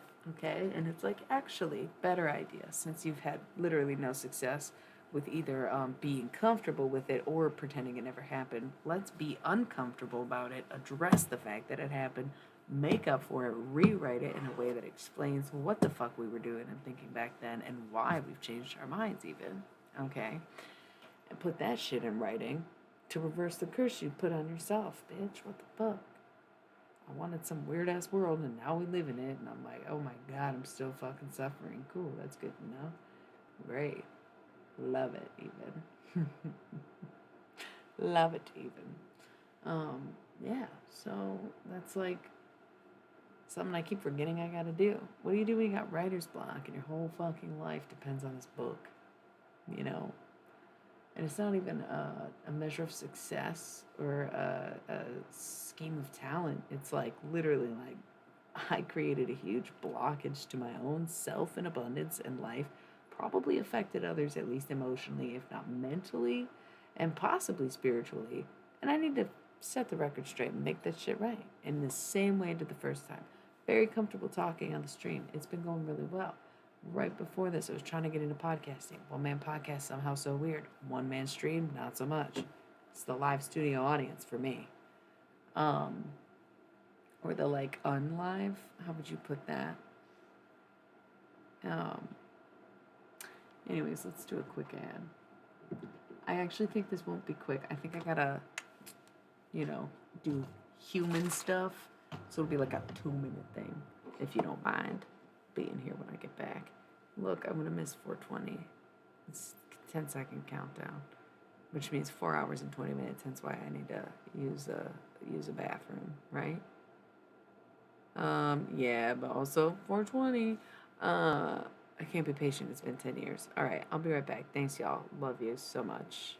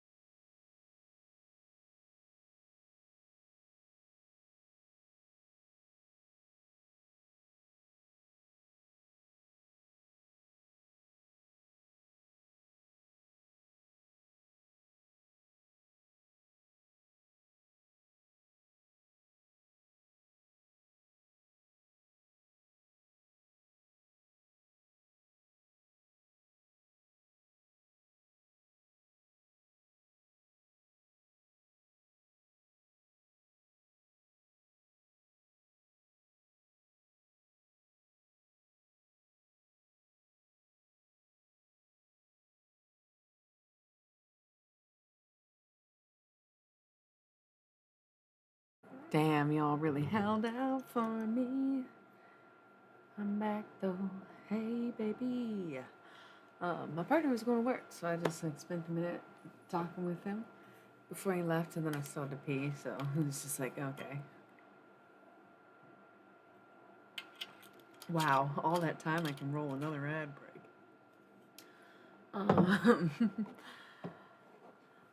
Hello, let me. LOL. Yeah, I kind of want to drink more. Is that crazy? Because it's like so early. It's like 8 a.m. right now. Okay, let me see where I. Simple at the core. Math. Waiting. 12. How are you? Good. Past feelings catching up with my current feelings is basically the theme of retrograde season, yes. Want the past to be the past. Too bad. Allow yourself to be in the present, correct. LOL. That's funny. Good point. Love it. Will pie. Cutie. Listen, I may look good to you on this little webcam that we got going on, but when I saw myself in the mirror just now, holy hell, I get why dudes let me beat their ass sometimes because Tyler Durden is the sexiest version of me and it's horrible. The week before my period, I am literally the most insufferable human alive. But if you knew how good I looked in real life, like I said, like I might look okay. It's a lot of weird shadows and stuff. I got like literally a field of tall things. But in real life, dude, you have no idea. It explains a lot. Don't act like being pretty doesn't have its perks. I don't care who you are. I might not get free stuff all the time, but I do get a lot of free passes in the worst ways, right? So anyway, I'm a fuck boy, and we are in recovery together. So as much as we want the past to be the past, wait, no, okay. So I was looking at how hot I was in the mirror. Literally was in awe. Like my makeup is perfect. Yeah, okay. I'm sorry. I'm taking a little over the top. My hair was on point. Like I just couldn't get over it. And I literally thought to myself, like, wow, imagine letting your haters win. Imagine letting people's judgment hold you back from doing the things that you enjoy or looking the way you want to.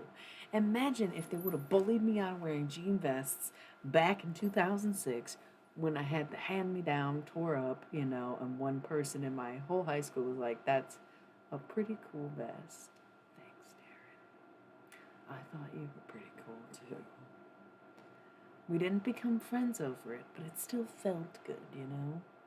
And I cherish those moments. Why let the past be the past? The past is part of you. And I feel like if you really want to try to forget the past and pretend like it never happened. Did y'all notice I'm not wearing the headphones anymore? I had to get up to pee, so I left. I took them off. It's kind of freeing. I probably should keep it that way. I feel like it was helping me monitor my volume when I was streaming and someone was still sleeping. But now maybe I'm feeling more free. Maybe I don't need them. But yeah, it's so good. And I'm going to stop the music because I don't like the music to play when I'm not listening. So yeah, I was just like, wow, imagine letting your haters win. Imagine I understand judgment in the form of like, okay, allow your judgments to be based on who you are, not who someone else is. Okay? Your judgments have come from a place of, I have standards. I have these conditions of people being in my life. I have a certain level of respect for people, for myself, and I only allow that level of respect. Make your judgments based on who you are rather than who someone else is. Oh, that person's fucking gay. That person is black. That person is homeless. That came up tonight. Hot topic, right? So, like, instead of making your judgments about them, make it about yourself. I'm racist. I'm a capitalist. I'm misogynistic, right? Fuck. I'm judging. Or, like I said, a conviction of your moral stance. I require these things. My judgment is my boundary. But never let the judgment be about the other person, and never let the other person's judgment affect your own. You know, if you believe in someone else's judgment of you, you start to think differently, and that's what I'm going through now. Is just like the album says, waking up in this reality when I wanna stay inside my dreams, right? Oh, I'm awake now. Because sometimes, in order to heal, we have to realize how bad we were hurt, and not everyone actually wants to do that. You would think that the end goal of feeling better would be enough.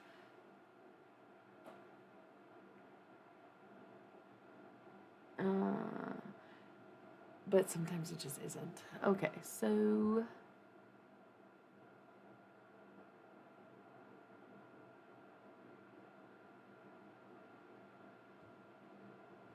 that's a tough one. For sure can be tough, but gotta keep it honest, keep it 100. Sometimes we want what we can't have, we want what's unavailable to us because we don't actually want things to work out, or things aren't meant to work out. So I think you gotta just keep it honest, keep it open, and keep it flowing. I mean, I would just go for whatever. I'm a dog. I'd probably try to bang them both, but at the same time, not behind their backs. Yeah, I'm a fuckboy. I think we've been over it. I think it's safe to say we know that. Thanks. I'm serious, but I am also hilarious. I will admit. Yeah, I'm pretty much that Coen Brothers movie, A Serious Man, but not at all Jewish. Did lie about being Jewish in high school, though. Just to teach people a lesson. I went to a very bigoted school with very anti-Semitic comments all the time, and I'd be like, "Bitch, I'm Jewish," and they'd be like, "Fuck, I didn't think there was any Jews in this school," and I was like, "Yep, well there is," and I had to just die on that hill for years. It wasn't too serious. I never went on a proclamation or anything, but you know, it's fine. I wore like Hanukkah socks and learned a lot about Jewish faith at the time and Jewish history. Do you even know about the Purple Gang? Because we could get into it. It's pretty crazy. It actually is all gang violence kind of stems from Jewish people. Not really because the Italians, but honestly, a little bit. Modern gangs kind of, Purple Gang did that, right? That's where you get blue and red from. And it just, that's probably not actually true, but also a little bit true. Maybe not true. Don't know. Kind of made it up right now, but it makes sense, right? It's not about whether or not it's true. It's about whether or not it makes sense. And that would make sense. Um, anyway, got a little off plot, huh? What are we talking about? Yeah, I would go for the triple. Fuck, that's what we're talking about. That's why I got off topic. I did it on purpose. Um, Bow wow wow, yippee oh, yippee yay. That's really all I can say. I've got nothing to say for myself. I wish anybody would just say anything. Um, because cool. No, cool. You guys want to watch me drown. I get it. I'm used to it. Okay, that's what we were talking about. So, let your judgments be about yourself. LOL. Best you could do is LOL. Nope. Why? I just love to watch this right now. You trying to figure out how to get yourself out of this weird hole you put in. Oh, good. I love that, especially because we're both Tauruses with a major Scorpio placement. I'm drowning my own tears, obviously. This is my bisexual lighting because it's actually like a purple lighting, but there's like a blue ring that goes around it. And I don't know if you've noticed, sometimes the shadows are like randomly casted different, or it'll be a slightly different color, or it's too far away to really notice, which is kind of perfect. I reorganized my desk so that I just like had easier access to everything, better lighting. I've just been so happy with it. Yeah, I mean it is kind of technically missing a color, but it's like a pink light with a blue going around it, so it gives the purple effect. It's really cool. The moon. I am so glad you said that because I wanted to bring this up earlier, and I totally get derailed a lot. It might be ADHD. It might be God. Speaking through me and wanting to say stuff exactly when he wants me to say it. Um, Anywho, just a reminder, when we go through our full moon processes, we're letting go of stuff, and we're releasing and destroying even. We were like, nope, scrap that idea. It was trash. This full moon, I'm letting it go. We're at the end of the cycle, blah, blah, blah. Kind of touched on that earlier, didn't really get anywhere. Point being, Monday. What quote? I thank you. Um, I saved all my streams, but I haven't posted them anywhere. It's not a full moon tonight. Monday is the new moon. So we're really well versed in the full moon aspects because people feel the effects of a full moon more, like physically. Like when there's a full moon, people go fucking nuts, totally wild. Werewolves, the works, right? Full moons, we're pretty well versed in. We realize it's like stuff we gotta move on from, whatever. But new moons, I think, are very underrated because they're a little more subtle. And the reason they're subtle is because when people create something or want something, it makes less of a ripple or even an energetic pull than letting go of something. Because when you let go of something, it's probably gotten too heavy or too worn or too tied up. And now it's going to be even more work to disconnect. I know a little bit about Lilith, honestly. You mean the goddess or the placement? I know that much, right? So that's cool. So you gotta think new moon, creating. The new moon is about creation. So Monday, that's when you start. You'd be like, okay, well, what did we scrap for the full moon? Would be a good thing to do this weekend. Remembering what did I let go of for this full moon? What am I, still waiting on? What am I thinking now? What is my backup plan? And then having it figured out what you're kind of like throwing into the um, generator, if you will, of the new moon. Where you're like, replan, restock, revance, whatever you gotta do. Rearrange, redo, resend, newness, creation. That's the manifestation part of it, where it's like, ask and you shall, well, maybe not receive. Depends. I'm sick of people saying ask and you shall receive. That's not necessarily true. You can either get it by any means necessary and not ask and receive, right? Or you can ask and get the answer that you get. That being said, I'm going to roll a quick ad. Every 20 minutes. You know how it is. We don't want to like interrupt, blah, blah, blah, blah, blah. Yeah, spiel, spiel, spiel.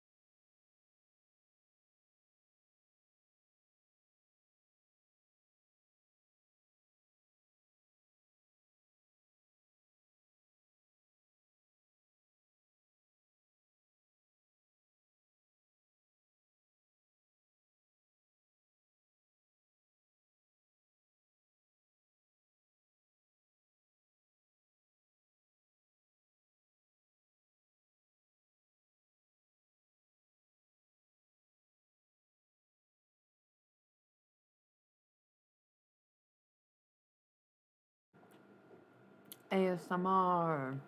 I'm snacking. I bet it sounds terrible. I'm eating Dutch coochie. It's delicious. So cool. Yeah. Anyway, Lilith, she's like classic goddess, right? Pretty sure that there are many cultures and religions that honor a version of Lilith.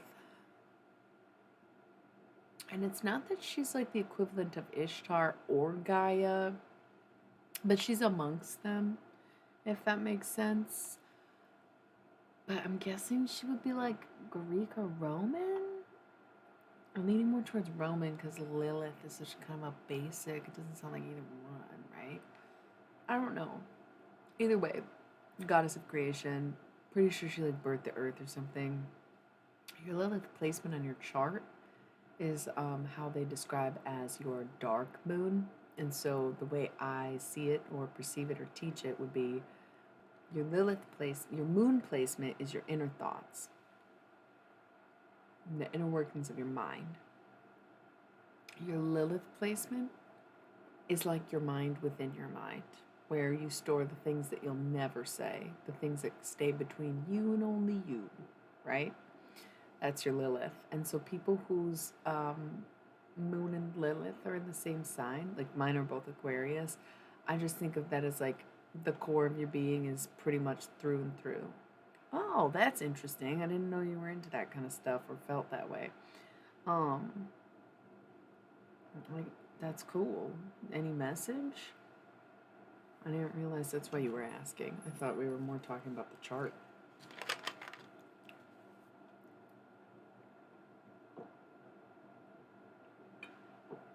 Pretty sure she's like the goddess of spring.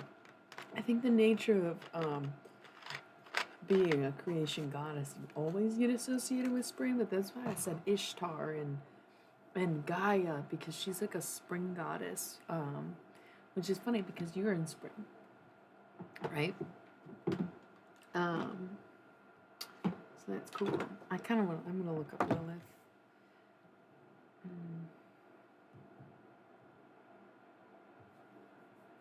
How's it? Oh, 444, 420, 4444, 444, 420.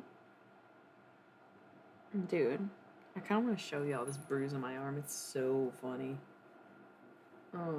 Because I literally was chalking kids behind my back on the trampoline. You can't see it in this lighting. I don't even see it anymore. I don't know where it is. I saw it earlier and was like, oh my god, no wonder my arm hurts so bad. Yeah, it's right here, but you can't tell. So funny, man. These kids were like way too old for me to be doing that. They're like way bigger and heavier than I expected them to be.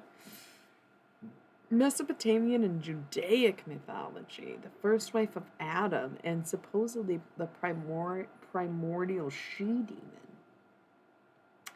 Lilith is cited as having been banished from the Garden of Eden for not complying with and obeying Adam. Do you hear how sexist it all is? They are literally trying to say, oh, it's religion, it's God's will. No, this was some bitter-ass, angry man hating on women for the rest of eternity because some woman stood up to him and his ego so motherfucking fragile that he said, fine, get out of my garden. I'm going to replace you. You're a fucking demon. And women said, okay, fine, think what you want. And now thousands of years later, here the fuck we are. Like, what the fuck? Why did y'all let them do that? We didn't know they were going to never get over it. Sorry. Jesus. Okay.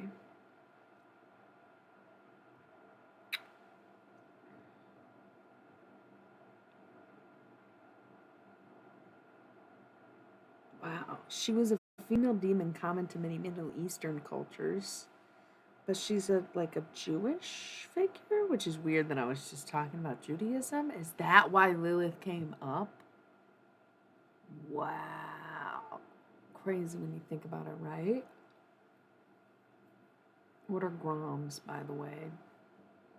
This is it's Jewish folklore? I did not know that's where Lilith came from. I said though, I was like, I guess Roman over Greek because the name is so basic. Sorry, not to say basic, but like very modern, right? Wow.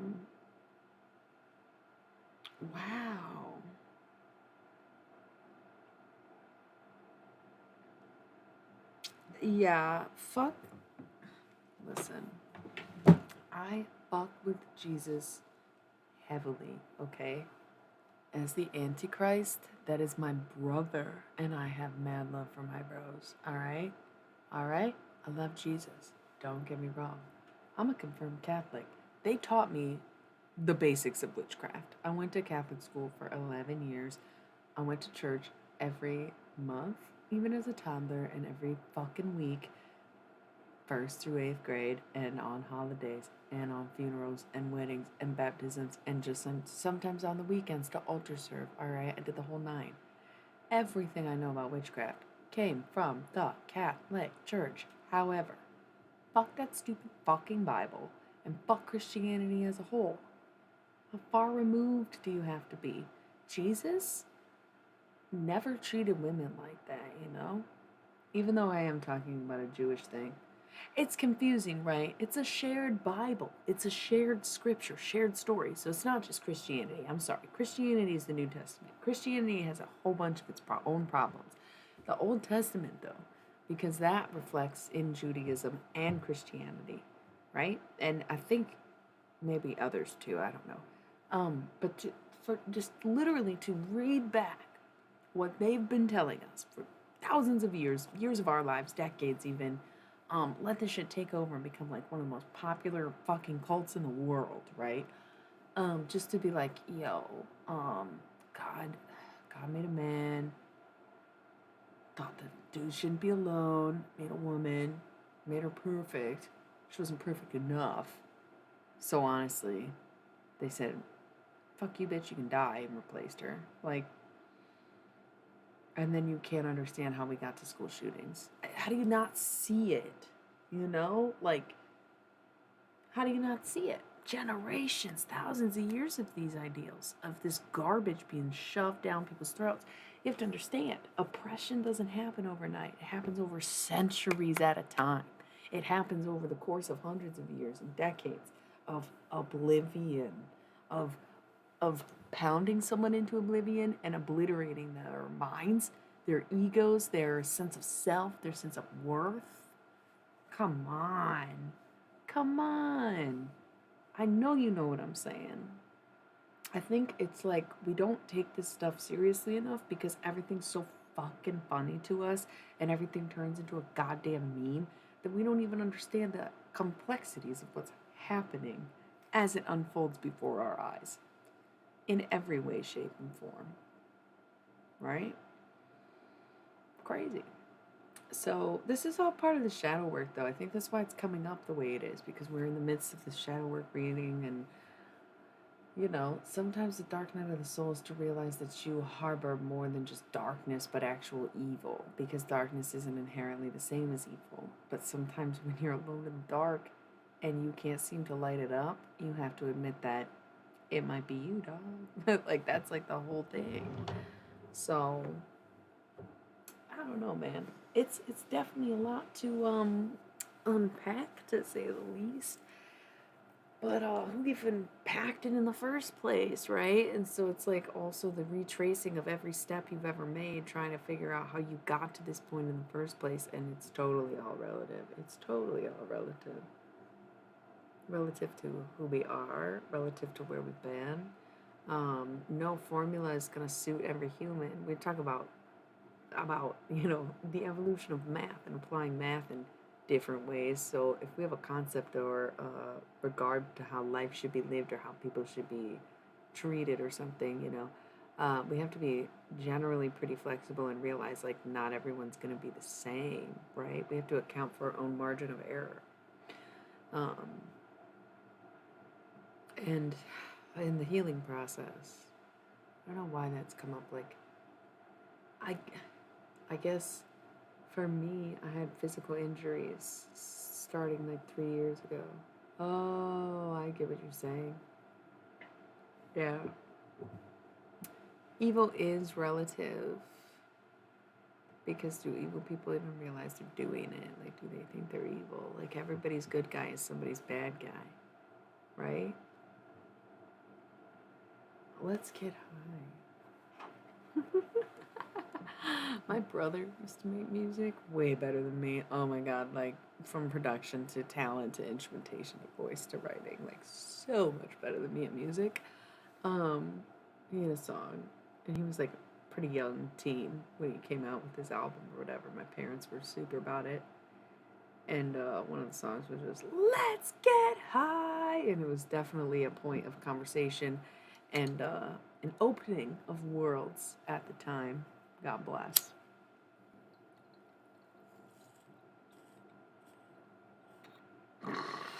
Eve was not evil. That's the thing. Lilith was evil. That's what I'm talking about. Lilith is apparently Adam's first wife. So even though the Catholic Church or the Christian Church has been telling y'all for years, and it's not just Catholics and Christians, that's just the the religions that I'm most comfortable referencing because they're the ones I grew up with, right? And so I know them like the back of my motherfucking hand, okay? Can't really speak on other religions, but I'm sure that these things may apply to other religions, and that's for you to know, not for me to know, right? So, why is it that the church is so against divorce when Adam had two wives? I'm sorry, where did you get that from then? Why is it okay for Adam to have Lilith and then, oh, one little fight and my mom got scared and said you're moving out of Eden and it's not fair? Okay. Excuse you, Adam, and then you still get Eve, and now you want to tell Eve what to do? Did you not learn your lesson the first time with Lilith? But then in Jewish culture, once again, not a criticism of my religion, in Jewish culture, Lilith became a bat-haired child-eating demon because she got rejected by a man. It's setting a precedent. It really set the tone for the rest of humanity. They all did. And we regard these stories as relevant. That's wild. If they are gonna be relevant, then at least pick the parts that are actually fucking relevant. Right? Like, Jesus was totally into Mary Magdalene, had no problem. It was like all about the working woman, right? Jeez. Flipping tables and shit. Jesus was cool as fuck, dude. He was like basically a fucking protester. Like all of his biggest fans would totally hate who he was as a person. It's like, you know, being in a John Lennon, being like obsessed and building fucking churches for John Lennon is basically Jesus and John Lennon probably the same fucking dude reincarnated into each other and like trying to fucking do it different.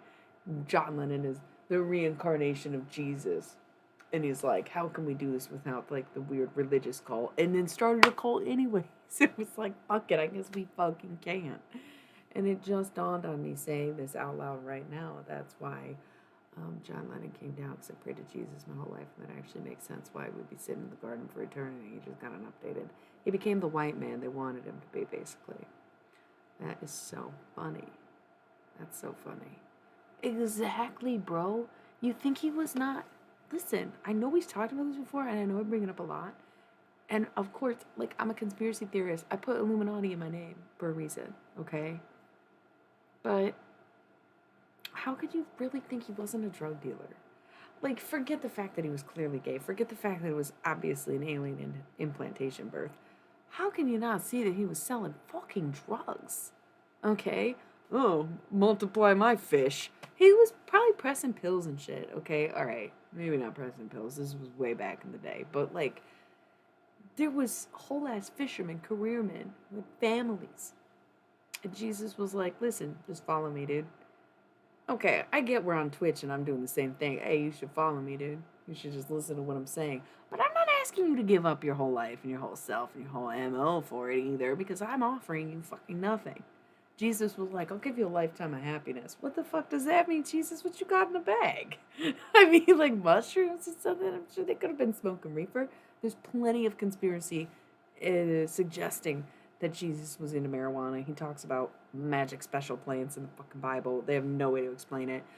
Clearly, he was a drug dealer, okay? There's no reason that these sane, normal, prestigious men who people still didn't even criticize after the whole fiasco, except for, like, you know, there was the one who sold him out, and then the one who denied him, Judas and Peter. And then the other one who got crucified. I can't remember if that. I don't think it was Mark. Probably Simon. Simon was a bitch for Jesus. In love with the dude, and he was a pimp. 12 dudes following you around all the time, and that's just not gay to you? Grow up. Grow up. Grow up. You really think, what the fuck? God. And then throughout history, after Jesus, just generally how fucking gay straight men were. Bisexuality's just been very apparent throughout every era in history. But yeah, Jesus is fucking immune with 12 fucking fan club dudes. Left their wives and children for this guy. I can't deal with y'all thinking this is just a normal fucking story and like, yep, it's God. If she was a virgin, obviously some alien was like, let's just put it in her. And they'd be like, no, she's gonna know. They'd be like, she'll never know. We'll get him back in time. All of a sudden she was pregnant. She was like, what the fuck? And everyone was like, what the fuck? And then like, Joseph, it was this guy. Probably a fucking pedophile, honestly, raped her and was like, no, it wasn't me. She's only like 12 or whatever. Virgin. I'm a Virgo. What? Are you kidding me? Okay, I'm getting a little loud about Jesus. Let's, sorry. Getting a little too excited. But it's true. You know, gotta keep the gang bang around. I'm sorry. I'm sorry. That's not even really like truly all that means, but yeah, like I'm sorry. I get a little worked up because like thank you.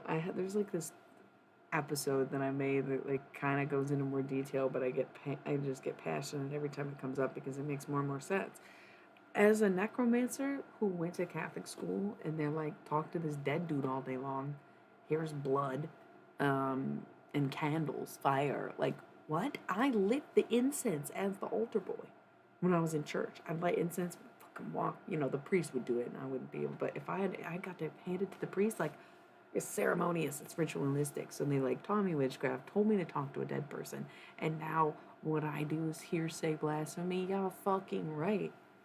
You gave me the instructions. Here's a spider right now. John Lennon is the same as Jesus, basically. John Lennon is white Jesus. Yeah, yeah. You know what I'm saying? And now I have this gift where, it's fun when we do celebrities and stuff, but I've done personal messages for people, and there's ways that they can confirm, like, yep, that's something they used to say. I remember what you're talking about. I've had enough confirmation to trust the messages I get from the people I don't know and can't confirm with. So I'm just trying to walk more in my truth, but the more I reflect, which is why I don't understand this whole let the past be in the past bullshit. I love looking back and seeing how it all makes sense and seeing how I should have seen this happen and yet I didn't, and knowing that the beautiful mystery of life sometimes is not knowing how it happens or what happens or that it's happening while it's happening, right? Or that it is anything. Because I was just praying. And now I have the gift of necromancy. So, pretty cool Catholics, pretty fucking cool. Pretty legit. They've been disguising themselves as Christian when really they're fucking dick worshipping witchcrafters. Like, what? Okay. Cut. Commercial. BRB.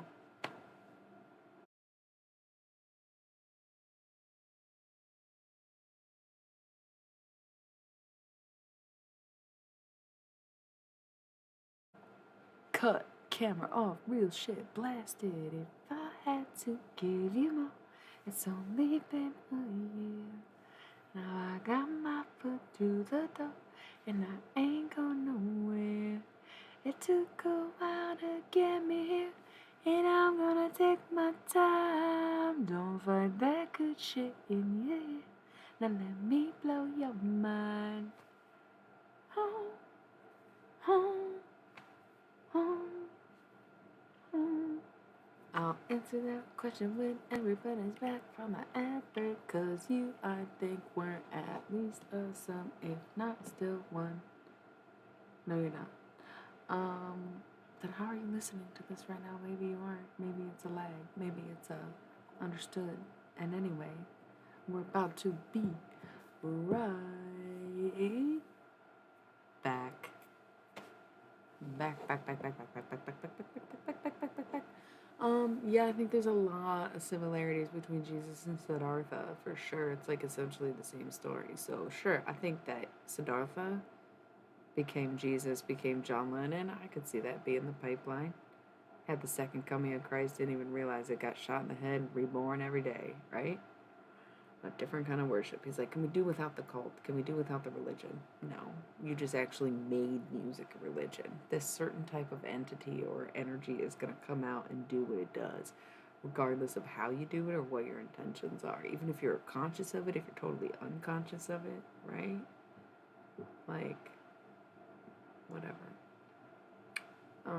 I never theorized that John Lennon and Jesus were the same person, but I think it's strikingly obvious that that was the lesson I'm supposed to be learning the past 3 years.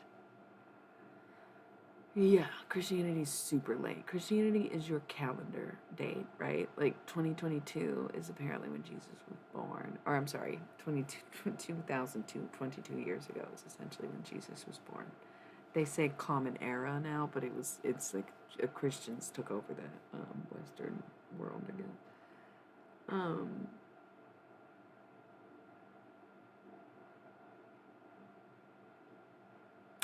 well, it's more like he did DMT and saw Buddha. Buddha was 2,000 years before Jesus, I think, right? But that's the thing. You'll notice like a 2,000 year period between whatever, and nothing's perfect science, so we're doing our best on guessing the dates and whatnot. LOL, I could see that. Well, that's the thing, is like the Greeks were, and the Greeks, well, maybe I don't know as much, but the Greeks and Romans, more so Romans in my realm of knowledge, were very living in pleasure. And the thing is, it is such a modern take for pleasure to be seen as like anti-religious when most religions have always been based in hedonism.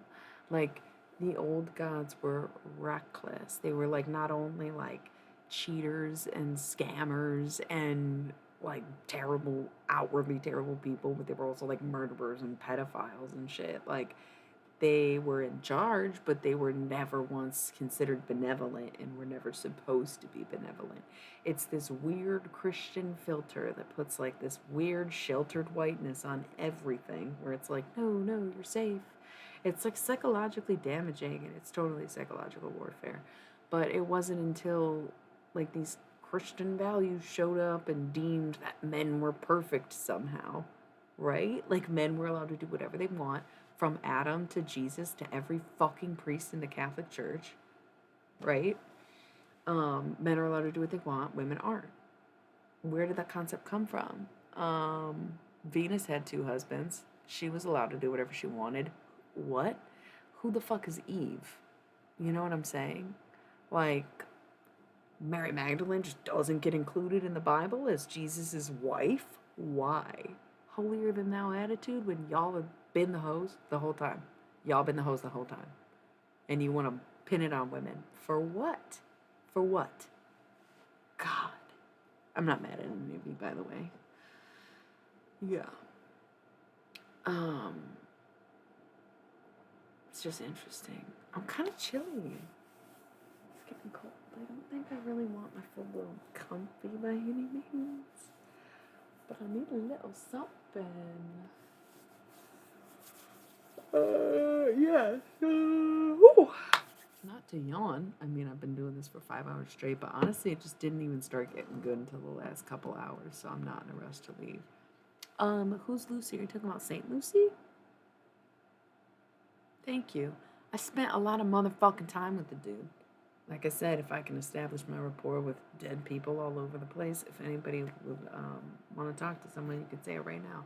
I don't offer full personal readings, obviously, but I do like to establish contact with a verifiable source whenever these deck is being used, and it's spooky season, so it's going to come up more and more.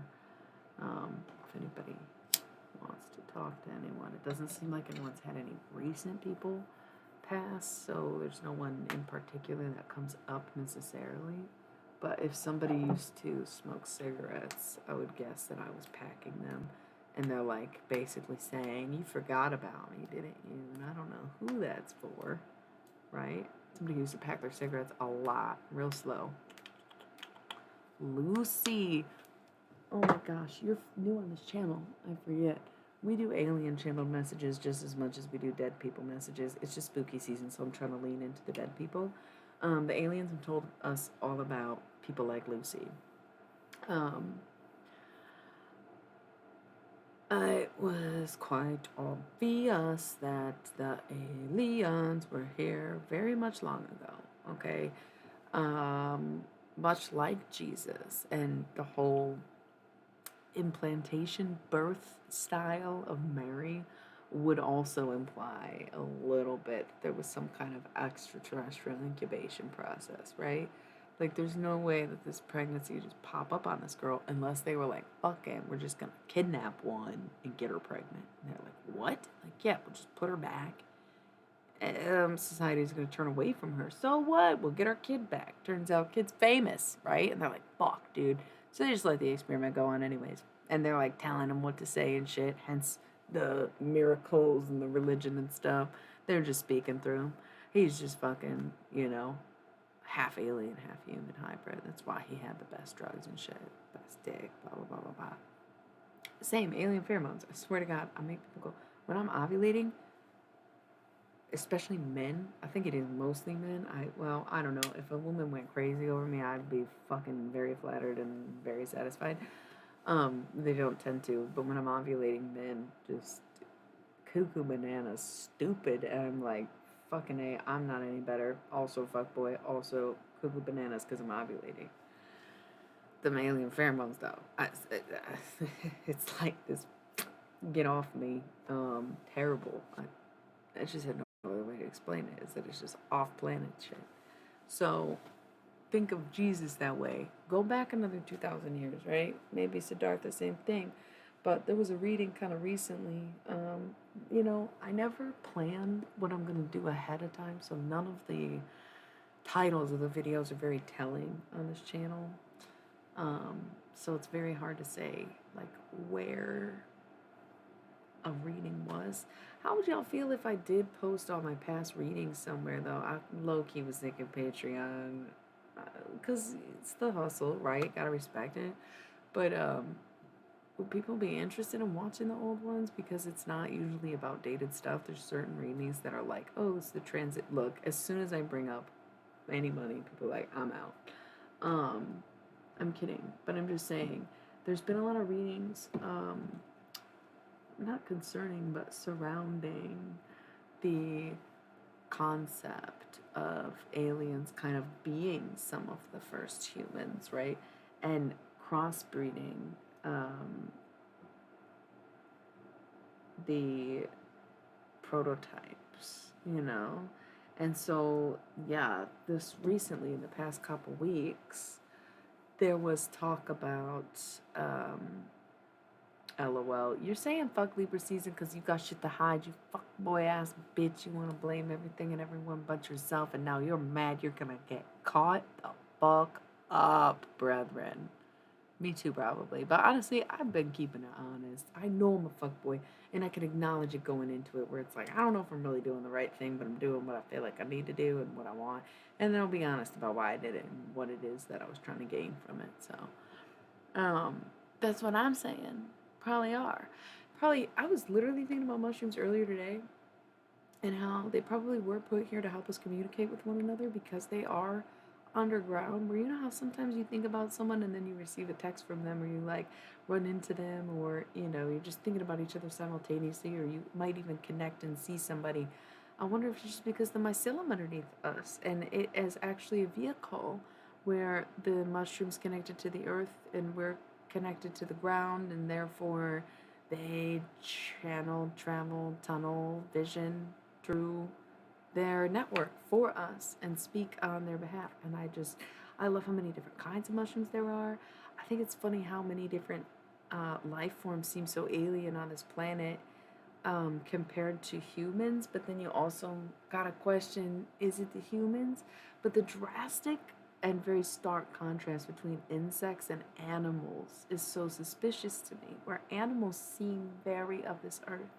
You don't get much variety between a bear and a lion and an elephant. You see a lot of things in common, right? Shit gets a little weirder when it comes to animals when you look at birds, okay? Yeah, no, not great what we got going on there. Little mini dinosaurs with beaks. What the fuck? They got talons and shit. They fly? Hell no. Hell no. A bird? There ain't nothing else on this earth flying. That's a little weird. I get why people think birds are fake, but I think they're just like some old ass ancestors, right? And we got the underwater creatures looking just as weird. Kind of like new shit every day, tons of arms, stuff that you'd associate with outer space is happening deep space, and we don't even know about it because the absolute pressure of the bottom of the ocean would crush us to death if we ever went down there. Okay, sounds a lot like, once again, outer space. So I'm seeing the connections, right? Everybody does, but we don't talk about it, or we just don't think about it because we know what we know and we're okay with that. It's like we don't know shit. Bunch of old dudes who just busted half their myths because they were sexist pieces of racist shit. Yeah. Oh. You sing. Girl, bye. I'm definitely in my whole My Name is Earl era, but I'm not gonna lie, I'm kind of in my lesbian era, and I just kind of do think maybe I just assume you were a man so that I wouldn't be all weird, which is weird to even admit out loud, but just now I gave you one, and I was like, bro, it was a little too real.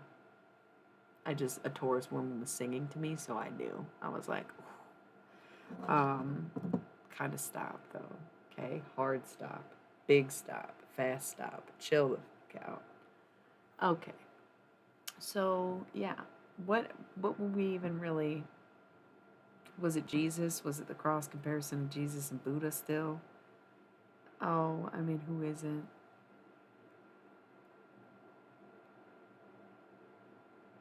Jesus. Oh, mushrooms. That's what we were talking about. Huh? So, yeah, and then when you eat the specific kind, they give you like powers of communication with the mind, right?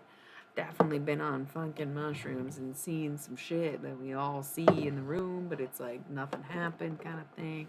It's incredible. So, you got this network beneath your feet, and it's ingestible, and it even heals the body from the inside out. It's almost like some mushrooms are used for communication, some are used for healing. It definitely feels like maybe these things were it even though they're older than us, it's almost like we're humans made to consume mushrooms or we're mushrooms made to consume humans, right?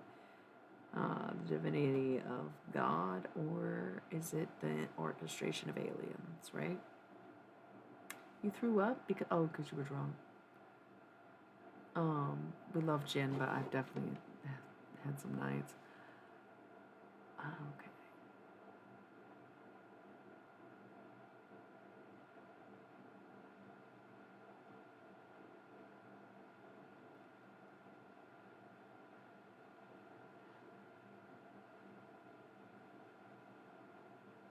Oh, you threw up from the mushrooms, not right now from the gin. Sorry, I was catching up to make sure. I thought it was two different statements, and then I kind of like understood the conversation. So, got you. Yeah, makes sense. I also just would like to say, as cool as I am with people doing things, and even a curiosity for myself in terms of mental health healing, because I'm seeking alternative medicine more, I'm interested still in the culture of drugs, but I have always been one of those people who was attracted to psychedelics in the first place because of my personality, and I think having stopped taking them regularly definitely made me realize that it's who I was always meant to be. And it's less about the substance and it's more about the person. And as much as it's great to have tools, it feels really good to, I almost just said be an ascended master, which I think would be a really heavy title to give to oneself. But I'm also channeling messages, so it's like, who gave it to me? I don't know. When it comes to the, what do you say, psychedelic plane, and being able to achieve those kind of feelings or things or even visuals without the means of drugs can be interesting and kind of fun, but also pretty scary, which is why not everyone does it.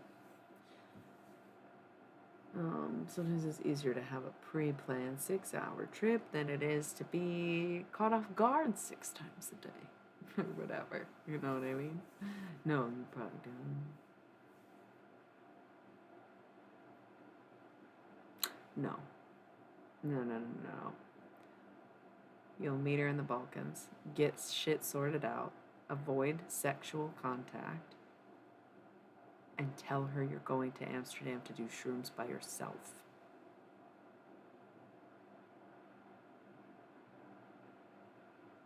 We're done with our fuckboy ways. We're healing. We're becoming. We're being better men than we were yesterday. We're learning what it means to be a man. We're going to not be Adam, Levine, or the one who was taking advantage of Lilith, okay? We're not going to act like that. Keep the dick in your pants. Dude, men's egos are so fragile. It took me literal weeks to figure out how I hurt someone's feelings, right? And I thought about this too much because I'm like, this is so weird. This has never happened to me before in the situation I'm in. Never been anything like this. And all of a sudden I'm thinking, what the fuck did I do? What the fuck did I do? I think, like, what did I even do? And I think it was the crucial moment in which the dick came out, and I was like, yeah, no. And that's where it all went downhill. Where it's like, hold on. Just because I'm saying no right now doesn't mean I'm just like, no, never. Men are so sensitive. I think he flipped the whole, like, a lot happened. Literally, what ruined the whole trip? Your trip right now? This story? I'm just saying, it's not about tripping. I'm saying just IRL, men's egos are that fragile. So when you take, things like that, it's like if you're in a toxic situation, which we have deemed it that so, then don't try to force a drug induced spiritual awakening with the person. Have one on your own and try to like teach them or coach them to it. We're so used to like the runner chaser dynamic or the puller resistor dynamic that we often don't even consider what a healthy dynamic would be, instead of the constant chase and the constant battle and the constant back and forth thing, right? Because you're gonna fuck her instead and be like, I'm gonna go get fucked up in Amsterdam. She'd be like, you're such an asshole. You literally used me. You'd be like, yup, I sure did. You want to come trip balls with me? And she'd be like, no, thanks. I'm going to call my cousin. And you'd be like, yeah, I really got to get out of here. She warned me about the cousin. Bye. I just see it all, you know? Terrible. So, yeah. But maybe she'll turn you down instead. I would love that for her because it does really blow my mind how sensitive men can be, where it's like maybe people just don't want sex in that moment. Can you relax? Like, that's why I'm like, man, intense alien pheromones. I kind of get it, but also sensitive ass men. Can you grow up a bit? Yeah. What creates a healthy dynamic? We do have the 5 stages of love here, but that's not necessarily the same thing. Where I guess it'd be like the giver and receiver, but you constantly rotate, like which one gives and which one's receiving, because giver receiver dynamic can also be kind of toxic, where you're basically enabling someone, right? But let's do our 20-minute thing, 60 seconds for 20 minutes on BRB.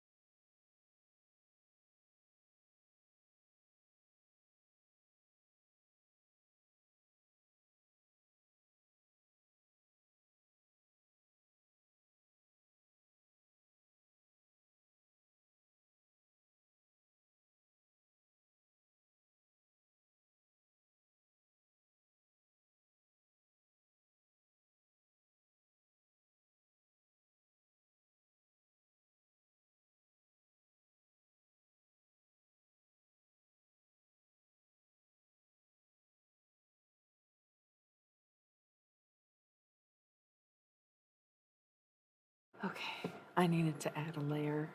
How we doing? How we looking? No, October 2nd for Mercury, but there's other planets in retrograde. It's just people don't talk about them as much because one, they don't have as much of an understanding, and two, they don't feel as strongly, or usually three, last as long. Okay. Shit played out of my mind. Yeah, okay.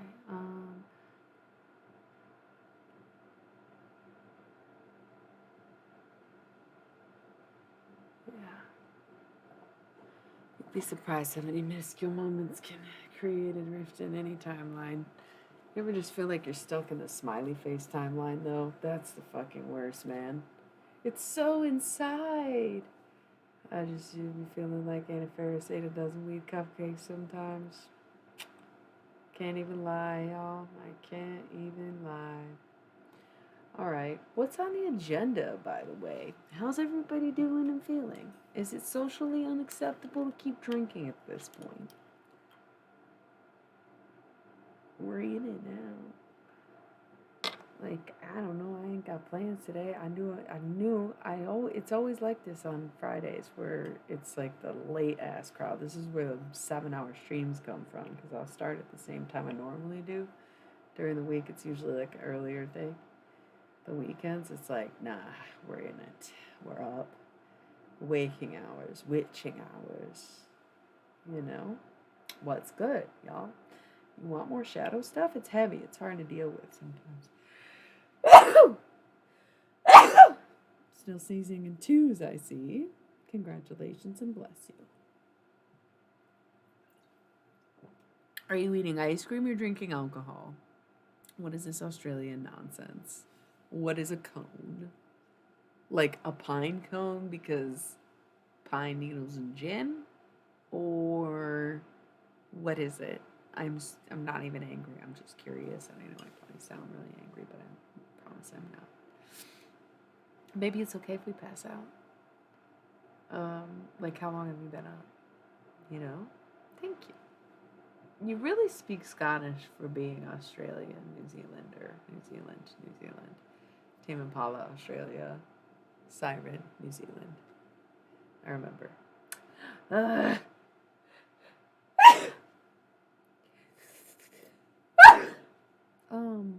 Okay, but what do you mean by pine cone? Is it a gin thing? Yeah? This was water. I like to feel classy when I'm drinking water. The wine is in the punch bowl at this point, and I'm drinking it out of a mug. This is just water. Oh, sorry it took me so long. Kind of works for gin too, doesn't it? I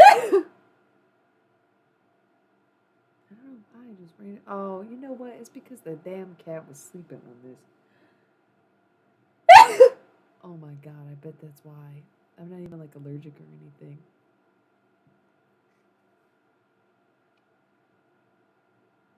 I love that even more. I totally get that.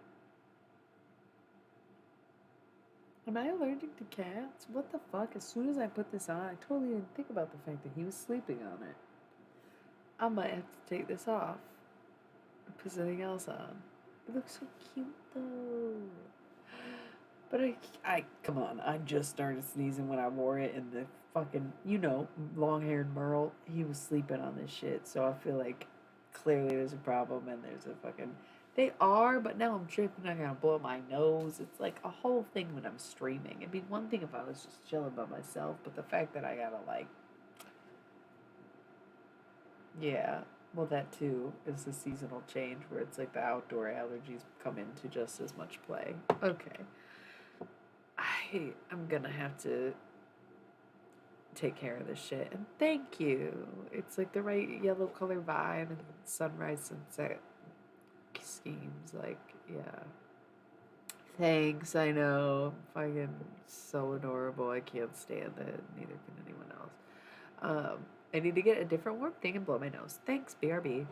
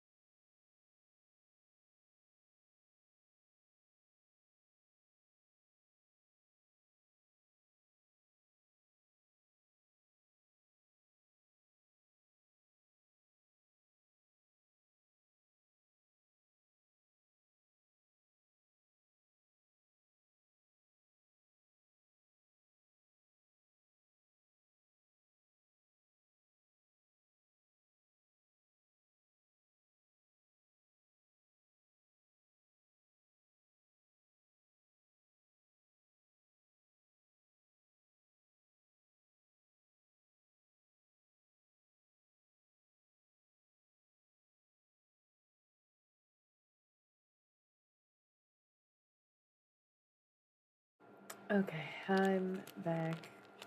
I put on a sweatshirt and it was covered in cat hair and I just couldn't stop sneezing, so I had to change. Now I'm lighting incense. Honestly, couldn't do it all fast enough. Um, yeah, so I'm still here. Oh my god, chill out. Why are you soliciting my clients with your drug questions? Go to Arrowhead like everyone else. Except clearly no one's using it anymore if you're here asking questions when you could be there educating yourself. Where's the instant? Did I even take one out? Where did it go? What do you mean? I'm not being a very kind elder, but I know better than to be kind to fuckboys. And that's why I wasn't kind to myself for a really long time. Okay, did I not just pull an incense out of the package? Was it not just in my hands? What the fuck was that about? Was it not just in my hand? Where? This is when you go offline like. Blood.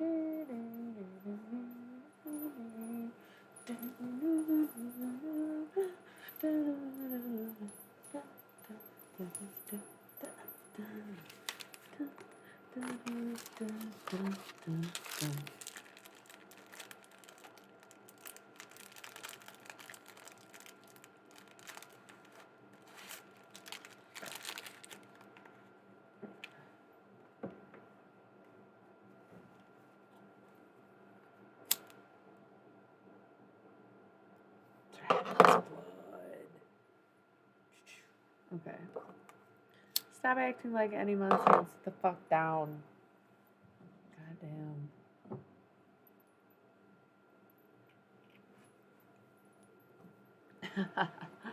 Okay. Alright.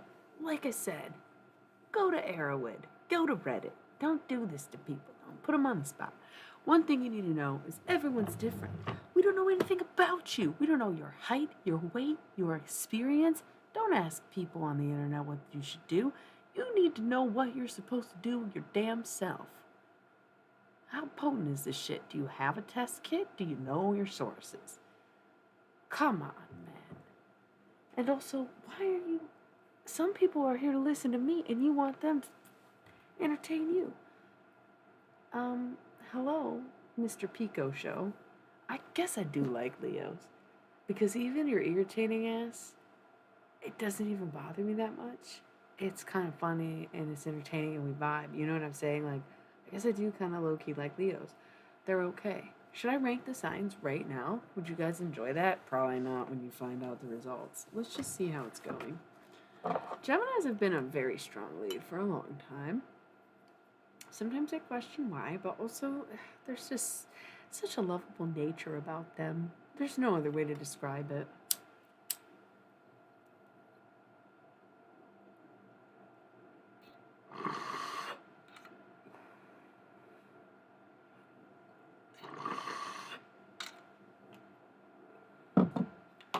Taurus, honestly, is always climbing. And Pisces is always floating all over the place. Virgo's usually at the top and the bottom, just for, because they have to be. Libra used to be the top, but it's more middle at these points. But honestly, they might sneak into the top half.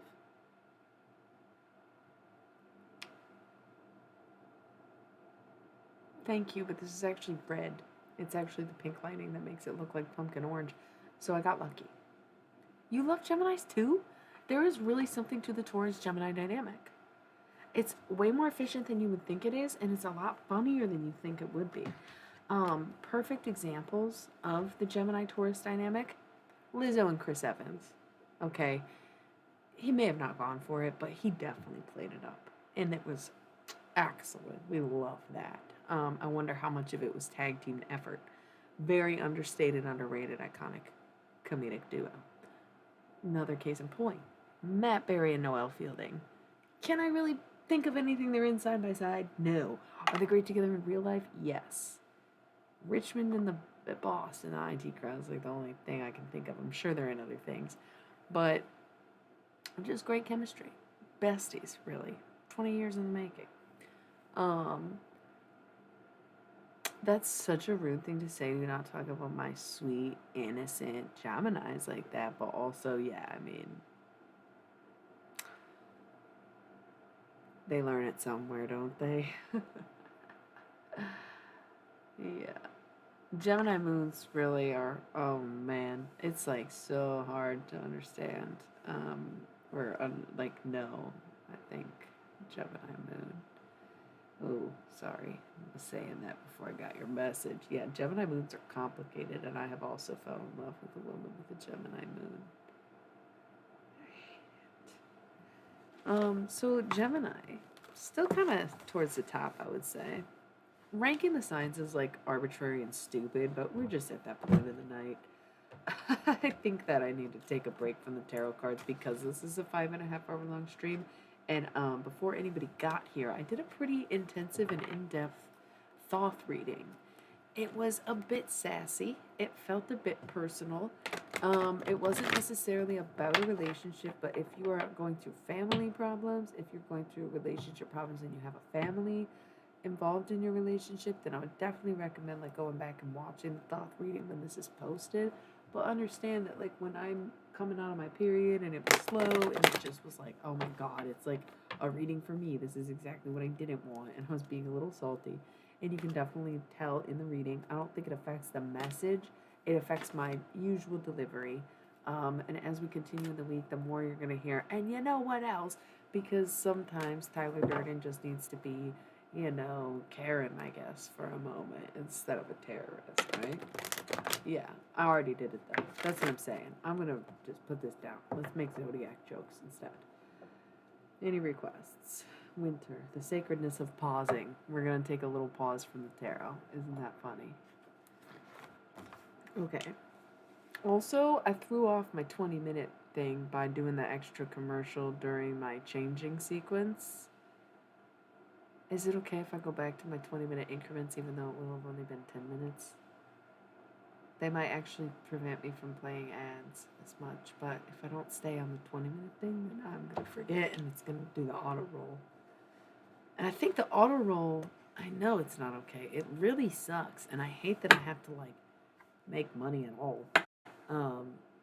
And, and, it's terrible. And I think you guys shouldn't even have to put up with it. I'm glad I don't have to watch the ads.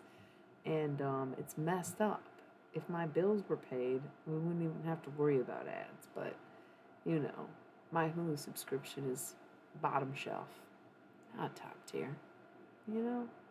I'm lucky to have Disney Plus. So, anyways, am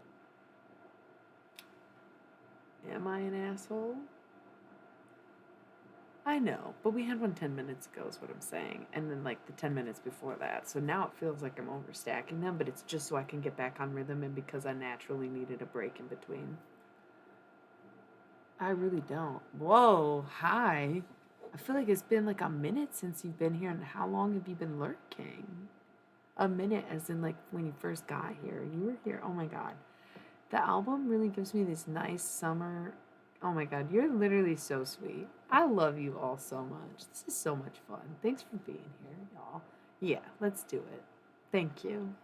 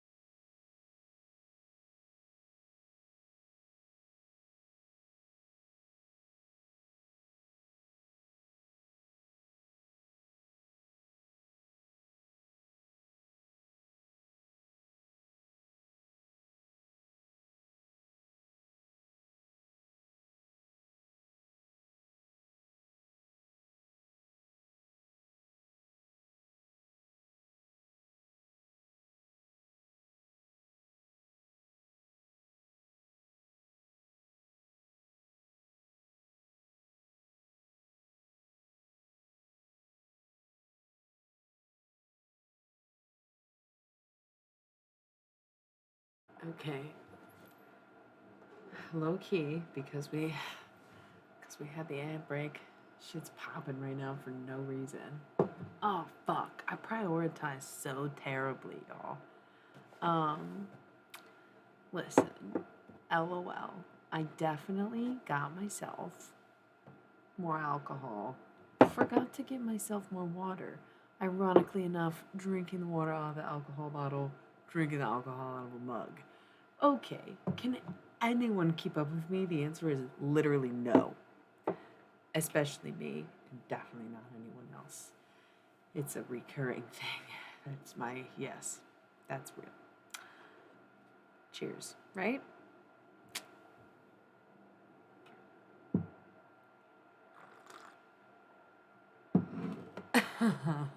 You're a fucking weirdo. Go to my OnlyFans. Shut the fuck up already. Nobody cares anymore. Just stop. Leave that girl alone.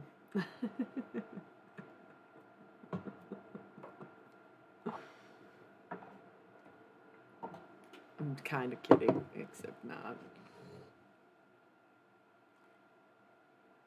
That's the fun of being the jack of all trades and the queen of all spades. Just non-stop. But that's why it's really hard to keep up. It's hard to keep up with my thoughts, but it's even harder to get my hands to keep up with them, you know? And, golly, the pain that comes with, you think he's a bot? Don't tell me that. The bots can't be this good. Or is he like a narc?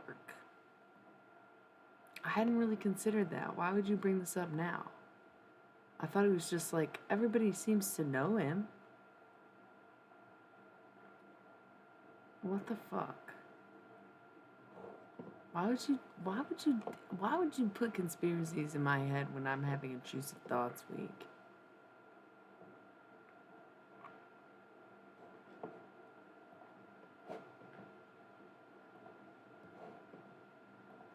LOL. He's here almost every night. If he's a bot, he's like my best bot friend ever. Can you just leave it alone? Why are you fucking me up right now? It's already all a simulation. Who's a bot? Who's a hologram? God damn it. Why? What if you are? What difference does it make, and who would be able to determine? You're all on the internet. I'm the only one who's real here. Can you stop? You're trolling. Now you're trolling me. This is real Twitch hours, isn't it? Okay, now we gotta relax a little. Oh my god, I got a little too heated. Oh man, I love conspiracies. I spent my day off streaming, just collecting alien conspiracy evidence, and honestly, I kind of okay, mixed feelings. My partner is my Scully, and listen, me and my partner fucking hate Scully. We cannot stand Scully. Scully has seen enough. She should not still be a hater. Can't stand her. Wanting a baby is so selfish. I don't give a fuck what you say, Scully. You you're selfish and you're fucking Catholic and don't even believe in witchcraft. Stupid. Fucking hate Scully, okay? But we love Gillian Anderson and he's a little bit of a Scully. He's my skeptic. He's my Scully. Can't help it. He needs to be. Otherwise he'd be in the fucking clouds on a spaceship. Probably not happy. Probably being experimented on or something, quite realistically. Or locked up in a fucking mental institution, quite frankly. Arrested, who knows, right? I need a Scully. Every Mulder needs a Scully, okay? And I'm Foxy, baby, because I'm Foxy Mulder. From that show, do you know where you are? It's Ninja time? No, it's X-Files time. Look, I love when I scare people away with my intensity. It's a roller coaster. I get it. It's also a defense mechanism. Keep watching. Okay. Every Mulder needs a Scully, so I'm glad I have him. So I spent probably 6 hours, maybe not six, maybe more like 3, 4, maybe 6. The whole adventure was not called completely conspiracy data caching, but it was probably like a 6-hour excursion, maybe. Hi, I'm good. You're new, right? Like from recent? Yeah, September 20th, I recall. Yeah. So my partner. So I spent like It showers just like on alien conspiracy. Okay, cool. There was no at. I'm just saying. Hello to anybody and everybody. Jesus fuck. Why are you trying to piss me off? You're someone who understands the PMDD thing. You want Tyler Durden to come out. You're like, okay, listen, sassy Marla. Smoke a cigarette, shut the fuck up. Where is this Tyler Durden you're talking about? Can we see you punch yourself in the face? Please, I am trying not to do that anymore. Leave it alone. Um, I'm also kidding.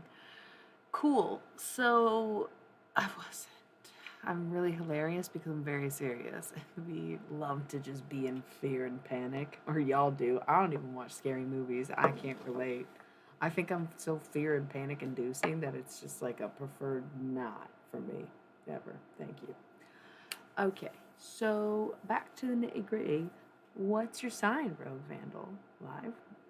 Do we know yet? I probably asked you yesterday, but I don't know if you stuck around long enough for me to have that answer. What were we talking about? Damn, y'all. I don't even know. It was good, but it was also probably just me going on a tangent, right? What else is new? Oh yeah, I was collecting alien conspiracy data. Duh. And I was really stoked about it because I had meditations before this happened. There was like a timing of certain other things and weird things I couldn't understand, and was getting like, I was talking about Akhenaten, and I was like, man, I should go see what's going on over here. And I went and took pictures, and I fucking scoped out this whole thing, and I was like putting it all together like meditation, like, whoa, the same thing as when I sit here and channel fucking aliens, but I'm on the fucking scene, right? And I'm seeing the synchronicities, I'm seeing the signs, and I'm like, dope, this makes sense. Oh my god, I heard that, this and that. Crazy coincidences. And I'm like digging my conspiracy work. I was kind of excited to like tell you guys about it, but I also don't want to be somewhat revealing about my location, so I really didn't want to go into detail about it just yet anyways. But talking to my Scully, he was like, listen, I hear you on your alien stuff all the time. I really do. But he's kind of like, yo, I don't think you got anything here. I think they kind of covered the tracks. I think you might be looking a little too hard into it. And I was like, yo, you're probably honestly right. But it is fun and cool. And it just rocking good time. Oh, is he?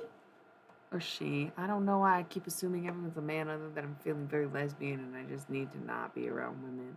And here's another thing. I know this is probably not the fucking crowd for this, but it honestly, I had not realized the level of gay I was until it dawned on me that a woman might like me. Even saying it makes my heart stop, my ears burn, I like panic a little. A girl may or may not have asked me out casually, right? And just a little like, hey, you should this and that. And I fucking, when I went to go talk about it, and when I read her message, it was like, what the fuck? A man's never made me speak in tongues at the potential of possibly being even somewhat romantically inclined with them. And fellas, let me tell you, if women don't make you feel that way, I'm gonna cue you in on something. I don't think you like them. Because what? How does it not make you feel that way? Oh my god. And then I sound like such a bumbling idiot trying to talk to him that I honestly, for example, react to a message. And then you're like trying to say the right thing. You're like, okay, just be chill. Okay, wait, that was super dorky and awkward. All right, be a little more sexy. Okay, that was a little too forward and obvious. Dial it back. Add the two together. Can you do something? And I'm thinking about this text for so fucking long that I honestly consider not saying anything at all. What the fuck is wrong with me? Fuck boy. I didn't. I took my time and I sent a message because I was like, man, if she sees that I reacted to it before I send a message, she's gonna think that I wasn't trying to send a message. But then if I fucking message her 5 minutes later, she's gonna know I thought about it too much, maybe. Oh my god. Why do we go to full gay panic, right? That's how I know that I like women. Fellas, if the ladies aren't doing that for you, right? Do you even like them? And I'm being genuinely serious. Do you even like them? You know? Sorry, I get really passionate about that subject. And people hate it, especially the straights. did not mean to put so much pressure on the chat either to be like, yep, we're all men just to be safe from your fucking psycho ass. Yeah, I'm sorry. My lesbian era and my fuckboy era are definitely overlapping a little bit.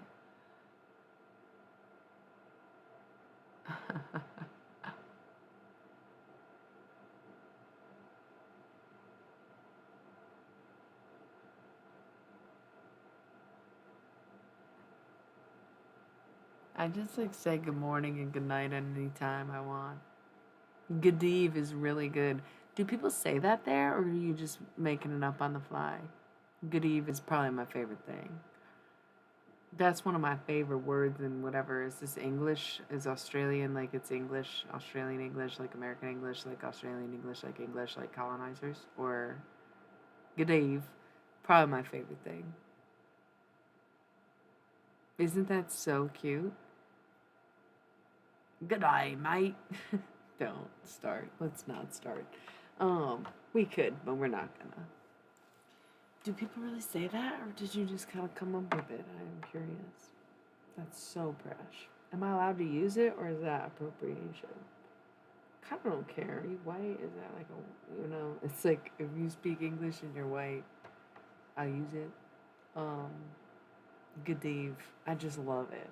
I'm obsessed. I'm a writer, so like when I see a good word, the thing about words is like they can have meanings and they can have definitions and they can even have multiple meanings and definitions, but each letter has its own fucking resonance in the same way that every sound has its frequency, right?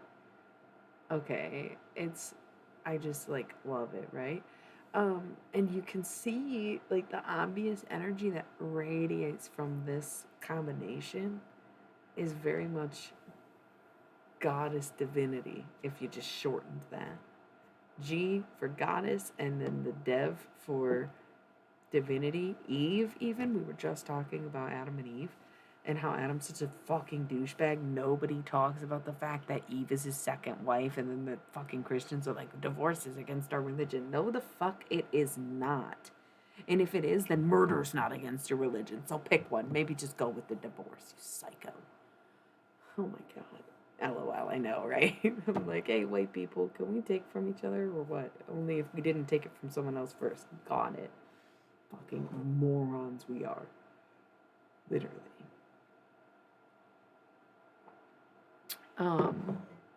Listen, y'all.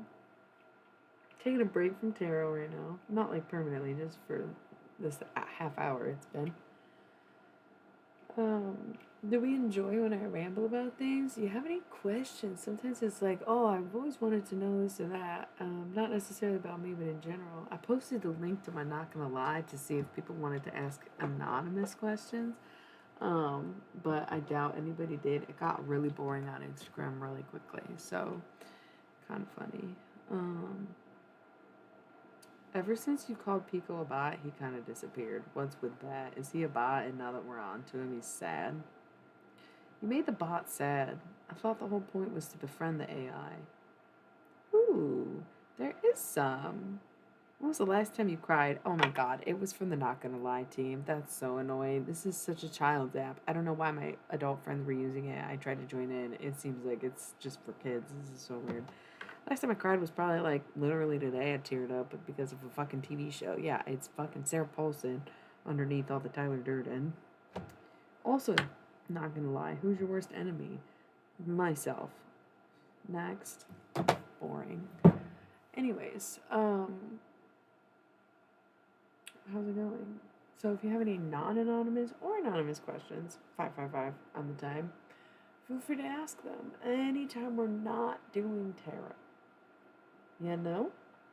Like these times where like I did a bunch, just need a quick break. Yeah. Or I can look at my conspiracy board and just say, and another thing, and another thing, and another thing, all night. So the guy attended you. It's kind of funny though. Like everyone has said, you're hilarious. And it's not everyone, it was like 2 people, but it was tonight. This pink lighting makes it really hard to read the red writing on the board.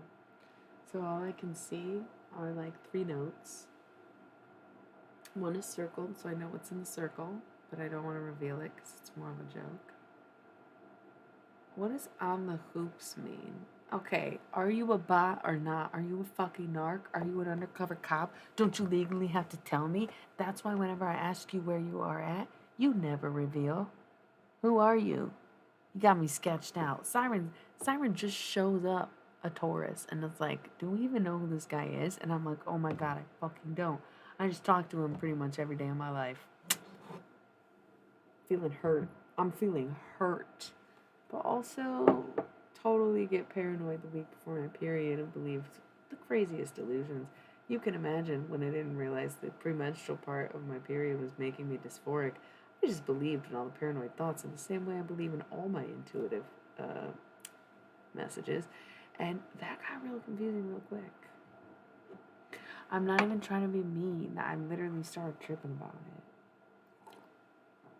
But the fact that you can't spell psychedelics means you're either really deep into the other undercover or really genuinely some 23-year-old fuckboy who wants to know more. What is on the hoops?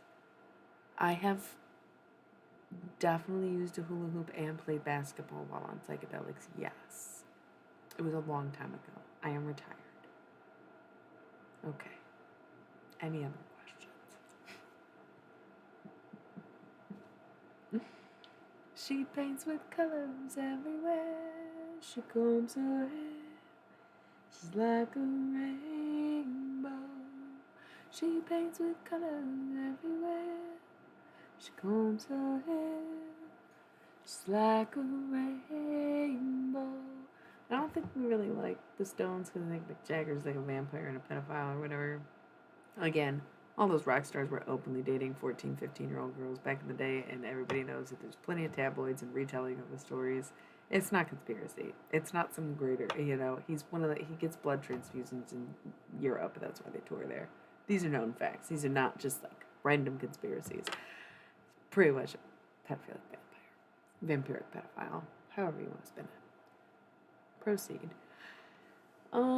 Yeah, you pretty much are starting for May, but close out this cycle by going to the Balkans and having a proper goodbye. People are so shy about saying goodbye because they'd rather someone be dead and know they never have the chance to repair it than to actually do the repairing in life, because they're like, fuck it, we'll try again next time because I want you to succumb to my will.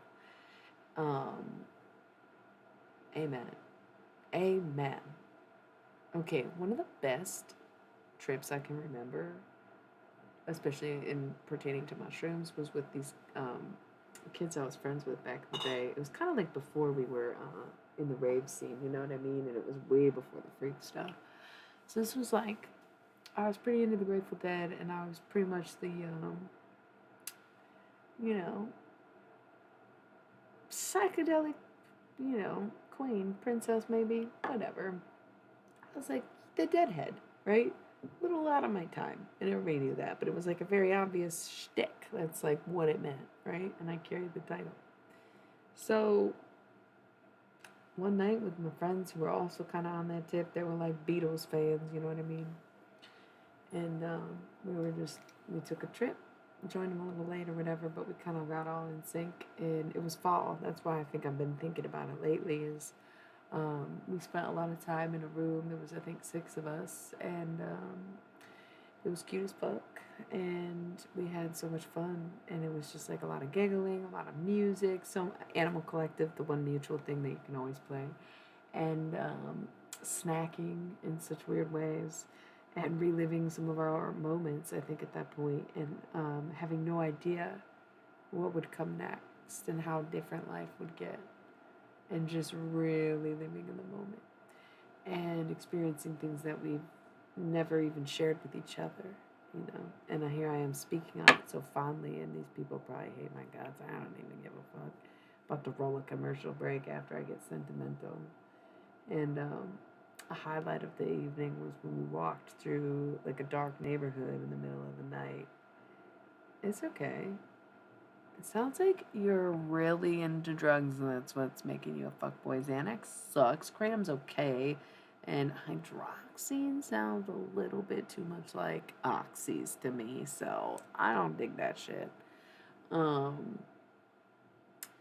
time to probably get help, buddy. It's okay. That's probably why I'm telling a senseless story, just to get your mind in a good place. Picture it, you know what I mean? Picture yourself in a comfortable room with your close friends and realize that in every moment that you were ever happy, you had no idea what was coming, and yet you still allowed yourself to be happy, right? Yeah.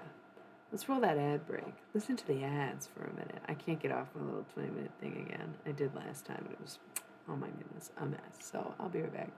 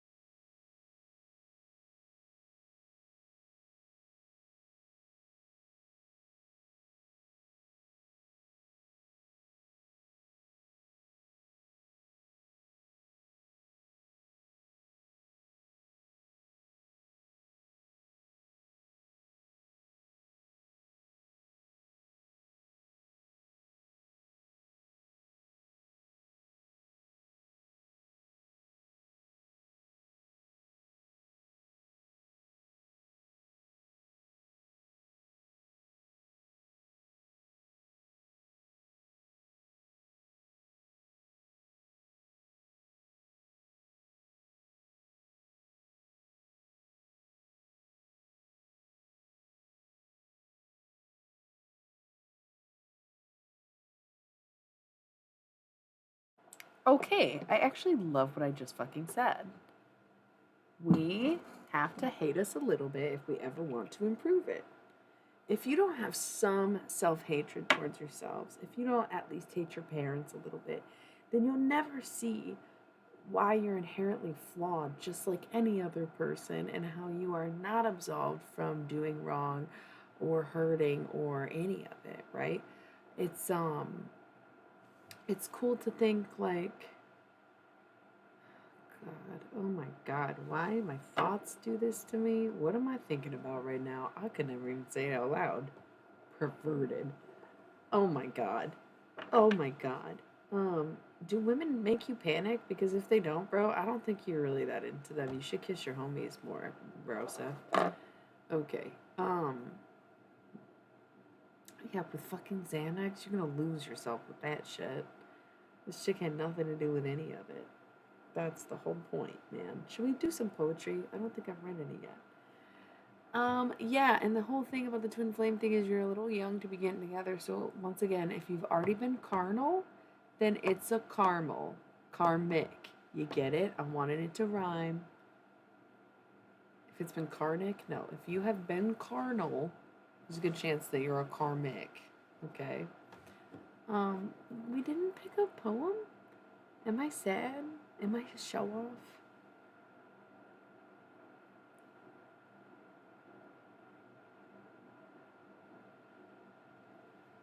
Yeah, karmic relationships happen off and on sometimes if you don't learn the lesson or remember the lifetime that you spent together. But twin flame relationships wait for two people to meet at the end of a journey.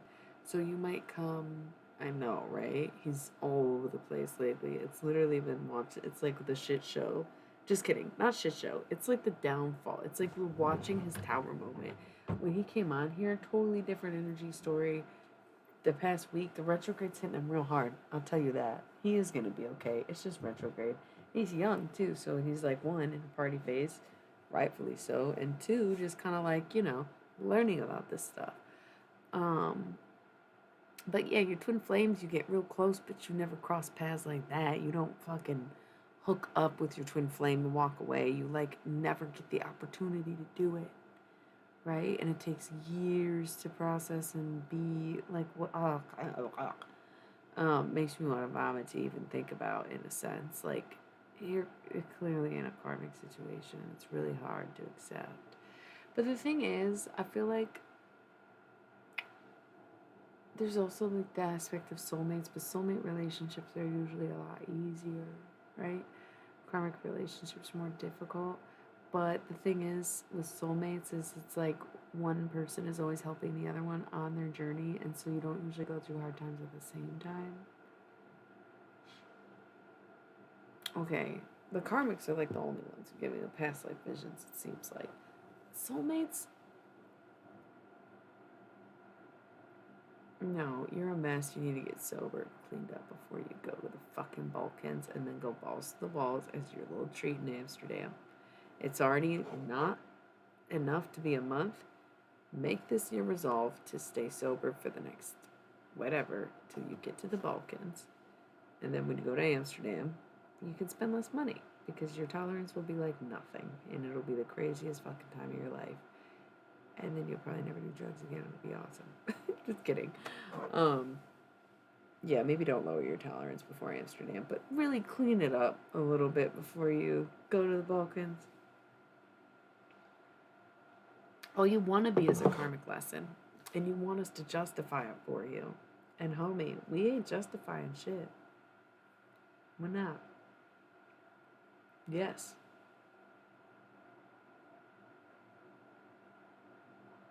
I love it. I love the conspiracies. Are you a bot? Are you a narc? Are you an undercover stalker? I love it. Sharpens and Shadows, though, she showed up today, and I'm like, no, that's my girl. She's Taurus Sun, Scorpio Moon. Boom. That's my bestie. What's so disturbing?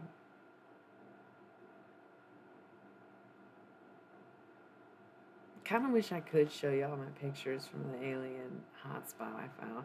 It just seems so on point. And it's like, oh my god, even if not, I guess I could write a book about it or whatever, because that's the beauty of being a writer, an artist, creator in general.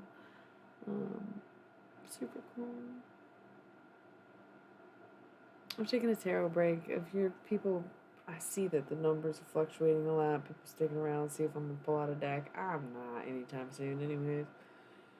We're just chatting. Feel free to ask any questions, any subject, any regard. I'm here for it.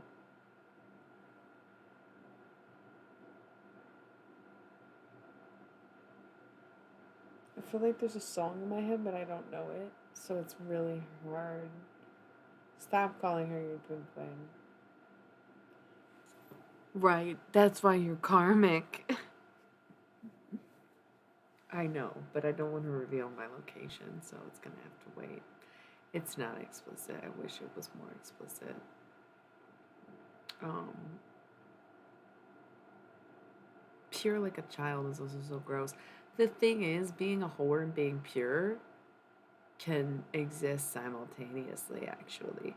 You can have pure intentions, you can be honest, forward, upfront with who you are, and you can literally be pure of heart, pure of mind, pure in soul, and still want to fuck your brains out and be a fucking whore if you take tips for it. Okay, so amen. He's off his fucking deep end trying to rationalize his wrongdoings, you know? And be like, well, I'm a lesson and I made her this way and blah, blah, blah, blah. Yeah, okay. Whatever. It's also an age thing. I think I remember being 23 and using languages like that, not giving a fuck about anything. Lilith does return, right? Like, of course, she's a topic of conversation. I'm glad you brought her up, and it was weird. I was talking about Judaism, and you said Lilith, and like that was very on brand, on point. Did good. Do you do stuff like that, like channeling and or tarot or anything?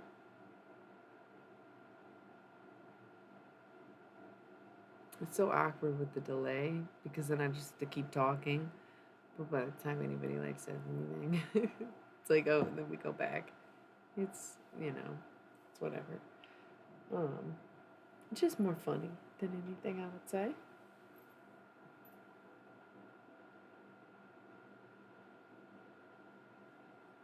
Adam didn't deserve two husbands.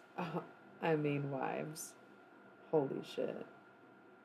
Like, it's crazy. Most societies really were like high key gay, homosexual, yes.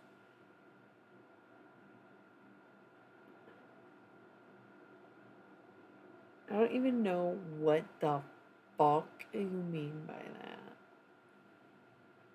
Every woman deserves to enjoy carnal pleasures and hedonism in the earthly forms of this realm.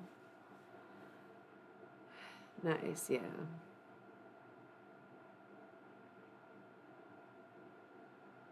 Literally, you've become, you're letting this retrograde affect you too much. You're a little too fixated on the outcome for something that you have yet to even earn or deserve, for that matter.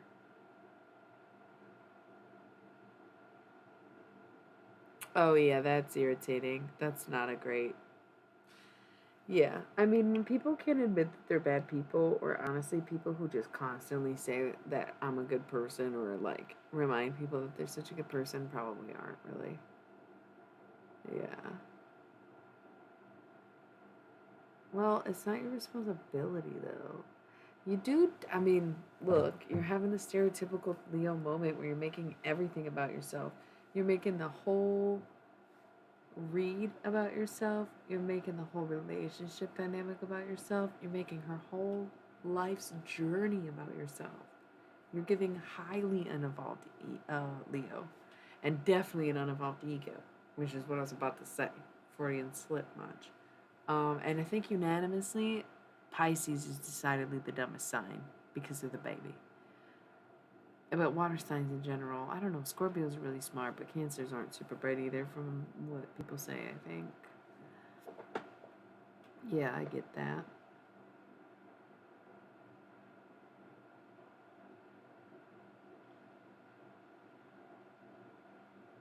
Okay, but here's the thing, check yourself. Check yourself. Because not only did I just call you out for your egotistical bullshit, but you just said really fucking innocent, pure, dumb, and caring. So you admit. So you admit. So you admit. I'm sorry. Do you see what you just said? Do you see what you just said? Innocent, pure, dumb is the one we're highlighting and caring. Because why would you want someone to be dumb? You need to really process that. If you haven't probably even met your one like that because you want to so bad. You're putting all this pressure on somebody who hasn't even given you the time of day. You haven't. I have a hard time believing that you do Xannies and don't sleep around, no offense. You don't even remember half the shit you do. Come on, man. Let her be free. She's 22, 23 years old. Man, settle down when you're like 25, 26. Who gives a shit? Are you even gonna have kids in this climate? This literal climate change? Every pussy is not the same. Some can, take a little more. Some can take a little less. Some are tight. Some are a little bit more room. Some have more lips. Some have more view. What do you mean? Not all pussy's the same. But the heart still matters. And I think that's a great mindset to have. For sure, for sure. But all pussies are different. And they're all amazing. In their own special way. For whatever reason. Okay?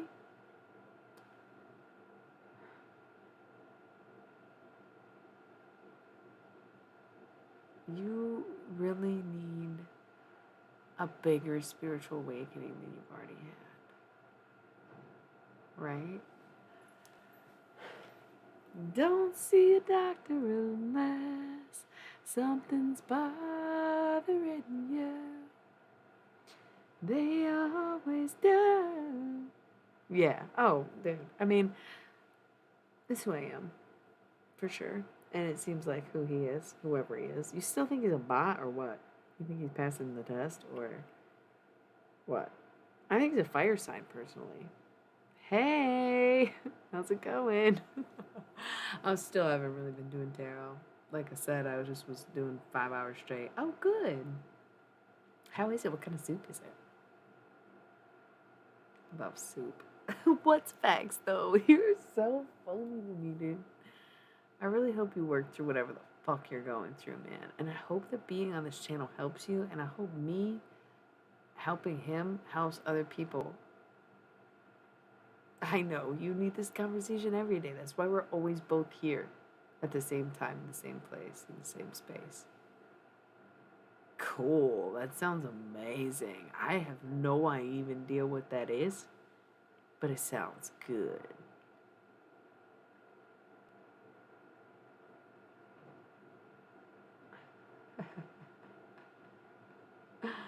God, I wish I had soup now.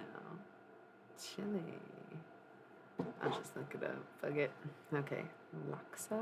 I like latkes too, since we've been talking about Jewish culture anyway. Latkes are so clutch. Okay. Spicy noodle dish popular in Southeast Asia. Noodles, yes. Thick rice noodles, yes. No chicken, no prawn, no fish. Coconut soup, yes. What's Assam? Okay, yeah, I want that. God damn it, y'all.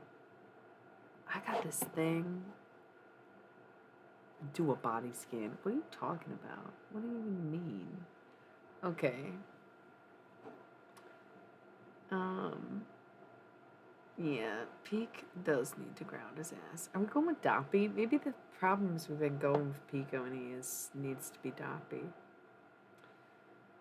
I'm feeling like, you know what it feels like in here tonight? Ram Dass.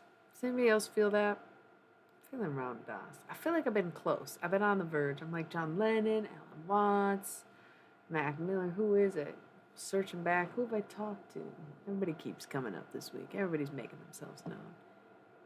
But Ram Dass, I feel like would feel good, you know, because we are all walking each other home. Okay.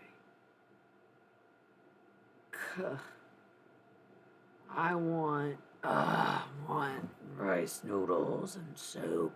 I really like Thai though. I like Chinese food. I like Japanese food. I kind of like all Asian style cuisines. But Thai food. Oh my god. I feel like I need to eat more Korean food. I've not eaten it enough times. But Thai food is my love it. Why did I purr? I'm such a weird person. I hate Tyler Durden. I hate him.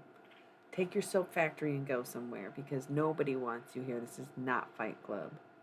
I might beat you up emotionally though. Ugh. Okay. Yeah, like what is this creepy shit? Can you imagine if I was a man? And then it's like sometimes I legitimately am like, am I trans? I've been thinking that since I was at least 18 years old, if not like way longer, you know? Could be a side effect of the PMDD, which makes sense now, but at the time didn't know, and now it's like, oh, what if it helped? Like, I consider this. But then I'm like, does my whole personality go out the window and I just become a fucking weirdo creep if I was a man? Because I am kind of a weirdo creep, but it's just acceptable because I'm like a cute girl with little baby sneeze. Like, what the fuck?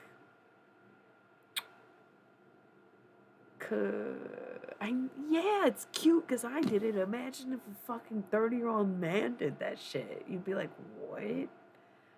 Or maybe I just, yeah, I think I've been around straight people too long. Being the token gay sucks, man.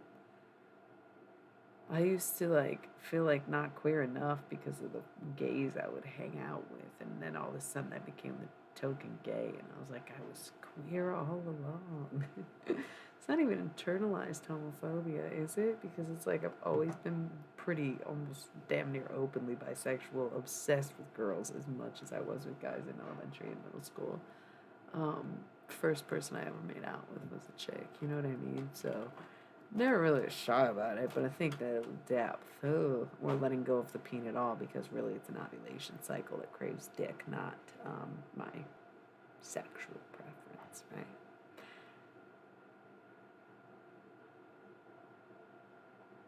No, I don't. I literally just said I think the problem is the people that I am surrounded by sometimes. Not that they're the problem. That sounded wrong. I'm gonna roll an ad before I dig a hole, right? BRB.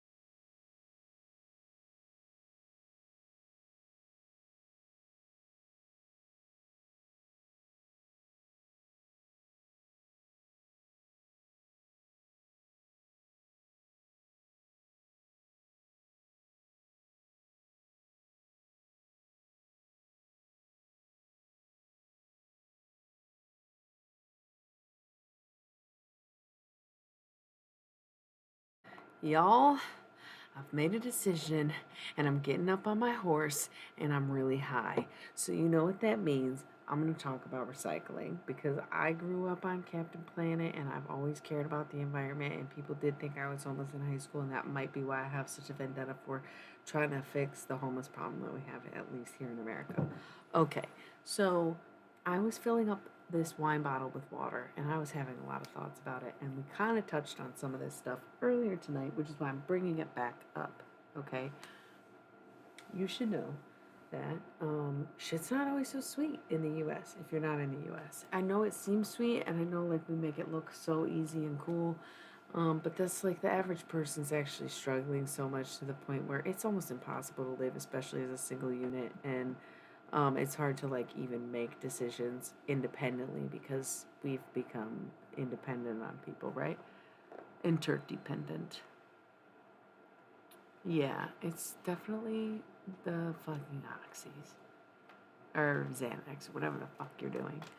Anyway, so I was filling up this using this jug of water to fill up this bottle of wine, and I was thinking how part of the recycling process is supposed to be your first steps: reduce, reuse, and then recycle, right? So I was thinking about how I'm reusing this, and how buying the bigger jugs of water is reducing the plastic in the first place. And you might be wondering, why are you buying bottled in to begin with? And that's because where I live, there's lead in the water, so if I drink it, I'll get sick. I'm not so bougie that I need bottled water, and yes, I should get a filtration system, but as a renter, it just seems like, why would I do that? And I'm not going to invest so much, and nobody gives a shit. It's no one's responsibility because even the city doesn't fix it. They just stamp your water bill. So I'm trying to reduce the plastic by buying larger bulk of water. I'm reusing my bottle because one, it's better to drink out of glass, and two, convenient neck, right? And then I'll recycle it, both of them, if they'll take them, because recycling plants half the time is getting shipped to a long lost wasteville. So, having deeper thoughts about the water situation, it was like, okay, up on the horse about the recycling and whatnot. And I get the very easy thing that you can do is blame it on billionaires and private jets and shit. I completely agree that those things are very damaging to the greater environment and universe. The only thing is, the only counter argument to that is that there is a select few of them doing very hazardous, dangerous things, but there is like billions of us doing all the little repercussive things that happen consequentially based on what they're doing, us trying to even mimic them or accepting their jets and accepting their lifestyle because we wish to obtain it and like fawn over the rich. And there's 7 billion people, like 6 billion people impersonating them. 6 billion people who are saying, well, it's not my fault about the straws because there's jets in the world. Like, bro, there is 6 billion of us versus like a billion of them at the most, right?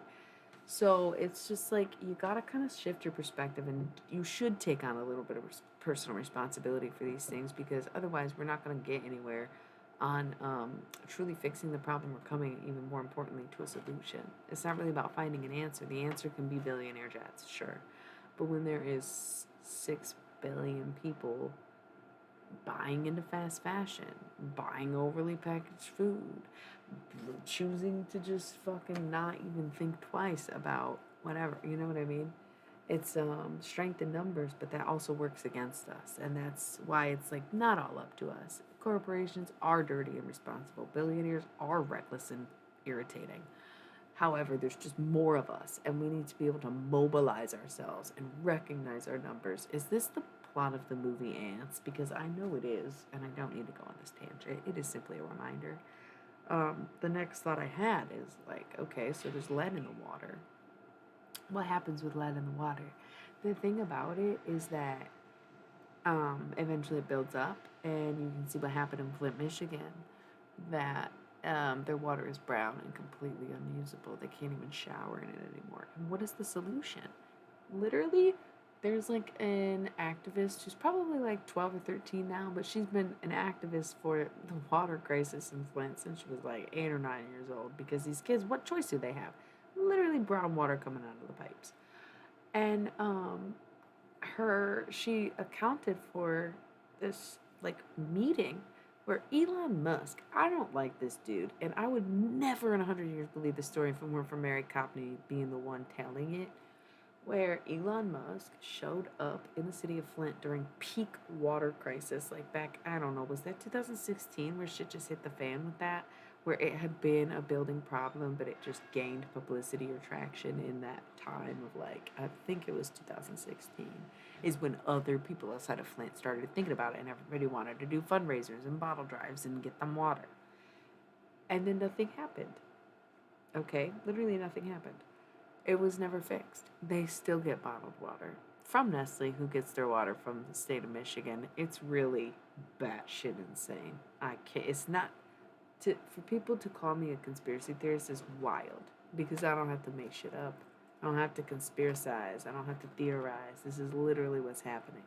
So in like 2018, 2017, 2018, Elon Musk was like probably being a dipshit. He still wanted to fucking coup South America. He's still a capitalist pig. I fuck a billionaire, right? Especially Grimes. Shut the fuck up. You didn't even take any of his money. You fucking moron.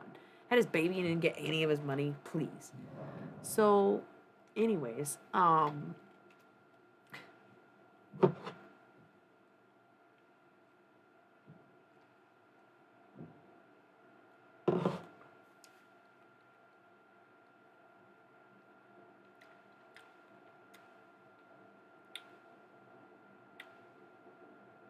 yeah, I was getting a little off topic. Went a little too far in on Elon Musk. Had to wind it down.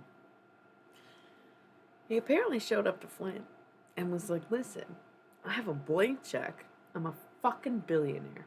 Tell me your pricing on what it would take to replace the entire pipe system in this city right now.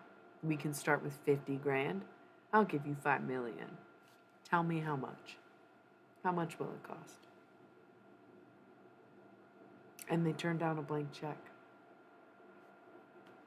Mary Copney was fucking tweeting about it, super hype. Elon Musk is coming, blah, blah, blah, blah, blah. They just turned it down. I don't even know what you're singing that time, but it was about Elon Musk, and I didn't care as much. Um, so it's just crazy. It's either like he was in on it and laughing and pretending like he's a good guy, but who is his government to say no, we're not going to do it? And once again, I would think more publicity stunt if they didn't involve Mary Copney, because she's literally a child and that'd be so insidious. But it's just one of those things where even if there is a solution, even if there is a budget, even if there is a person willing to do it, oh my God, nobody does anything about it. So I wonder, as we all continue, oh, gross, I hate her now. I used to love her. Flesh Without Blood is literally an iconic song, iconic video. Literally, want to fucking gag on it in like a sexual way. And then she went for Elon and was a dumb bitch, dude. I don't even want to get into it. Just not doing well for Pisces or Cancer for either of them. Um, yeah. Literally, like, Grimes, you married a billionaire and then you openly tell people that he doesn't give you money, and then you literally apply for artist grants while you're with Elon Musk and have his child? Okay. No way. No way. You should have. What the fuck is wrong with you? So, maybe, probably. So, anyways, I think about the fact that I have to buy bottled water just because of the situation I'm in. I really don't have the money to invest in a water filtration system. I'm so sorry. It's easier to spend $3 a day when I make $3 a day, right? Than it is to invest in a 60, 70, 100, 200, $300 water filter for a home that's not my own, right? Like, that's the trap of poverty. It's not necessarily just income. It's not just wages. It's the fact that you can't drink the water that you pay for.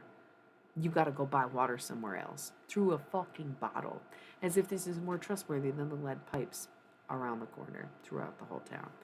And so I see what happens in Flint, right? The water turns brown. It's terrible. They have the fucking bottle drives. It's hype for a minute. Everybody cared, and then nobody gives a shit, and nobody fixed the problem. So what happens when all these other cities who have lead in the water and the same thing happens? They're just gonna let us off fucking what? What? I want to know. What's the plan? And where's the weed money? This is what I'm saying. Where the fuck is the weed money? If Michigan legalized marijuana and Colorado's made so much money off the marijuana tax, and we are the only state in the tri-state area that has legal weed, where is that money? Colorado is beautiful. It's all brand new. It's redone. The roads are fine. The fucking civilians, the citizens in Colorado get refunds on their taxes every year pretty much because they're making too much in tax revenue that they're like, we're overcharging. Oh, we don't even need it. We're going to give it back. We budgeted everything. Everything's up to date. We don't even need this money. Take it back. Because of weed that they all attribute their economy to, marijuana. So why are we not seeing that turnaround in Michigan? It's been 5 years since they legalized weed, I think, right? Pretty sure it was 2000. It was on the ballot in 2016 and passed. In 2017, they implemented the laws. Maybe it was 2018. Okay, so where is the money, and why are we still going through this bullshit where, like, city by city, they're taking out our water supply? What the fuck? Exactly. It's not even conspiracy, though, because it's literally happening. They're doing it. They're showing us that this is the case. Especially when you can have a billionaire come to your city and say, I'll give you the budget to fix the whole problem. And they say, no thanks. For why? What are your plans here? What are you doing? Like, what the fuck is going on in the state of Michigan? And why? We can see how well it worked in Colorado and it's just not working here. That's bullshit. What are they doing with that money? Not fixing the damn roads, not fixing the damn fucking pipe systems. For sure, but we're talking about lead, homie. Like, they won't even address the issue of fluoride in the water. This is like when we put water in our humidifier, you see the lead residue. It's the color of rust. It's slimy. When you use filtered water, we've been using the same humidifier for years, okay? When you use filtered water in there, there's no residue in it. It's literally the lead in the water. Lead is too dense or heavy of an element for it to be humidified, so it's safe to breathe as a vapor, the water that has lead in it, but it is clearly not safe to drink, and it doesn't boil off. So it's not safe to cook with. Like, it's literally insane that we have to live like that. That's so wild. So, I mean, two different ball games, man. Fluoride would be more conspiracy, even though we saw what happened, They'd say they do that now. It's definitely a more recent kind of technology from what I understand, but I don't think it's super popular, even though there's like droughts in California. It's kind of weird, right? Right, because everything is polluted. So it's kind of like, it's almost like they're just admitting like there is no good water. And if it doesn't like sit for a while after it's been purified or filtered somehow and like sit for a week before you drink it, aka put in bottles, like it's not safe. Hello. What an apocalyptic time we live in. Because one, we associate the apocalypse with the end of the world, but two, apocalypse really, when you break down the dichotomy of the word, is just something being revealed or you being awakened to information you didn't once have. Alfane, we're not really doing tarot. Please don't bring it up. Did tarot for like 5 hours. I'm good. We're just chit-chatting right now. Oh my god, I'm so obsessed with coconut water. Coconuts in general, so clutch. Yeah, always get the electrolytes. So yeah, I didn't mean to get dismal, but of course, PMDD and also the reality of the situation. This is daily life for people. In case you were wondering why I'm drinking out of a wine glass and still believe in the concept of reduce, reuse, and recycle, despite the fact that I myself have bigger problems, right?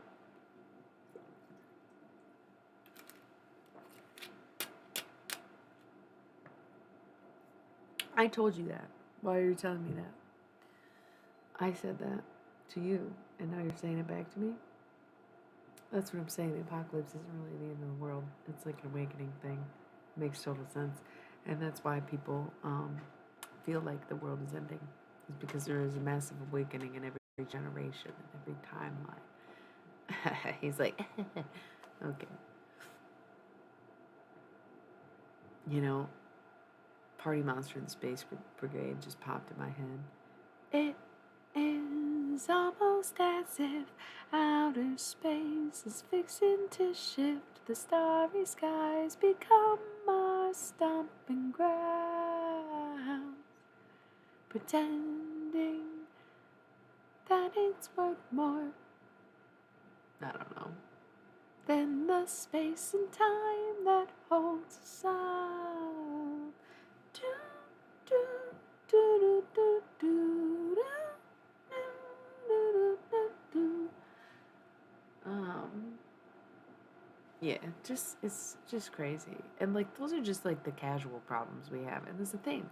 We're being like psychologically manipulated to revere this country like to the point of blind patriotism when we can't even drink the damn water. Like, well, at least you have a pipe system. It's like, for what? I mean, the showers are nice. But also, should I have that on my sensitive membranes, or am I absorbing just as much lead as I would be if I was ingesting it? I don't even want to know the answer to that question because what would I do? Stop washing my fucking mouth and my fascia? You know what I'm saying? Like the sensitive. You get what I mean. Those, like the membrane of your body. Is lead water safe for that? I don't want to know. Right. I think it has all been going on for ages. It's wild. It's just like the way society has progressed and the self awareness that is involved with like the internet, but also the absolute ignorance that's involved with people who are in denial of what's happening in their existence. Well, that's what we were just talking about. Is like sometimes people can't budget for a water filtration system. Like a Brita filter is probably a good idea. It's like $30 maybe? Or am I out of touch because inflation? Like, once again, it's very hard to justify investing into like a more permanent solution in a rental situation. And if every landlord had to fucking deal with the lead problem, I'm sure that we'd have a solution. Ain't that the truth, right? Like, but yeah. Something in the water, something in the water. And if I got a brown nose was a cold, then I'd rather be a bum than a motherfucking ball. Oh yeah. Bitch, where were you when I was walking? That is so, like, I get that Kendrick Lamar was not using his voice for me. However, that song speaks to my soul on so many levels. From Kuntas to that line to the whole fucking thing. That is so good. Oh, I was gonna kill a couple brothers, but they did it to themselves. Everybody's suicidal. They don't even need my help. This shit is elementary. I'll probably go to jail. If I shoot at you, I did it to you. Bounce on the left, stick a flag in my city. Everybody screaming, God, I should probably run from hell when I'm done to be honest. I put that on my mama. Betty Boo, 20 minutes walking up the call, Betty Woo Woo. Oh yeah, fuck the judge. Man, past 25 and now was. My favorite chick, put a fat vagina screaming in the okay. N-A-L-K, live to me with the gunplay straight from the belly of the beast. From a peasant to a prince to the motherfucking king. Oh yeah, bitch, where were you when I was walking? By the time you hear the next, the funk shall be within you. Now run the gang, got the whole world talking king, cause everybody wanna cut their legs off. Ugh. Yeah, that whole album, I get chills thinking about it. This is a cyclical conversation. I brought it up the other day, but it's like stuff that really does need answers. And more than answers, we need solutions. And I think that's really, wow. Well, thank you, Thirsty. I fucking love that name. I'm probably going to just follow you right back, honestly. And also, Bestie. I'll follow you too. Don't really know how it works on Twitch, but. And other bestie, our IRL bestie, Thank you. We want the funk, you know. We want the funk. Do you want the funk? Go ahead, take it. Literally, what I've been saying to people is like, people die. Get over yourself. You know. Also, I'm 2.5 minutes over on my little 20-minute mark. We gotta roll the ad, or we're gonna get cut off. Please excuse me while I calm down and maybe put my headphones back on so I can listen to Kendrick Lamar.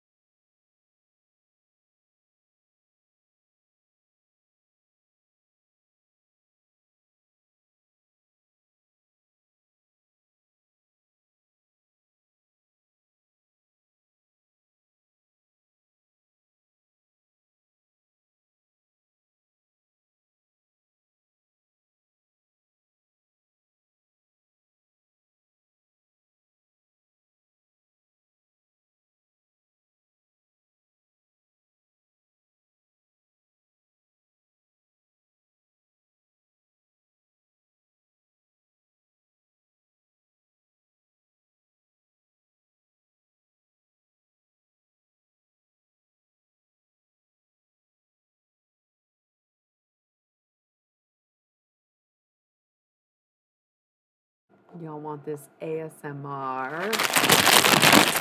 Touch Coochie ASMR. Oh my gosh, Aries rising is so irritating and into drugs. Oh my god, that makes so much sense. You're gonna watch a Star Wars movie instead of this? Seems lame. What Star Wars movie? I'm not into Star Wars. I don't get it.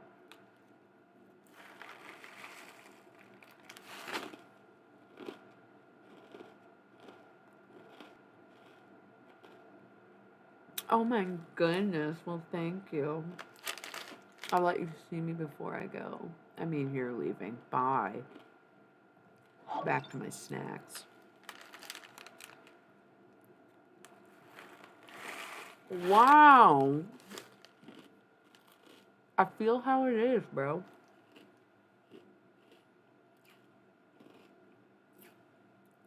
I'm not really doing ASMR for the rest of the night. I was just snacking. I thought I would talk. It's like, yeah, I'd rather be watching Star Wars. Wow. I feel insulted.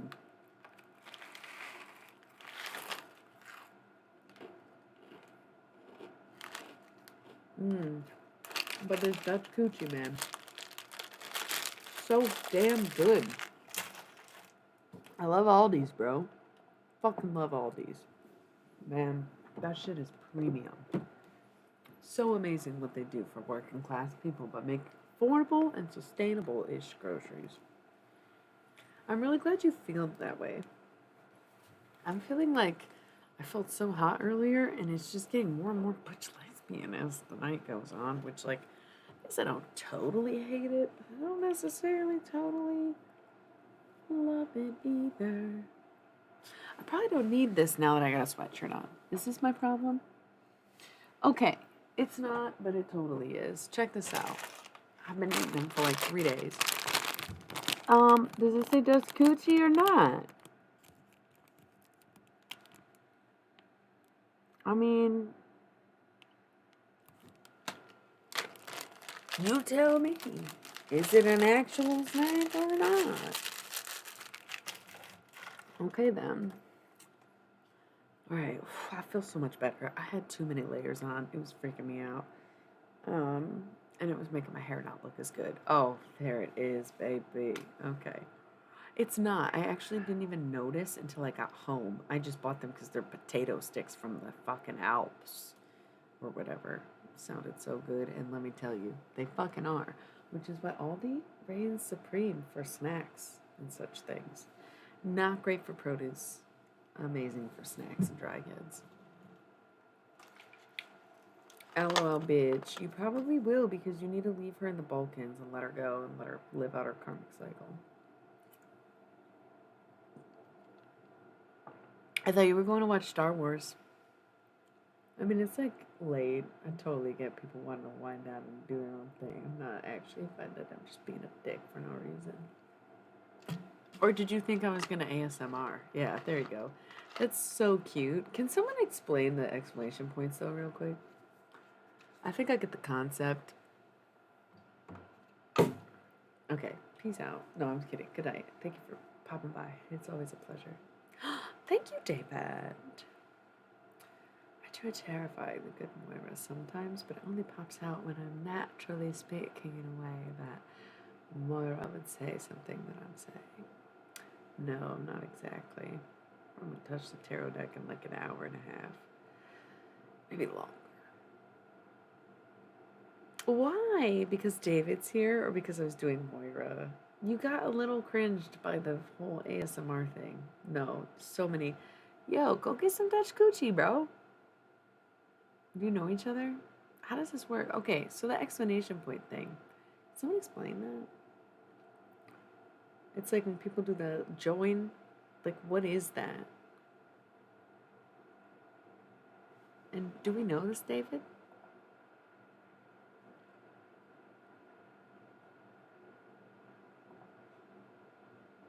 Okay, so when you say command, what do you mean by that? Like, obviously, I know what a command is.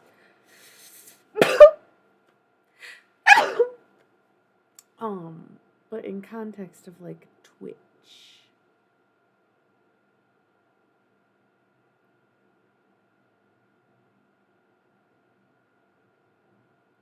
Okay, why don't you tell us why you're looking for a reading? I'm doing personal roasting tonight instead of readings. I'm kidding. I'm not gonna like personally roast you. We've just been kind of talking stuff out instead of like looking to tarot. Honestly, I love tarot and I have a lot of decks. Oh, okay. So what's your sign? Let's start there. Behave. So can I set commands? Like I noticed some people will be like, yeah, what's your sign too also? Like it's just a good basis point. And I feel like I've been roasting the shit out of you. What the fuck? Maybe not.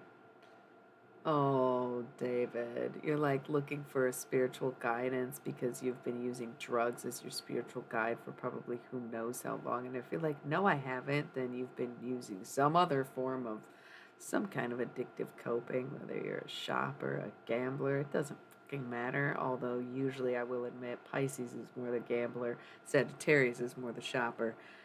All the mutables definitely have their little weak points with addiction. And you might be a super evolved Virgo, But if you're seeking personal guidance, I would say probably a little bit, maybe hit rock bottom recently. Maybe even, not rock bottom, a near death experience. Something clicked. Could be even a breakup. LOL, no drugs here, hun. Bitch, it's been 18 months. Yes, drugs. That's why you're looking for the guidance. Haha. You need to replace it. You're like, fuck, this is when I usually, right? But 18 months sober, come on. If it's within the last 3 years, I'm spot on. Just saying. And from the reading perspective, not shitting on your sobriety, 18 months is a hella long time. You know what I'm saying? And like, I totally respect you're not doing them now. But yeah, that's exactly what I'm referring to. That's total Virgo energy and big on the congrats because yeah, it takes a lot. And it's funny you'd find us at this point in the week because honestly, some of the stuff that I've been discussing lately has been surrounding addiction as someone who like is affected by it, but not so much. I'm more of a binger, so whatever. But no, I totally get that. Uh, well, let me tell you, we've been hating on men all evening, and I've been talking about drug addiction. Okay, I will share this with you. I will share this with you. And you're maybe not even going to like it, all right? Because clearly you're amongst friends, you're amongst fellow probably addicts, you're amongst people who have gone through the journeys, ups and downs, back and forth even. Um, you took about electric shock therapy right now. Um, and you didn't even have to tell us anything. Oh, yeah, for sure. For sure. It comes from something. And sometimes the healing, you have to face stuff that you never even wanted to know, and it makes everything so uncomfortable that sometimes it's easier to not deal with it. I totally get that too. So, withdrawal does suck, no matter what it is. But one thing that I think has helped me overcome the feat of addiction is like there is this mindset surrounding addiction to treat it like a disease. And the thing is, do you feel sick? Do you feel diseased? Or do you feel afflicted? You know? Because to say disease, it's like to throw your 18 months out the window, you know? Addiction is well, y'all are fucking wild. Addiction is a trait. It is genetic. That's the thing. There are people who are affected genetically by addiction, people who have overcome addiction, people who are in the recovery process. They carry the trait of addiction. It's not a fucking disease. You don't acquire it in life. You know, it's possible that you can do drugs and get addicted to something, but if you don't inherently have that nature, that trait, whether it comes from astrology, if you want to break it down like that, because we just talked about mutables, it is an affliction. Yeah. The mindset of the disease really holds back the progress of what we could be learning and doing with addiction. So I'm glad you're already at that point when you got here. It's something I've been discussing recently because I've been thinking about it a lot as someone who's dealt with addiction. Like I said, I'm more of a binger where I like go a little too hard for like anywhere from 3 days, 3 months to 3 years, and then I'm cool on it. 3 years being a stretch breaks the sobriety in there. I'm hardcore at binging. And addiction can come in so many different forms, you know? Even OCD is like an addiction, right? And so I know if my OCD is flaring up, I really probably want to do drugs, right? If I'm eating really extra hot, spicy food, I know I probably want to do drugs. If I'm just smelling how the dish detergent just smells, oh, you bet I'm probably wanting to do drugs. It's not that I'm on drugs, it's that I want to do drugs. And you got all these little things that you can do to kind of avoid it, to get those natural rushes, those highs, right? Elsewhere. Um, but it's just a trait. And know that when you give yourself the poison that makes you sick because you carry this trait, that any kind of disease that is tied with addiction is coming from the fact that you inflicted it upon yourself. You're afflicted with addiction, you're inflicted with sickness, right? Um, God, you know what I mean? I think it's fixed energy in general. Like mutables really are the ones who struggle with addiction the most consistently in my life. And I think as fixed signs, we are more tendency to take breaks or binge rather than be full blown addicted to something where we would rather go on like a week long bender and clean up our act for a month and do it again, or like have a 3 month long sabbatical and then be sober for 6 months or whatever. And I feel like Muto's Bulls get in the habit of every day, need it all the time, balls to the walls, party mode in their own ways, right? So, yeah, I just see how we would deal with it differently. And that's why, like, you sit here and talk about all your drug use. I'm not anti drug, but I'm not pro drug either. And so to hear you say it, and I keep rolling my eyes at you almost, and I'm not laughing you off or dismissing you, Pico, but it does feel like there's this bit of me that's like, oh my God, shut up. Instead of like, oh no, should we be concerned? Because I do trust that you'll grow out of it. I do trust that you know better than to just be doing that shit. And I do trust that you're listening when you come here, regardless of what you're saying. I know it'll hit you at least 3 days from now, and you'll come back being like, I love you, or whatever.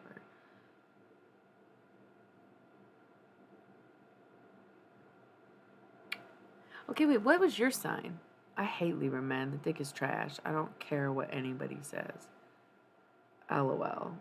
Fucking can't stand Libra men. I'm just kidding. They're not that bad. Oh, wait, you're Virgo. Duh, you said it. We just talked about mutable signs for 20 minutes. Why would I deal?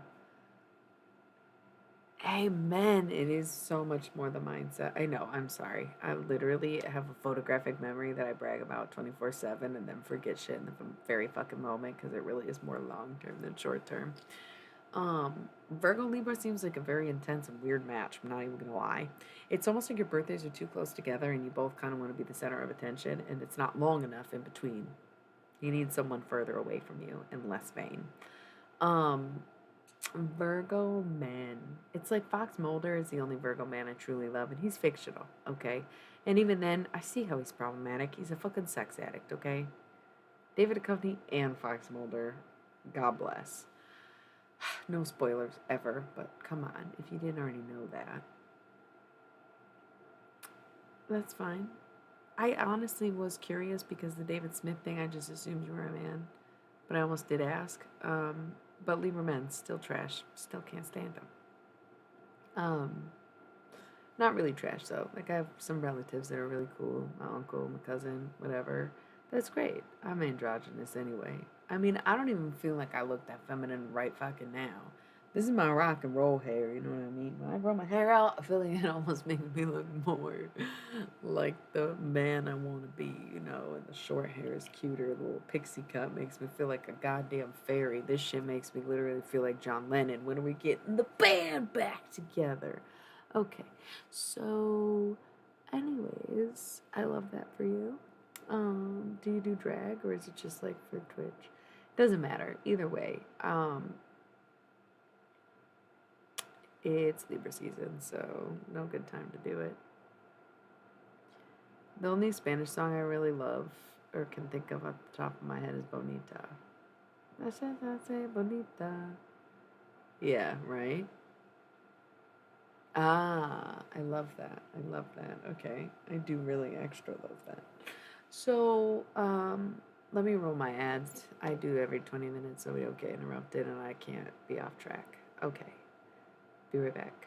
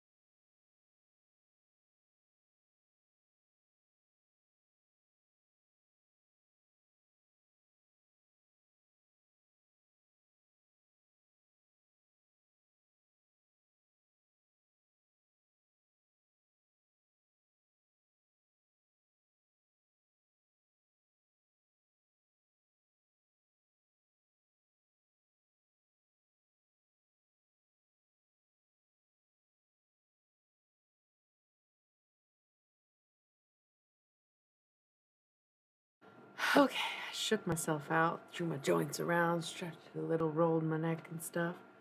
We're getting real deep. Let's go. Virgo woman, probably so effing beautiful. That's why she pretends to be a guy online. If you knew how hot she was, you would never fucking leave her alone. Probably deals with it all the time. The average Virgo is like 10 times more beautiful than the average human. It's insane. Why are they so pretty? Nobody will ever know. Stupid fucking virgin ass bitch. Why am I angry? Because I love them. I love them. Okay. So, Virgo woman could probably have anybody you want.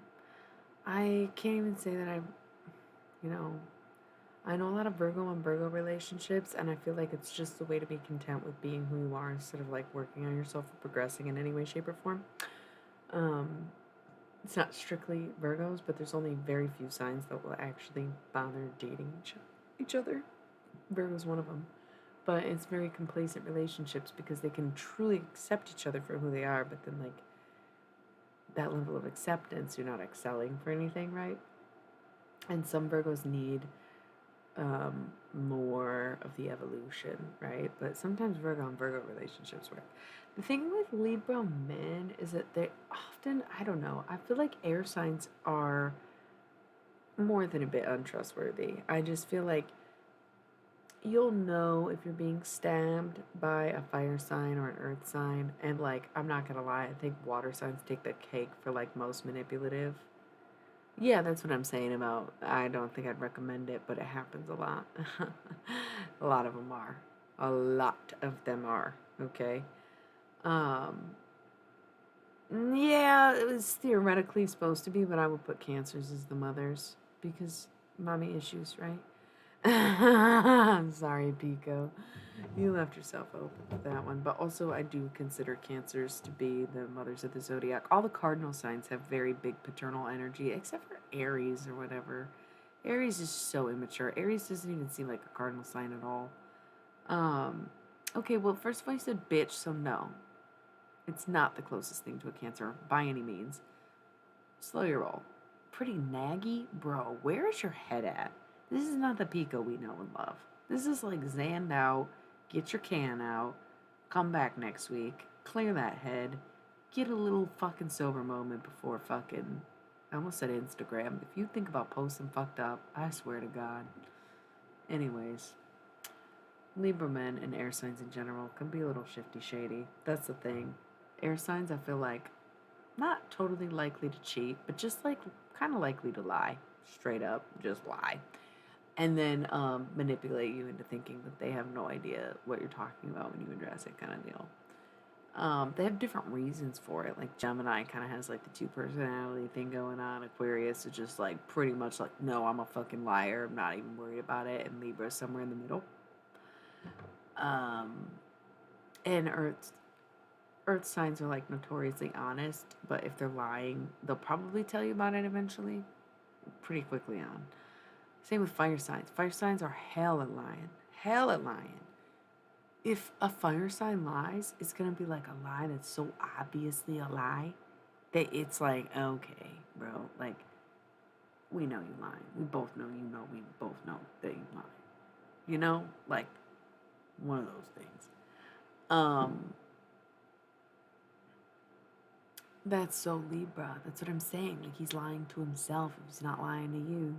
And it's not that he's a cheater, but also a people pleaser. If somebody comes on to him, oh my gosh, well, how could I face rejection? How could I turn them away? I felt so guilty. I felt so bad.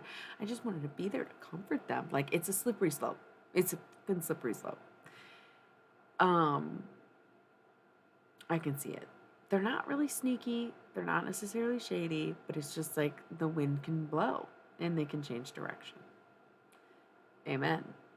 Virgo woman. That's why I'm like, bro, what? Pico is young. I don't know really where you're at on the age spectrum, but Pico's young and a fuckboy, and we're working on it. We're in recovery together because I'm a fuckboy too, but I'm older, so I'm the wise one here.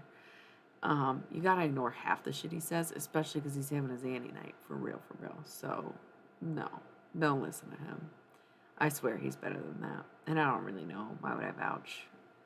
No skin off my back, I guess. Low vibrational Virgo can be very hell, by the way. I was like, I missed something here. Yeah, unevolved Virgos, low vibrational Virgos for sure. Because, like, yeah, the Virgo woman who works on herself is like the beautiful, radiant, like everything.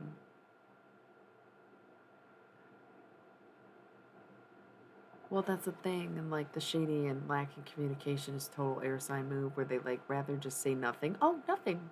Oh, nothing, nothing. And earth signs are a little more direct. Hey, this is bothering me. I was thinking about this. Can you tell me something? Can I ask you a question? Blah blah blah.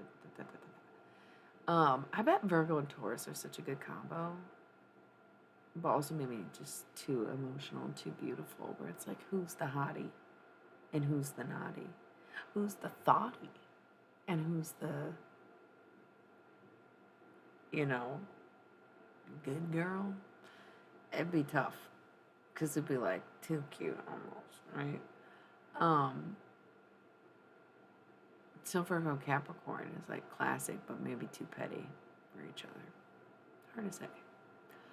Um, because that's what's so funny about Virgos is like they'll make batshit crazy selfish decisions that like some people would pretty much stab you in the back to move like that, but a Virgo would just like tell you straight away to your face that they did it and not even flinch once, not even a little bit, not even like break a fucking sweat, smile, nothing.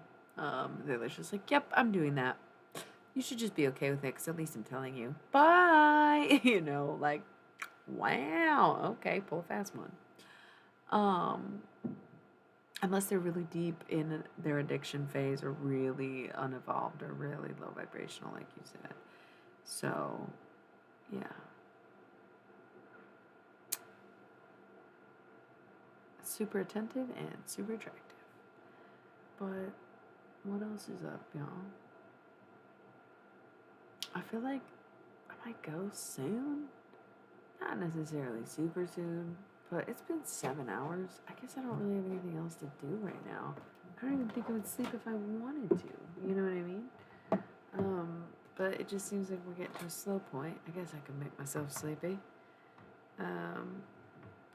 Getting to be that time of the morning where it's just, I don't want to get too disoriented or delirious. I do still want to plan a 24-hour stream. That's what I'm saying. I feel like it's just that point. But we just got a newcomer, so I'm willing to stick around for a little bit longer if y'all help me keep it interesting or stay on the topic or ask questions.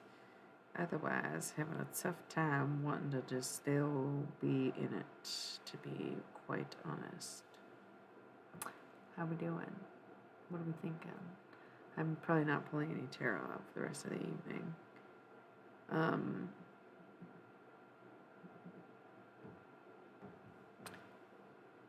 Oh, you're so sweet. The thing is, when my channel is doing well, I like to stream. Like, I don't mind it at all. It's been a while. It's been long. Not super tired, not super over it. I had a shorter stream last night. I didn't stream the night before. I planned to be up all night and day and morning for this. So I don't mind sticking around. I just don't know how much interest there is. I don't know how active anybody feels like being. I don't know if we're all holding on for each other and afraid to be the one who goes to sleep. Or if we're holding out for something that's not coming. If you really want a tarot reading and I'm like, I don't think I'm willing to even do tarot, what's the point? I was going to make that's what I'm saying. I feel like I literally almost admitted to y'all that I was going to go listen to some tarot readings for like my own. And that's kind of like, it almost sounds shitty for me to admit that or want to do that. Where it's like, fuck y'all, I'm going to go listen to my own tarot readings, like randos on YouTube or whatever. But sometimes like that's what it takes to reconnect, right? And if you want to, honestly, because I am about to end the stream, I did a full-blown Thoth reading earlier. It was pretty intensive. Felt very romantic connection. Could have been familial stuff going on, which of course usually the earliest, deepest, and most traumatizing wounds are with the family, right? Yeah, that's why I don't like getting super too goofy on the channel. Like, I'm a pretty goofy person. I say some wild shit. Once you reach that certain point in the morning, yeah, that's what I mean. You can always play this from the beginning and fall asleep to the reading and whatever you remember or hear. You know what I mean? But yeah, I think I would like to take some time to myself. There's so many little things that I need to do lately that I just like haven't been able to really bring myself to do for no fucking reason other than it's not even laziness. It's not even not being motivated. There's like literally no reason for it except maybe like ADHD, right? Um, the waves do just take us everywhere because half the time when I'm like, I'm gonna go, I end up being here for an hour and 45 minutes before I'm like, okay, I'm really gonna go. And then 20 minutes later, I'm like, all right, I'm calling it, you bastards. So even right now, I'm shuffling these. It does feel like I could keep going, but I just like don't want to, you know. Just need to get some stuff out of our heads, right? Maybe I'll take more time to write. I've been writing a lot. I was gonna try to finish that sketchbook of mine, ceremoniously, and then I was like, I'll just do first and last page here, whatever. Never went back to it, and now I've been writing more, so it's almost like maybe I need to think about what goes in the book. You know, I wrote like myself an epilogue. That's what I'm saying, where it's like I can tell my eyes are getting sleepy. But I can also tell, I always shuffle the cards before I put them away. And I don't even know where my bag for this deck is right now. I think it fell off the desk through the back. So there is this energy of like, keep it going. What's precious as fuck? But also I can tell I'm getting a little out of hand, a little sassy. Been sassy all fucking night. There's several books in the making, to be honest, and that's what's so frustrating. Is like, God, I can't focus for shit, and I have days where I'm literally out of commission because of this fucking like PMDD stuff, right? I don't think so because I literally planned for this. I always, I should have started later, really. If it was really a big deal to me, because I know Friday nights my streams get busier the later it gets. So I should have really, instead of starting at 9, should have started at like midnight or whatever. You know what I mean? And like that's on me. I was kind of plotting to be up the song. I'm cranky in the way of, well, I'm gonna be cranky regardless. It's sometimes hard to sleep. What the You're on some shit tonight. Where's the bag though, y'all?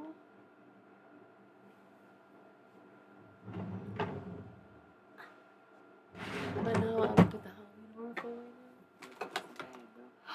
Should we read some poetry? Nobody ever picked one of the numbers. I like typed the numbers that were still. Do we remember? No. I'm pretty sure he was doing cocaine and fucking like some very young person who was older than me. It was more than fucking, but still. Yeah, no. I don't even know if he's meant to inflame. It's kind of a confusing thing. Kind of trying to have hope and faith. Where the fuck is the bag, bro? Where the fuck is the bag?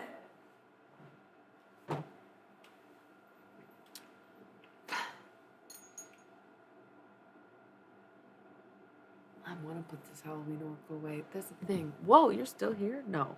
Just. Yeah, I do. Really? Is that why people keep coming back for them? Yeah, I do too in flame readings. It's not my favorite thing in the world, but they are really connected, and I've learned a lot doing them. It's like my deck. I typed it out earlier, but I don't think you were here yet. My deck that I use for my channel messages with guides, gods, goddesses, and galactics. One day was just like, we're doing twin flame readings now, and I was like, what the fuck? Like, that's not my MO, and it's like, yeah, it is. Yeah, you're pretty much a low-key matchmaker. You like live to help people text each other. Like you're a romantic. You're a poet, for God's sakes. Like you are the one saying you put the romance in necromancy. Like, come on. Of course, twin flame readings is your fucking shit. And then we came up with the 5 stages of love and all this other stuff. So they really are good. Definitely not doing one now. But if you want, I will plan for a twin flame reading tomorrow. It's something, so it came up a lot. It was pretty much, I want to say, Lionsgate, where it was that window period.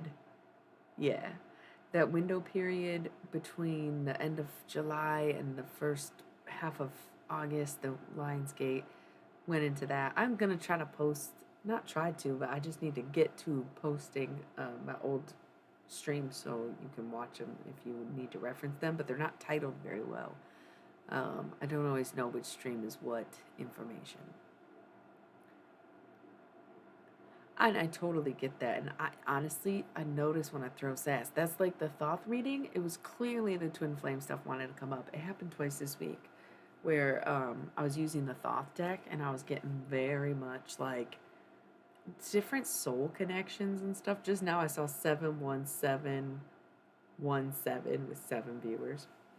Like the time on there was pretty good. So sevens. But I've removed the investment part aspect. Like I've got to the point where I was over it. We were doing a lot of the twin flame readings. We were like coaching ourselves through it. We were learning together. We were like really vibing with the twin flame stuff. We were feeling really involved. We were feeling good in the connections. We felt like it was fading and really happening this time. Back in like July, August. Like we were all high hopes, blah blah blah, doing these readings. Then something happened. We all just stopped giving a fuck. And now I'm like, nah, don't care to do twin flame readings. And then, I try to do a regular situational Thoth reading, like I always do. And it was clearly like, it clearly came up twin flame, like soulmate connection, soul bonds in general. So we're due for one. It's been at me, it's been gnawing at me. You can get some insight from the reading I did tonight. Like when I end the stream, you can always start back from the beginning and watch the Thoth reading. Because, like I said, this one, and maybe it was last night or the night before. No, the night before I didn't stream. I don't think it was last night though. It must have been like 3 days ago. That the piles, it was insane. It literally was like Knight of Cups and Queen of Cups in one pile, Knight of Swords and Queen of Swords in another pile, Queen of Wands in its own pile, and then the next card was or the next pile had Knight of Wands in it, following it. Like, it was just wild. Where it was like clearly a divine pairing, right? Among other things in the reading that were just indicative of that kind of connection, or just like that area of life, like love life in general, needing the attention. And it's just like, I don't know. We all got a little spent on it. We all got our hopes up a little too much that love would come in and we'd finally have our union. But I think you're right. Ultimately, we are a little overdue. So tomorrow I'm going to go in with the intention so I can prepare now. I can prepare for the next day, or this whole day rather, to do that, because I also am a little unprepared, because I'm not sure what I even want to hear anymore. But I feel less invested in the outcome, so I do feel really like it's my duty to do it. But we got my little 20-minute thing. Let me take a 60-second, and if we got any more questions, ask away.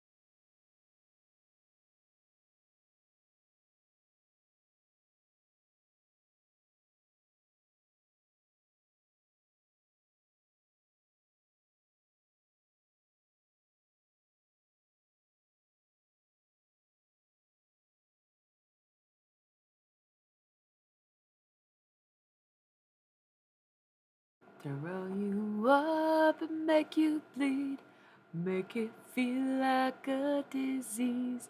Knowing God will be pleased should make it easy. Dude, I fucking love that song. If you don't know, it's like some shit by the Flaming Lips, right? Psychiatric needles in the fetus or whatever. Totally inappropriate song, but my bestie was like, yo, you should teach that to our niece who's like 2.5, okay? I taught her Froggies. It's been so much fun. She like knows the whole thing.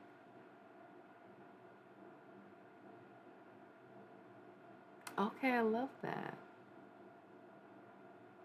Sure? What do you mean? Send it. Oh, for November 11th. I thought you meant you were trying to pay me $11 for a card pull, and I was like, for sure. I would also love Balance in the Universe. Okay, but here's the thing. So my niece is super smart, liquid fucking Scorpio. She's literally so incredibly smart. She's not even 3 years old yet. It's insane. I know everybody thinks their kid or whoever kid, you know, their family, their whatever. No, no, no. This kid is like next level smart. So, my best friend made a joke about me teaching her that song, and then one day she was kind of interrupting conversation, trying to get our attention, and she's pretending to sing along because she does that, because we watch music videos together, and she can sing some songs, she knows the words and whatnot. This one she didn't know, but she was just trying to get our attention, and it was cute. So she was like pretending to sing and kind of being like, "Don't you want to sing, La?" And I think she said that, "Don't you want to sing, La?" And I was like, "Yes, I do." And I look at her and I sing this line from the song, and it's like, "When the spaceship beams you up, boy, get drunk fast." Because it was playing, it wasn't random. And she just looks at me and goes, "No." I was dying. Like, you're right. You should not. You should not be beamed up by a spaceship or get drunk, child. You are so fucking correct. Um, she's just so damn smart, where she was just like, no, that does not sound good at all. Like, she's literally not even 3 years old and was just like, yeah, no, that's not what I wanted to do at all. Didn't know that's what song this was, you know? Because she knows Froggy so well, she kind of knows when it's the Flaming Lips because we listen to Froggy so much, especially because it's all the same era in music. And so she's like, "Oh yeah, this is our jam." And then I sing it to her, and she's like, "Yeah, no, it's not our jam. Like, it's not our jam."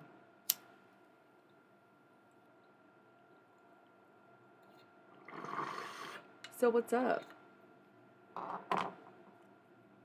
That's the thing. It's like late, but I'm so used to the overnight hours. Like, I really don't mind. I've been a very off-schedule kooky since I've been streaming, and my partner got on a new schedule too, which is like its own thing. But we're just adjusting to the transition of the weather, the seasons, the everything. Yeah. Oh my God, yes. I wasn't even hitting the bong when I started coughing, but you took me off guard, and I laughed so hard because that's literally exactly how it went down. No. I'm sorry, you're right. Yeah, so pretty fucking funny. She's pretty fucking smart. Light of my life. Um, yeah, okay, so, whew, yeah. How's it going, y'all? I'm having fun. That's the thing. It's like, sure, I can think about my mental health or well-being and go to sleep or whatever, but honestly, if we are in it, we are in it. Do we need to talk a little more? What are we stressed about? Should we just do the twin flame reading right now? No. It'll be so much better tomorrow when it's like a full-blown thing. I think I need to meditate on it because honestly, it was coming in very clearly back in August when I was doing the continuous twin flame readings, and we all agreed Virgo season, we were going to take a step back from it, and now it's Libra season. And the whole thing with Libra season, if I would even say the stigma around Libra season, not only because LOL, don't stay up just because we're up, okay? But I do feel like there's something to this energy and this little group that we got going on that, like, if we're in it, I think there's a reason. And there's something we didn't quite get to tonight that we are trying to get through. That would be so cool. You guys down? There are some implications to that over via internet. Like, my godmother does hypnosis, but it's for like past life regression kind of intensity. So she's like, I will never put someone under, meditation guidance and hypnosis are two different things, but I can be a little hypnotic. So just be careful. Make sure you're in a safe place. There's nothing burning. I mean, I guess incense are okay because I would want incense to be burning if it were me. But yeah, we can do a little guided meditation thing. That'll be fun. But I want to finish a thought about Libra season so that we're all kind of caught up on this channel and what we're going through right now. Is Leo season. Leo is the heart representer in the body for the zodiac body, right? And yeah, literally exactly, we did the shadow work reading, and now it's time to kind of like illuminate that. And that's the theme of Libra season. That's what I was getting at, is like the whole theme of Libra season is things that have been done in the dark are coming to light. Truth is being revealed. Things are being uncovered, and we are seeing them for the first time, understanding them, new information, new subplots, even like just all this stuff going on, and seeing things for what it's worth instead of what it seems to be at face value, right? So lots happening. And we did have this like warning of a few weeks ago about not trusting people who come forward during Libra season, blah, blah, blah, blah, blah. And I think it's really not about not trusting the situation of writing everything and everyone off entirely, but being able to discern what people's motivations are and like where they're at and where they see you at. Okay, so those are just some things to keep in mind. Yes, that's super cool. I really also do. I kind of like astrology. I like understanding the planets and the ruling planets, but I'm also sort of leaning towards looking into the mythos of the planets rather than the astrological points of the planets or the housing and stuff. So personally, I'm more into the zodiac than I am into astrology, which is why I appreciate when people do get into astrology, because I'm a tarot reader that's into the zodiac. I'm not an astrologer. I never will be. It's far from interest to me. It's almost like not enough math for being kind of like math for me. I don't know. Maybe if I was hand doing birth charts, that'd be cool. One of my aunties used to do that back in the 60s, you know. It's pretty cool. Got to see my grandma's birth chart because she hand wrote it back in 72 or some shit. So, yeah, no, it is. Like, I appreciate what people do. Astrology is a real skill. Yeah, I don't have it, but she's a Aquarius sun, Aries moon. Can't remember her rising. I remember she's Aquarius sun, Aries moon. Don't remember anything else. Maybe Capricorn rising or something. Taurus rising. That'd be wild though. She was a Taurus rising. That sounds like too obvious almost. Maybe it was double Aries. Don't know. It was awesome. I got one yawn the whole night. Not bad considering I'm 7.5 hours in. Um, yeah, for sure. And also seeing the parallels in the charts. Or just like points of interest. Like the fact that my mom, okay, this is, y'all want to hear a crazy astrology story. Oh wait, we're gonna do a meditation too, but I guess let me just say this. um, yeah, that'd be so cool. I probably could if I asked them. But my mom's a triple mutable, right? She's Sag, Sun, Pisces, Moon, Virgo rising. And I'm triple fixed. Taurus Sun, Aquarius Moon, Scorpio rising, and my brother is also triple fixed. Leo Sun, Aquarius Moon, Taurus, Scorpio rising. So we have like the same moon and rising, and we're both triple fixed signs. And our mom is triple mutable, right?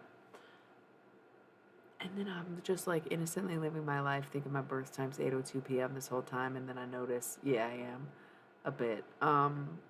I noticed that my birth time written somewhere, or no, I noticed my sister's birth time was also 02, and I was in 02, and I always thought that was kind of uncanny, and I brought it up, and I was like, what the fuck? And then I found a baby picture of me, and my birth time's written on there 8:29, and I'm like, you're fucking joking.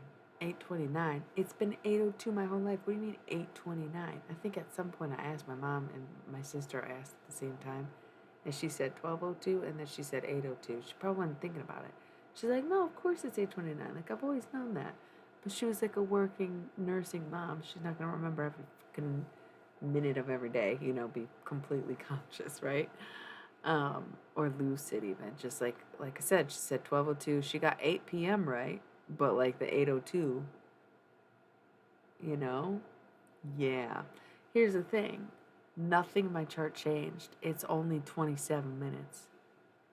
Except my moon in Aquarius was holding on by a goddamn thread because it was literally like 29.5 degrees in Aquarius, where it was like so close to being Pisces. It's literally, if you look at my pie graph, it's on the edge. So the only goddamn thing that changed is that it moved like a 0.1 degree into Pisces. by changing my chart 27 minutes. My rising sign doesn't even change. Nothing else changes. It's just my moon somehow. So I personally think that because I was cursed with a photographic memory and I'm a time traveler, I think that 8:02 p.m. is probably the time my eyes were out, and I count that as my birth time. That's the only conclusion I can come up with. Why wait until I'm in the doctor's hands when he says I'm born and ready? So in reality, I was born during the transition from the Aquarian moon into the Pisces moon. But I'm an Aquarius moon. I am. Through and through. Through and through. I have always wondered why my Pisces energy was so strong, not gonna lie, because I'm very much a daydreamer, very much live in my own world. All the cliche stuff you say about Pisces, I very much relate to, and it's like, I don't understand that at all. Um, oh my God, yeah, you left. I literally even called myself out for that, where I said sometimes I say I'll go to bed and then be up for another hour and 45 minutes. I'm not that tired. I just sometimes don't know what to talk about or what's interesting for people to listen to. And when I'm aggro, and another thing a lot this week. Um,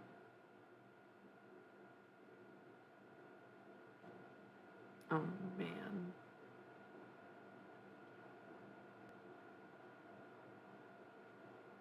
Yeah. Yeah. Yeah. So I was born during the transition, but still hardcore Aqua Moon. Don't give a shit. It's so true. Really non-existent time. Um, Being a fuckboy your whole teens is not that long of a time. Your teen years are pretty short, and your whole 20s is going to be dedicated to realizing how in depth being a fuckboy really is. Because even when you clean up your act, you don't even realize how unconsciously indoctrinated you've been into a certain way of lifestyle as to woo women not for love but for sex. Because most men are way more homoerotic than they think they are. But yeah, okay. Yeah, I get that. Oh, good. I'm really glad. I'm really glad you did. We probably all do need to connect. I'm about to do a guided meditation, actually. Do you want to join in for that if you're still here for this moment? I'm going to rip this bong, and then we're going to do like a 5 minute. I'll just see what comes to my mind. I usually like doing light meditation, but those are pretty intense, and I think we should lead up to that. So if you're going to choke with me, choke with me. If you're going to smoke with me, smoke with me. If you're gonna joke with me, joke with me.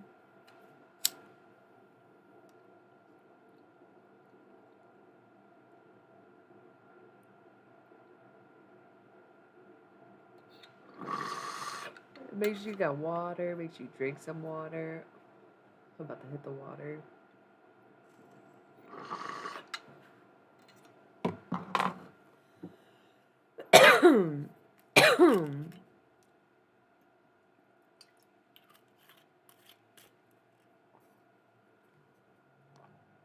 This is water. I'm not in recovery though. We've gone into the weed times lead pipes thing too much tonight. Well, it's just that being like a binge drug person, I've always been able to have a daily routine without. I'm like battling my caffeine addiction right now by allowing myself to have a pop and not drinking coffee every day, kind of thing.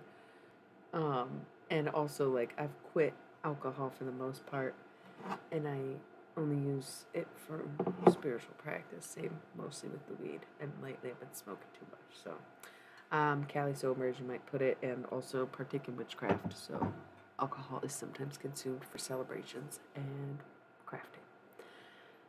But yeah, I definitely used to do drugs, and I no longer do drugs in other regards. So, I am me and I am happy, although sometimes it can be really, yeah, do it.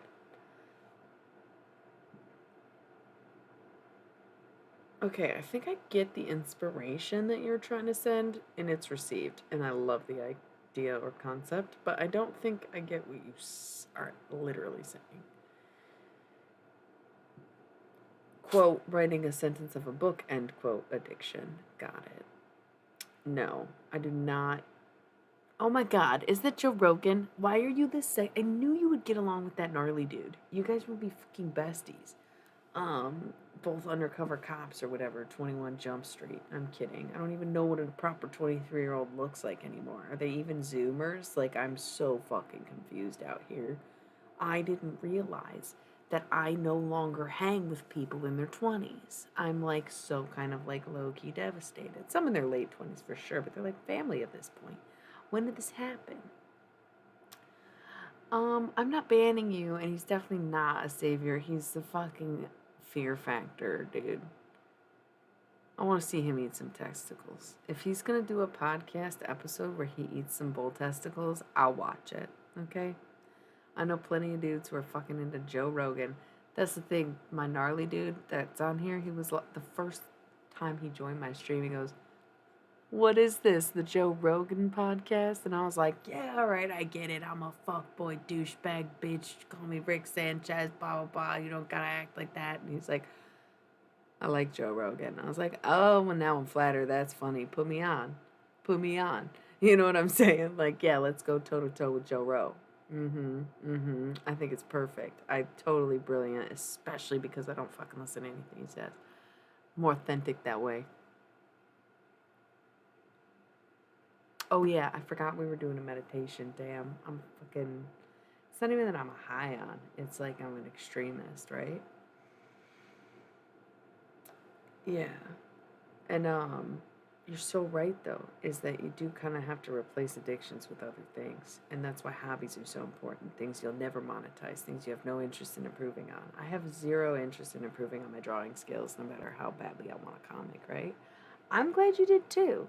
I really love when new people come on here. I really love that never in my life have I felt so accepted or understood as I do on Twitch. And in a way, I get that that's sad, but also it's like sometimes you gotta be able to reach out to find your people, right? I really hope you do, but I also stream at these absurdly weird hours, so I really appreciate when people tune in, and I hope you do catch me. I don't schedule shit because I never know when I'm gonna want to start or when it's gonna be, when I'm gonna be, when my environment will be ready for me. Either, you know what I'm saying? So I don't use the scheduling mechanism on here, and I know that bums people out with Twitch. It bums Twitch out. They're like, "Man, you can't even," and I'm like, "No, absolutely not. That was the whole point of doing this, was to avoid the scheduling." So if you gotta go, you gotta go. But I'm gonna do 60 seconds. We're gonna get back into meditation mode. We got a little sidetracked. We had a little smoke sesh. It was a minute. We're gonna take 60 seconds. We're gonna reset. Throw some meditation music on if you want to. Go to YouTube. Put on. I wouldn't say necessarily like singing music because it might get complicated unless you're somebody who can listen to someone sing and someone speak at the same time, which I kind of was doing that all day, all evening, all the time. But meditation music, find something on YouTube.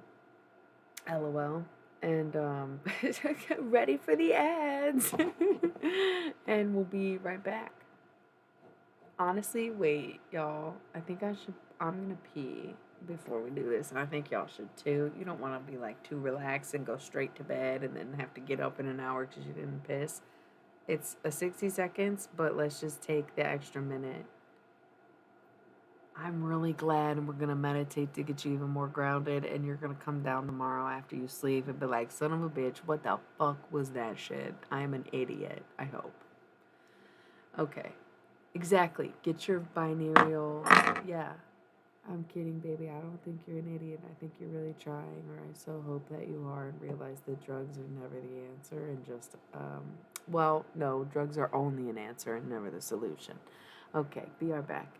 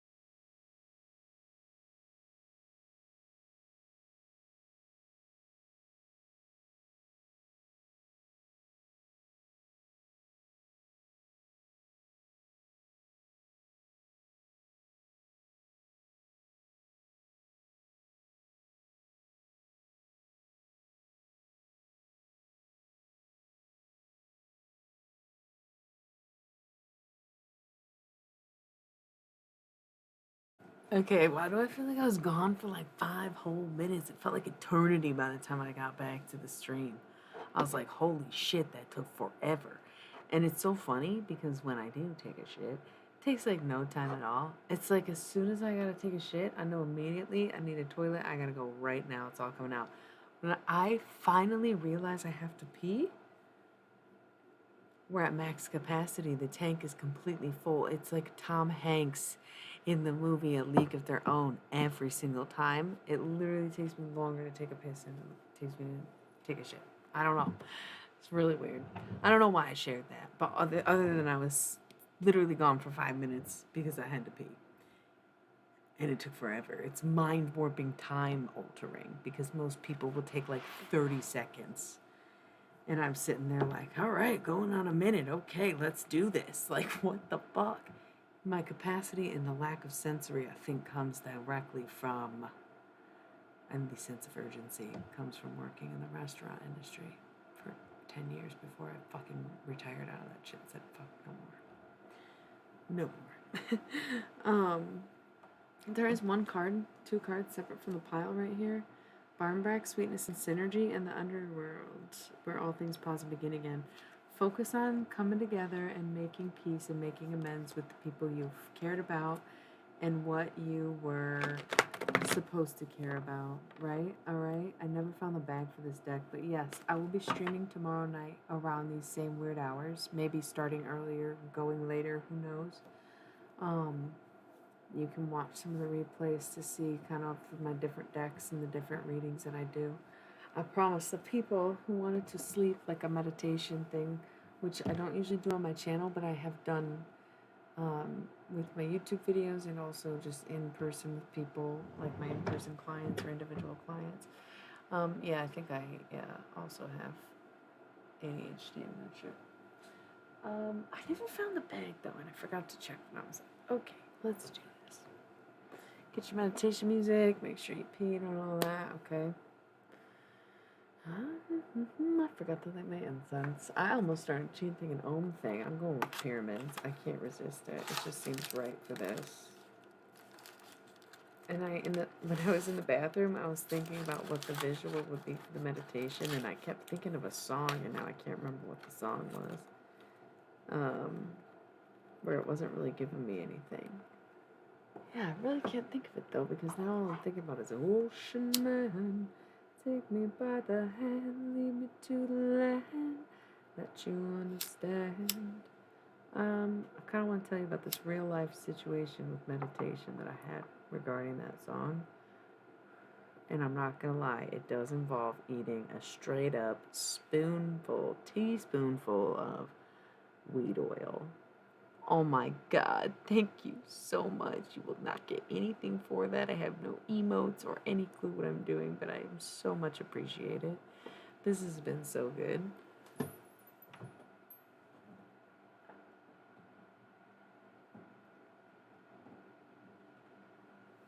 I achieved pure bliss and possibly even nirvana when I ate a heaping tablespoon. I know because I'm LOL. Remember earlier? You get it now? LOL. It's perfect. Oh, that's annoying. You should be able to now. I'll try to figure that out. So yes, I ate a fucking heaping scoop of weed oil, tablespoon. But the next day, pure bliss to the point where people kept asking me what I want to do. I could barely talk. I was so fucking high, sure. But in my mind, all I could hear was Ocean Man. And that's all I wanted to do that day was sit in the sun, take naps, and listen to Ocean Man on repeat. And my Gemini friend was like, I'm down for that. I'm going to run errands while you nap in the car, and then I'll take you to the park. And then I pulled my tits out, and she was like, we're going to have to leave if you do that again. And I was like, dude, I want the sun on my tits. And she's like, yeah, but we're at the park, bro. What are you doing? Okay, true. Maybe it shouldn't be such a big deal, but it is. Had to put the shirt back on. Had to get out of there. But man, what a place to be when you have no thoughts. Just Ocean Man. Okay. So since we've been talking about the waves, we're talking about the ebb and flow of things, we're talking about the way the things go and how we lead in different directions and how we pop in and stop by and we see this and that and decide, I guess I'll go check it out elsewhere, come back and see. There is not a care in the world. There's no such thing as FOMO. You're in the right place at the right time all of the time, and that is what divine timing is.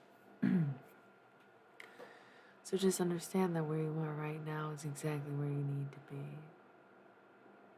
And if you can imagine it just hitting you in this very moment that you are the person that is in this body, and if you could connect to it in such a way that allowed you to feel the wave transform your light encoded DNA before your very eyes.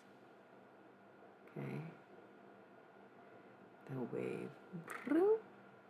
It's like an outer being in front of your face, made out of light. Is you, but is a reflection of your deeper being. And as you imagine or face this being, you allow your energy to flow freely as you watch it grow and glow more and more until you're encompassed by it, recharged by it, filled up, recalibrated, like giving yourself a warm hug.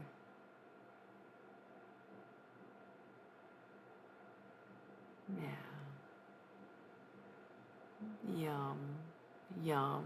That was like my best take on a meditation. I guess I didn't make it super clear that that's what we were doing, but to me that's what meditation is seeing what visuals come up. And that's what came up. We could keep going, but I may have lost the ones who even wanted the meditation in the first place. It's a long ass stream. It's a long ass night. At this point, I want to make it to the 8-hour mark because my longest stream ever was 7.5, and at this point, I'm 7 minutes away. So I'll be here for at least 10 minutes, right? Why do you gotta ruin things?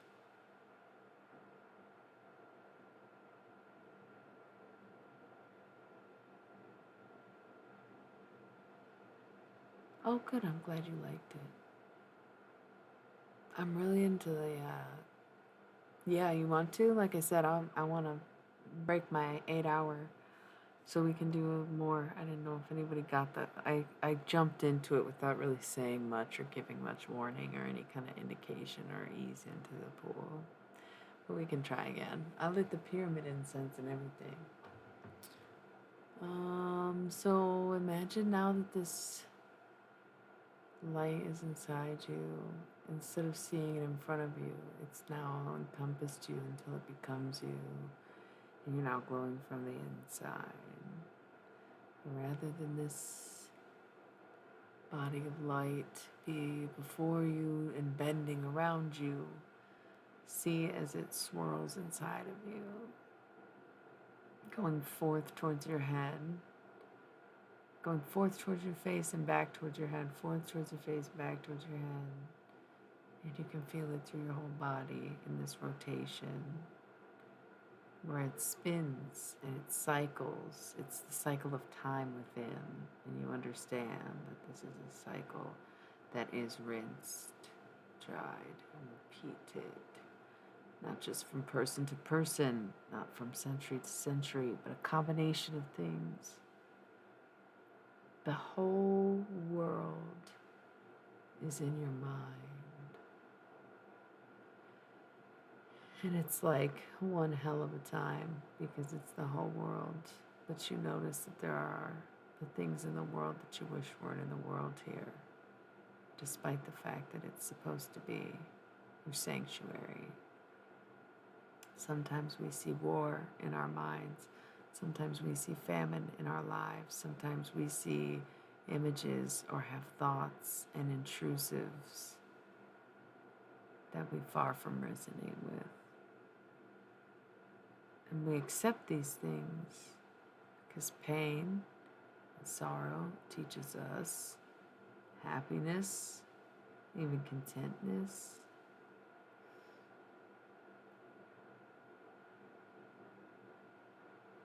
But we have to see that even if we are cut open and bleeding,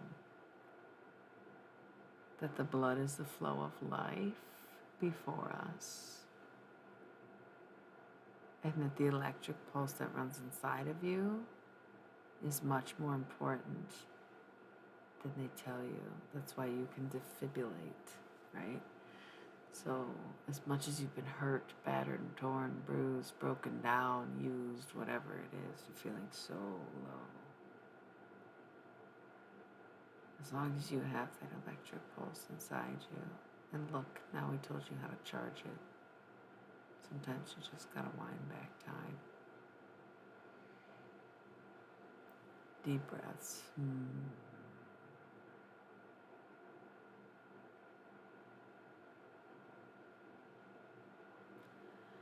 Do you have a circle of trust yet?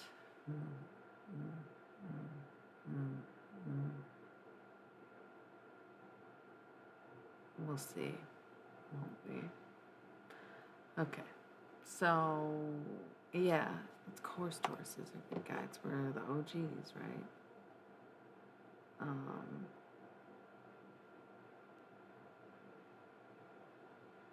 Yeah, it's because of things that are happening in my life, but not so much in my life, but within me. I'm also noticing these little things. You pointed them out to me a few days ago, and I was like, wow, I guess I should stop being in denial of the fact that I completely agree with what he's saying in regards to things like this stream. I appreciate it. I love the fact that we call this streaming at all.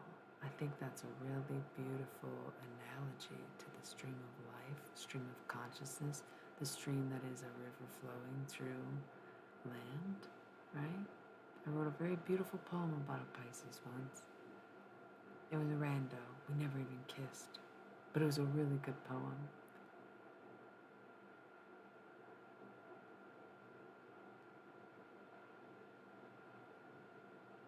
Good. It's just what came to my mind. What is that you're quoting?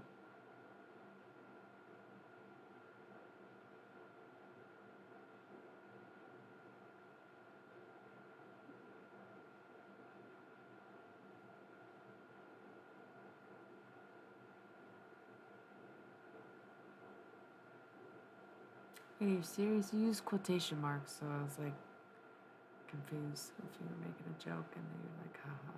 No, it's extravagantly poetic. The meditation, you mean? LOL. God, I'm never making albums. People hate working with me. It's like all fun and games on that side of the screen, but when you're here in real life, I'm miserable. I do not get very good racks. Some people stand by me 100% because they understand the wrath and the rage and it's never directed at them. They stay out the way and they're like, yo, she's legit in my book. He's a really hard worker. Like, they're pretty much cool. But the other end of it is like, fuck no, she's psycho. Never want to see her again. Yeah. No, we get it.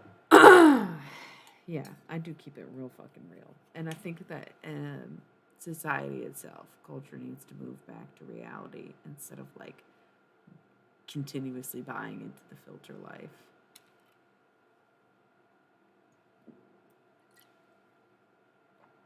I literally just did like a movie moment with my water spit take by accident. It was the velocity and the fact that my mouth wasn't all the way open. Y'all are really sweet. I am just going through this thing. I think I said it last night too because it's been tripping me up. Where like being hot and cool is only hot and cool because I've always been so humble about it. And then it's like, if I take away the humble, am I still hot and cool? Or am I just an asshole? Thank you for being here. Thank you for enjoying the stream. It started off really rough. I'm sure people will be like, what the fuck? And they're going to miss the gold that is the last 3 hours of this stream. I'm gonna run an ad and then we can mutually decide if we should keep going or if we should call it a night because y'all haven't been here the whole time, so I feel like it is a vibe, but it's like how hard are we holding on? Let us know. We're gonna do one little a BRB. Just like a second. Yeah, I feel comfortable too, and I love that.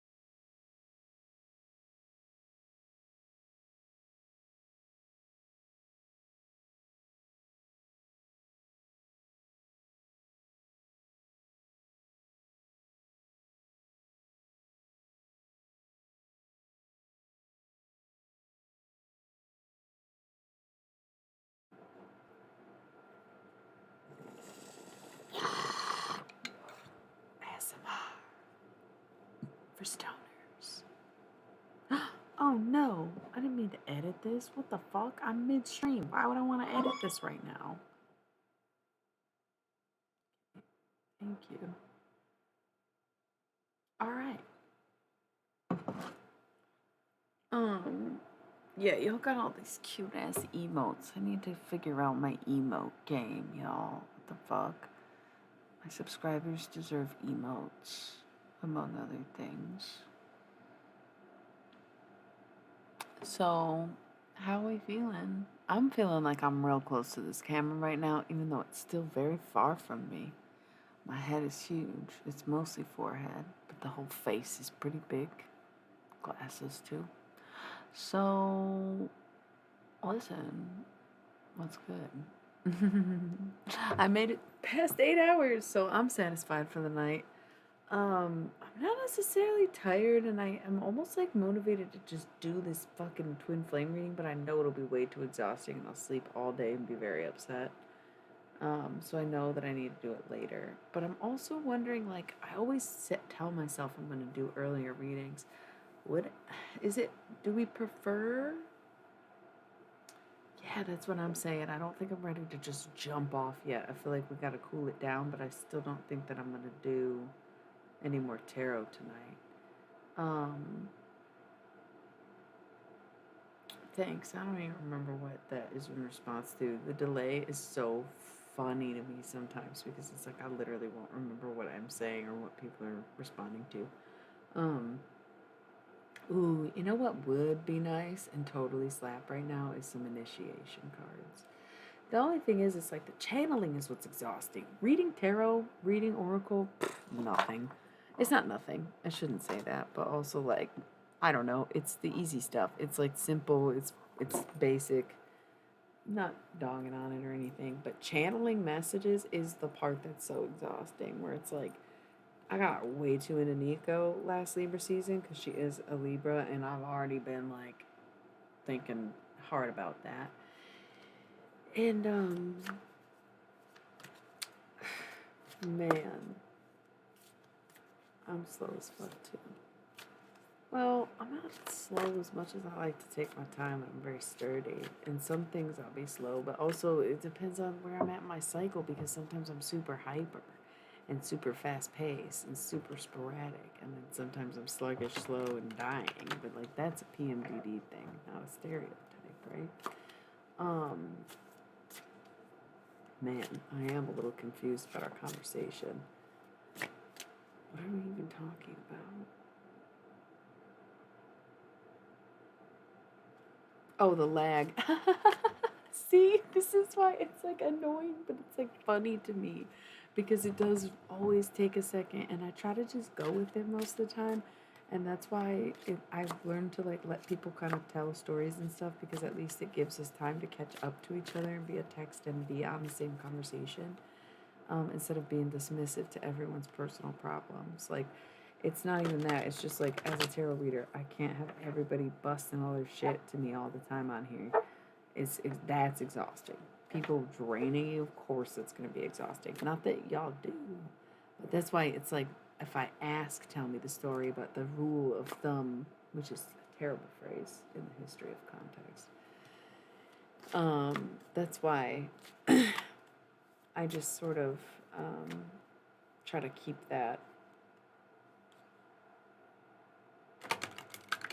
It's also total retrograde vibes. It's also the new moon coming up. It's also the stress of not knowing what you want. Have you organized it all? Have you figured out what you're doing? Have you seen any product of your harvest so far, right? This new moon is, I don't know what it's in, but we are Libra season, right? So it's about getting your ducks back in a row, right? Long summer, things get falling apart. We like to party. It's good weather. Well, you're on the opposite side of the world. Your ducks spring chickens. Okay? Still retrograde. Because no matter where you are on planet Earth, them planets are still moving backwards. Sometimes I don't talk with myself on here, and I won't necessarily be channeling anyone other than like the general people, entities, and randos that have been always showing up in my life, I think. It's really hard to decipher where I end and begin, I would admit sometimes, because I say stuff and I'm like, why are you even, who are you? And they're like, I'll never tell.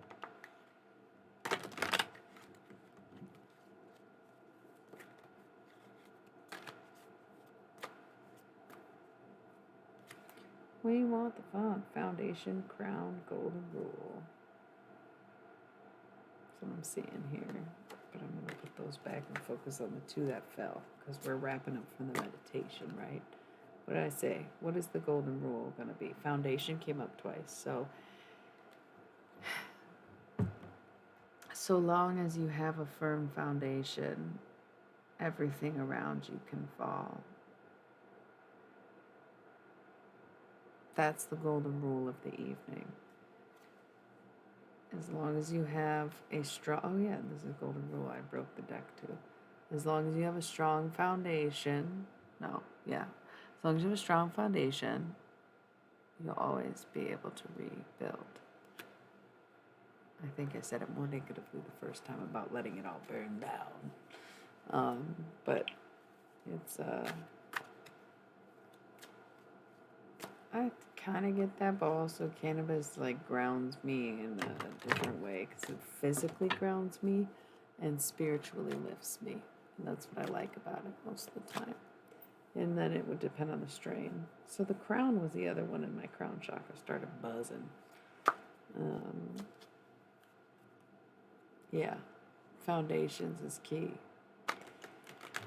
It has been for weeks. This pyramid seems so smoky. I literally have extra smoky incense, and this pyramid one is making me like notice the incense in the room. Like, it feels really good.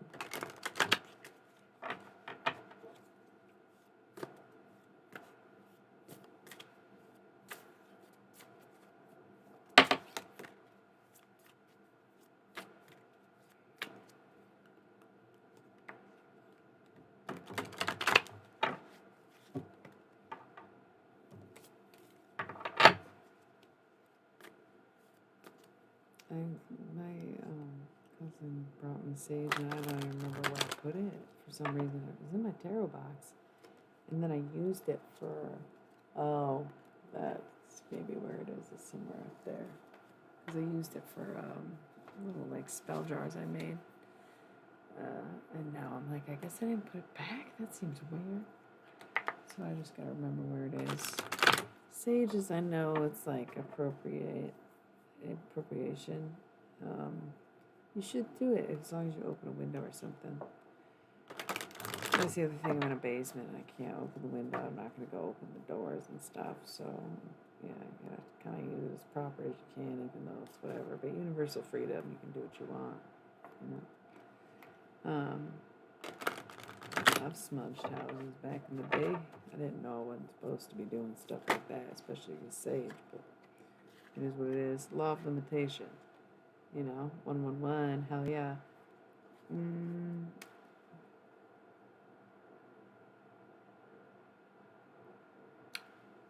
no.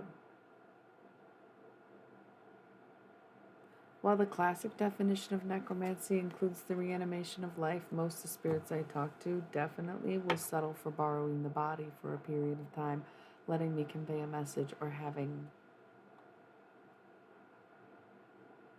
a conversation with me. It's never been this entity sort of energy of wanting them to be brought back to life. They know I can't reanimate the dead. Yeah, of course I do. I will tell you, I can tell when I'm being possessed. The stuff you think is possession, where I sit there and close my eyes and start saying shit or whatever, or like, the move and personalities, that's channeling. Like when you hear it and you say it, when you connect to it, when you flow with it. Possession is like, literally will feel it slip in my mouth and take over my body, and I will be fully conscious and look at you and be like very fucking aware. The channeling is different. Like when I'm seeing someone and having a conversation, I'm channeling them. But the possession, very different. That's like Nico. Like I literally was like, I need to smoke a cigarette right now. And maybe I will close my eyes when I'm possessed sometimes, but my voice will change, my whole everything changes. And so you'll notice like little ones like with the aliens. If I'm doing a channeled alien message, it might come through in an accent because really they're speaking another language or something. Or it's like really important where they're like not even messing with the channel and just trying to go straight to it. So yeah, I've done some fucking weird shit. I don't smoke cigs anymore. I don't even know what I said that made you think that. I've quit a long time ago. Not a long time ago, it was a few months ago, but I've quit several times. I picked up smoking when I was a very young teen, so it's like an ongoing battle, abusive, toxic relationship with cigarettes. I'm hoping to finally be done by this time, but whatever. All right, we got 6 discs face down on the desk. Or no, 5, but I'm holding one. The Olympics. It's like so perfect, the disc. So, law of limitation, right? So it's like on one hand, the law of limitation is that you set your own limitations in life, right? But on the other hand, there is just certain things, certain rules or um, laws that we abide by, such as karma or gravity or the nuance of life is better than death or what have you.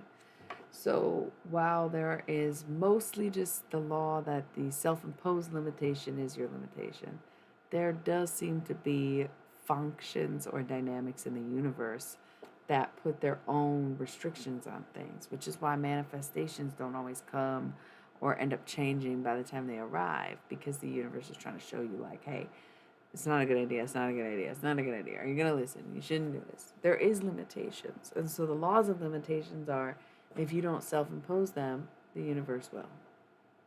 Right? Don't aim too low and do too many limits where you're stuck here. You got to just have your limits, have your boundaries, have your, outer wide.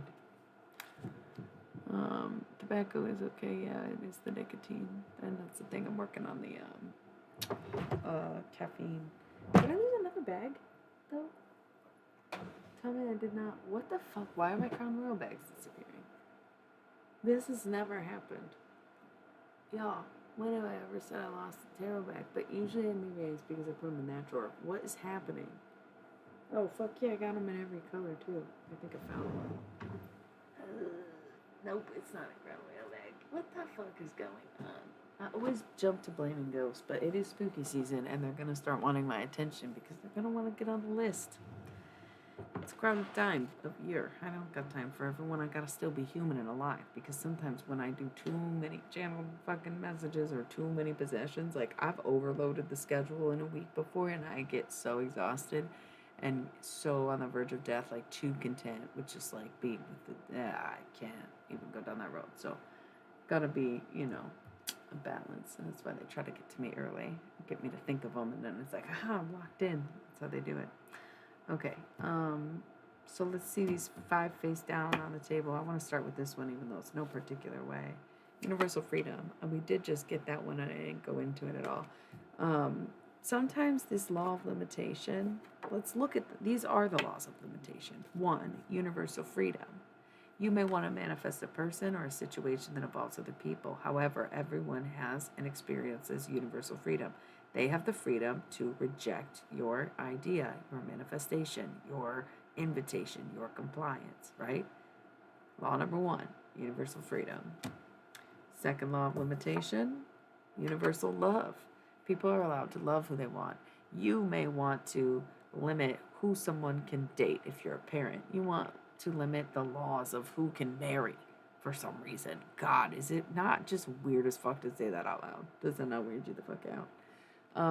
The laws of limitation state that universal love trumps your laws of limitation. Like, that is the limitation, is that people are going to love who they love. People are going to do what they want. People are going to go for what they know or what they desire. Okay? Law number 3, guardian angel, law of limitations. Once again, there are people watching over you, and therefore they do make executive decisions. They will fucking swipe left for you. They will push you. They will guide you. They sit on the other end of the screen and they watch you, and they don't get too involved. They got other people to look at, but they'll come by and be like, move you in a direction. Law of limitations, you can only work as far as your guardian angel will let you before you're stopped, blocked, and turned around when you're going in the wrong direction.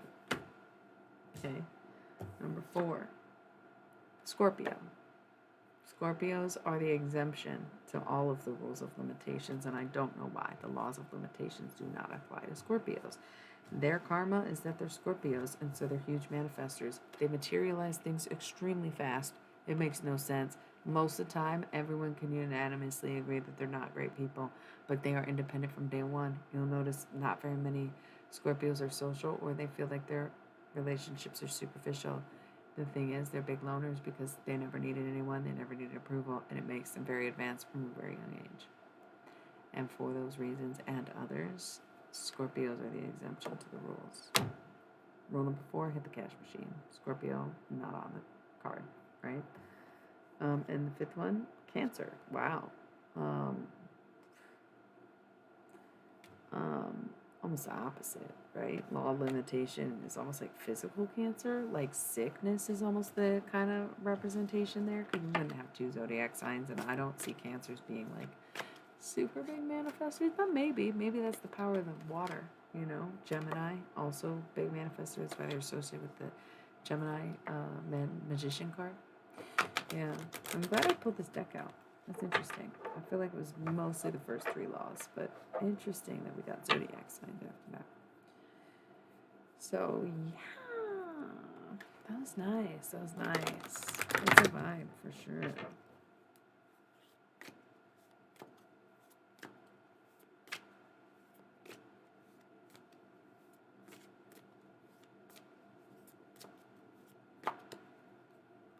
Yeah, I love these. They're my newest deck. It's a used deck, but I love them even more for that. You know, that's what I was saying earlier. I don't know if we're here, but a lot of my decks came used, and I like it that way. This was a gift and used, so double bonus. I love these cards.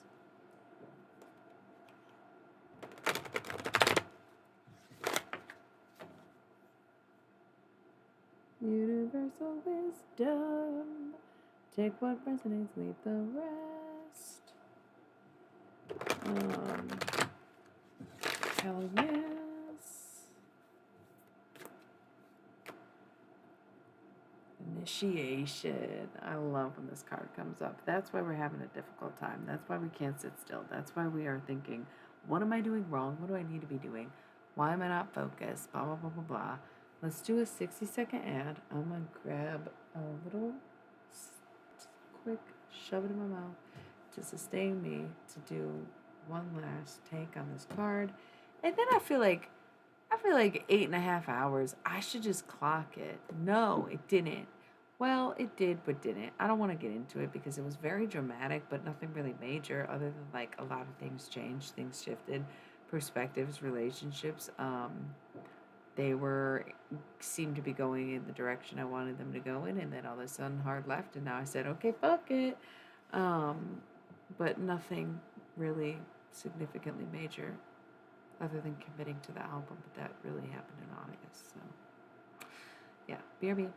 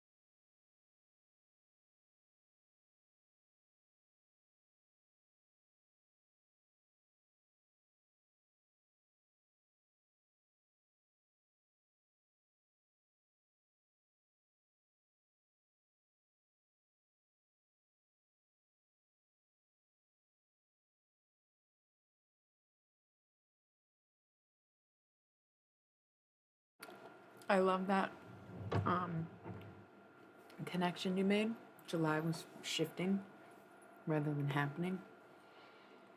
Um, and I don't think anything's happened yet. I think we're still shifting. And that's why Libra season's more about information than being or doing, right? Revealing, being patient, and all that. Um, ASMR, making sure I don't have talk on the face.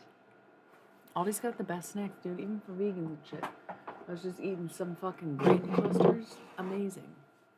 I love Aldi's. All right. Um,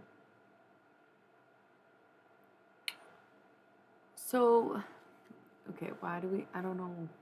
I feel like your two questions here, the first one and then the follow up, are like almost contradictory, where it's like why and then how. Well, if you don't understand why you would do something, then why do you need to know how to do it? Is one thing to ask yourself. But then at the same time, I'm also kind of like, get what you're saying, I think. But the whole thing is we wouldn't choose. Like, we don't choose to limit ourselves. That's like why there's like a law of limitation, is where, yes, same. Girl, let's just do it. Because honestly, there was a moment when I started to trip out about this stream situation in a sense. Oh, the initiation. That was the whole thing. It was supposed to do this one last card. And then we were gonna call it. And then it's like, oh yeah, you guys are asking good questions. And it's like, no. Um, yeah. Threshold. Look, I don't know. Sometimes I split the deck randomly. It's like we are at the threshold of an initiation. We're almost like, it's almost like, what do you call it? When you're up to bat, but in theater. I've played more softball than I did years of theater, but I was more into theater than softball. When you're up, on deck. What is the theater version of on deck? On call. Um, Up to bat. What do you call it? Come on. You know. I love snakes.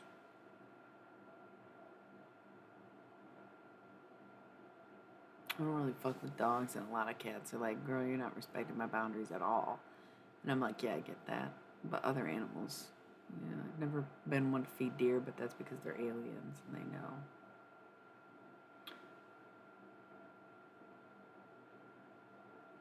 What the fuck do you call it when you're the next on stage? Why can't I think of that phrase? It's driving me nuts. I literally did stage crew in high school and very big dance productions as a child. Like, what the fuck do you call it when they're up to bat in theater? Whatever, I'll figure it out later. Anyways, that's what this threshold initiation feels like. That's why I was trying to figure it out. It's like we are standing right there and they're like, you're on in 5. And we're watching the show and we're like, oh my God, oh my God.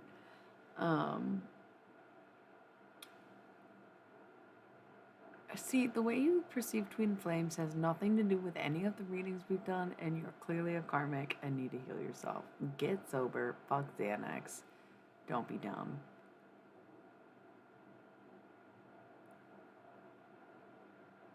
He's talking out his ass. We all need to call it a night, I think. But man, sometimes the conversation gets so interesting.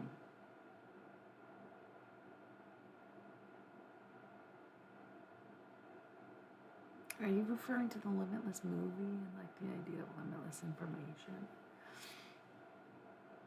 Either way, we're at the precipice of something. We are literally on the verge of something. We are at the threshold and it's about to break through, and we may not even know what production we're a part of, and we may not even see it unfold. We might not even be aware of what's behind the curtain, but we're on call. We're next. We're about to see the curtain be pulled back. This was a visual I got in a meditation while I was streaming a few, like I want to say it was like a week ago, but it's really hard to say how much time passes and what days are which because I'm always starting on one day and ending on the next, right? So it's a little confusing. It's not scheduled. Um, oh, yeah, yeah, for sure, for sure. So it's full circle, right? Um, but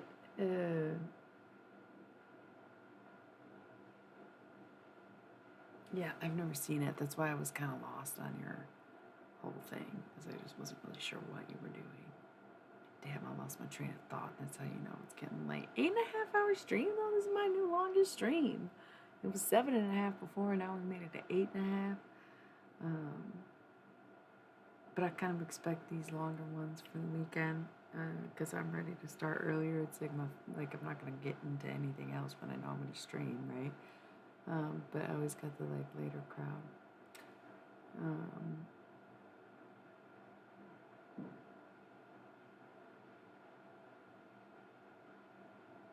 so interesting. So goofball. Yeah, y'all, I think I am gonna call it 8.5 hours. That's a good fucking shift. I know we're all just like so fascinated and into this conversation, and there's so much that can be said. And I will be back tomorrow, today, technically. We're gonna focus on the twin flame readings again because clearly we need some clarity on that from many different people, right? Um, okay, you're too tapped into your Mars. You're too fixated on your Mars because when you focus on nothing but your Mars, you're literally choosing violence. You're waking up and choosing violence by being like, let's channel our Mars energy. It's literally the god of war, okay? And Venus's side piece. So chill out. You want to talk about twin flame stuff. Jesus fuck. Nothing wrong with polyamory, but I don't know if Vulcan was necessarily down for Mars as much as Venus said, whatever, I want what I want. And it was like, you go, girl. A polyamorous queen. However, Mars still the god of war. Alright? So quit being silly. All this fire energy. Leo's a noble fight, though. So you lead war in hopes of being a hero, blah, blah, blah, blah, blah. Not petty revenge like Mars and Scorpio, or annoyingly sappy bullshit like Mars and Pisces.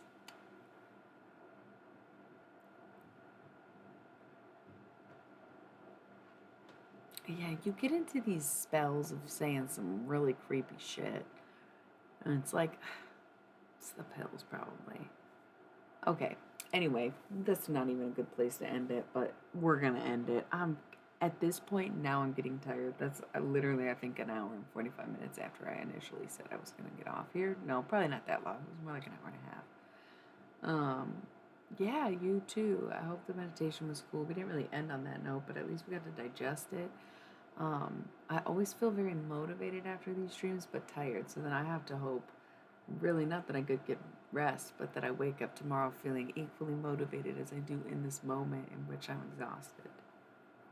Mwah! Okay, so I'm gonna play one more ad, but I'm getting off here. And I love you all. Thank you for tuning in. Thank you for being here. Thank you for being supportive. Thank you for understanding me. Thank you for listening. Thank you for trusting me, even. Thank you for coming into my space and keeping it safe. Thank you for sharing. Thank you for sticking it out. Thank you for streaming, right? So we stream together our consciousness. It's been a beautiful night. It always is a delight. Go back and watch the beginning of the reading. You can catch the full in-depth thought. Wasn't super nice though. This chill energy came from us. That's why I do really appreciate it. It is mutual, you know. I'm really glad that we could do this together. And yeah, have some sweet dreams. Write them down if you remember them in the morning. Because lately I'll wake up and remember, but then I do think something too quick and I forget everything I knew. So, yes, I love you. I'll be back later tonight. No real time set, obviously. You can expect me around, anywhere between any time in the midnight morning, right? In some time zone or another. Good night, good luck, and come back and see us. I love you. Thank you. Good night.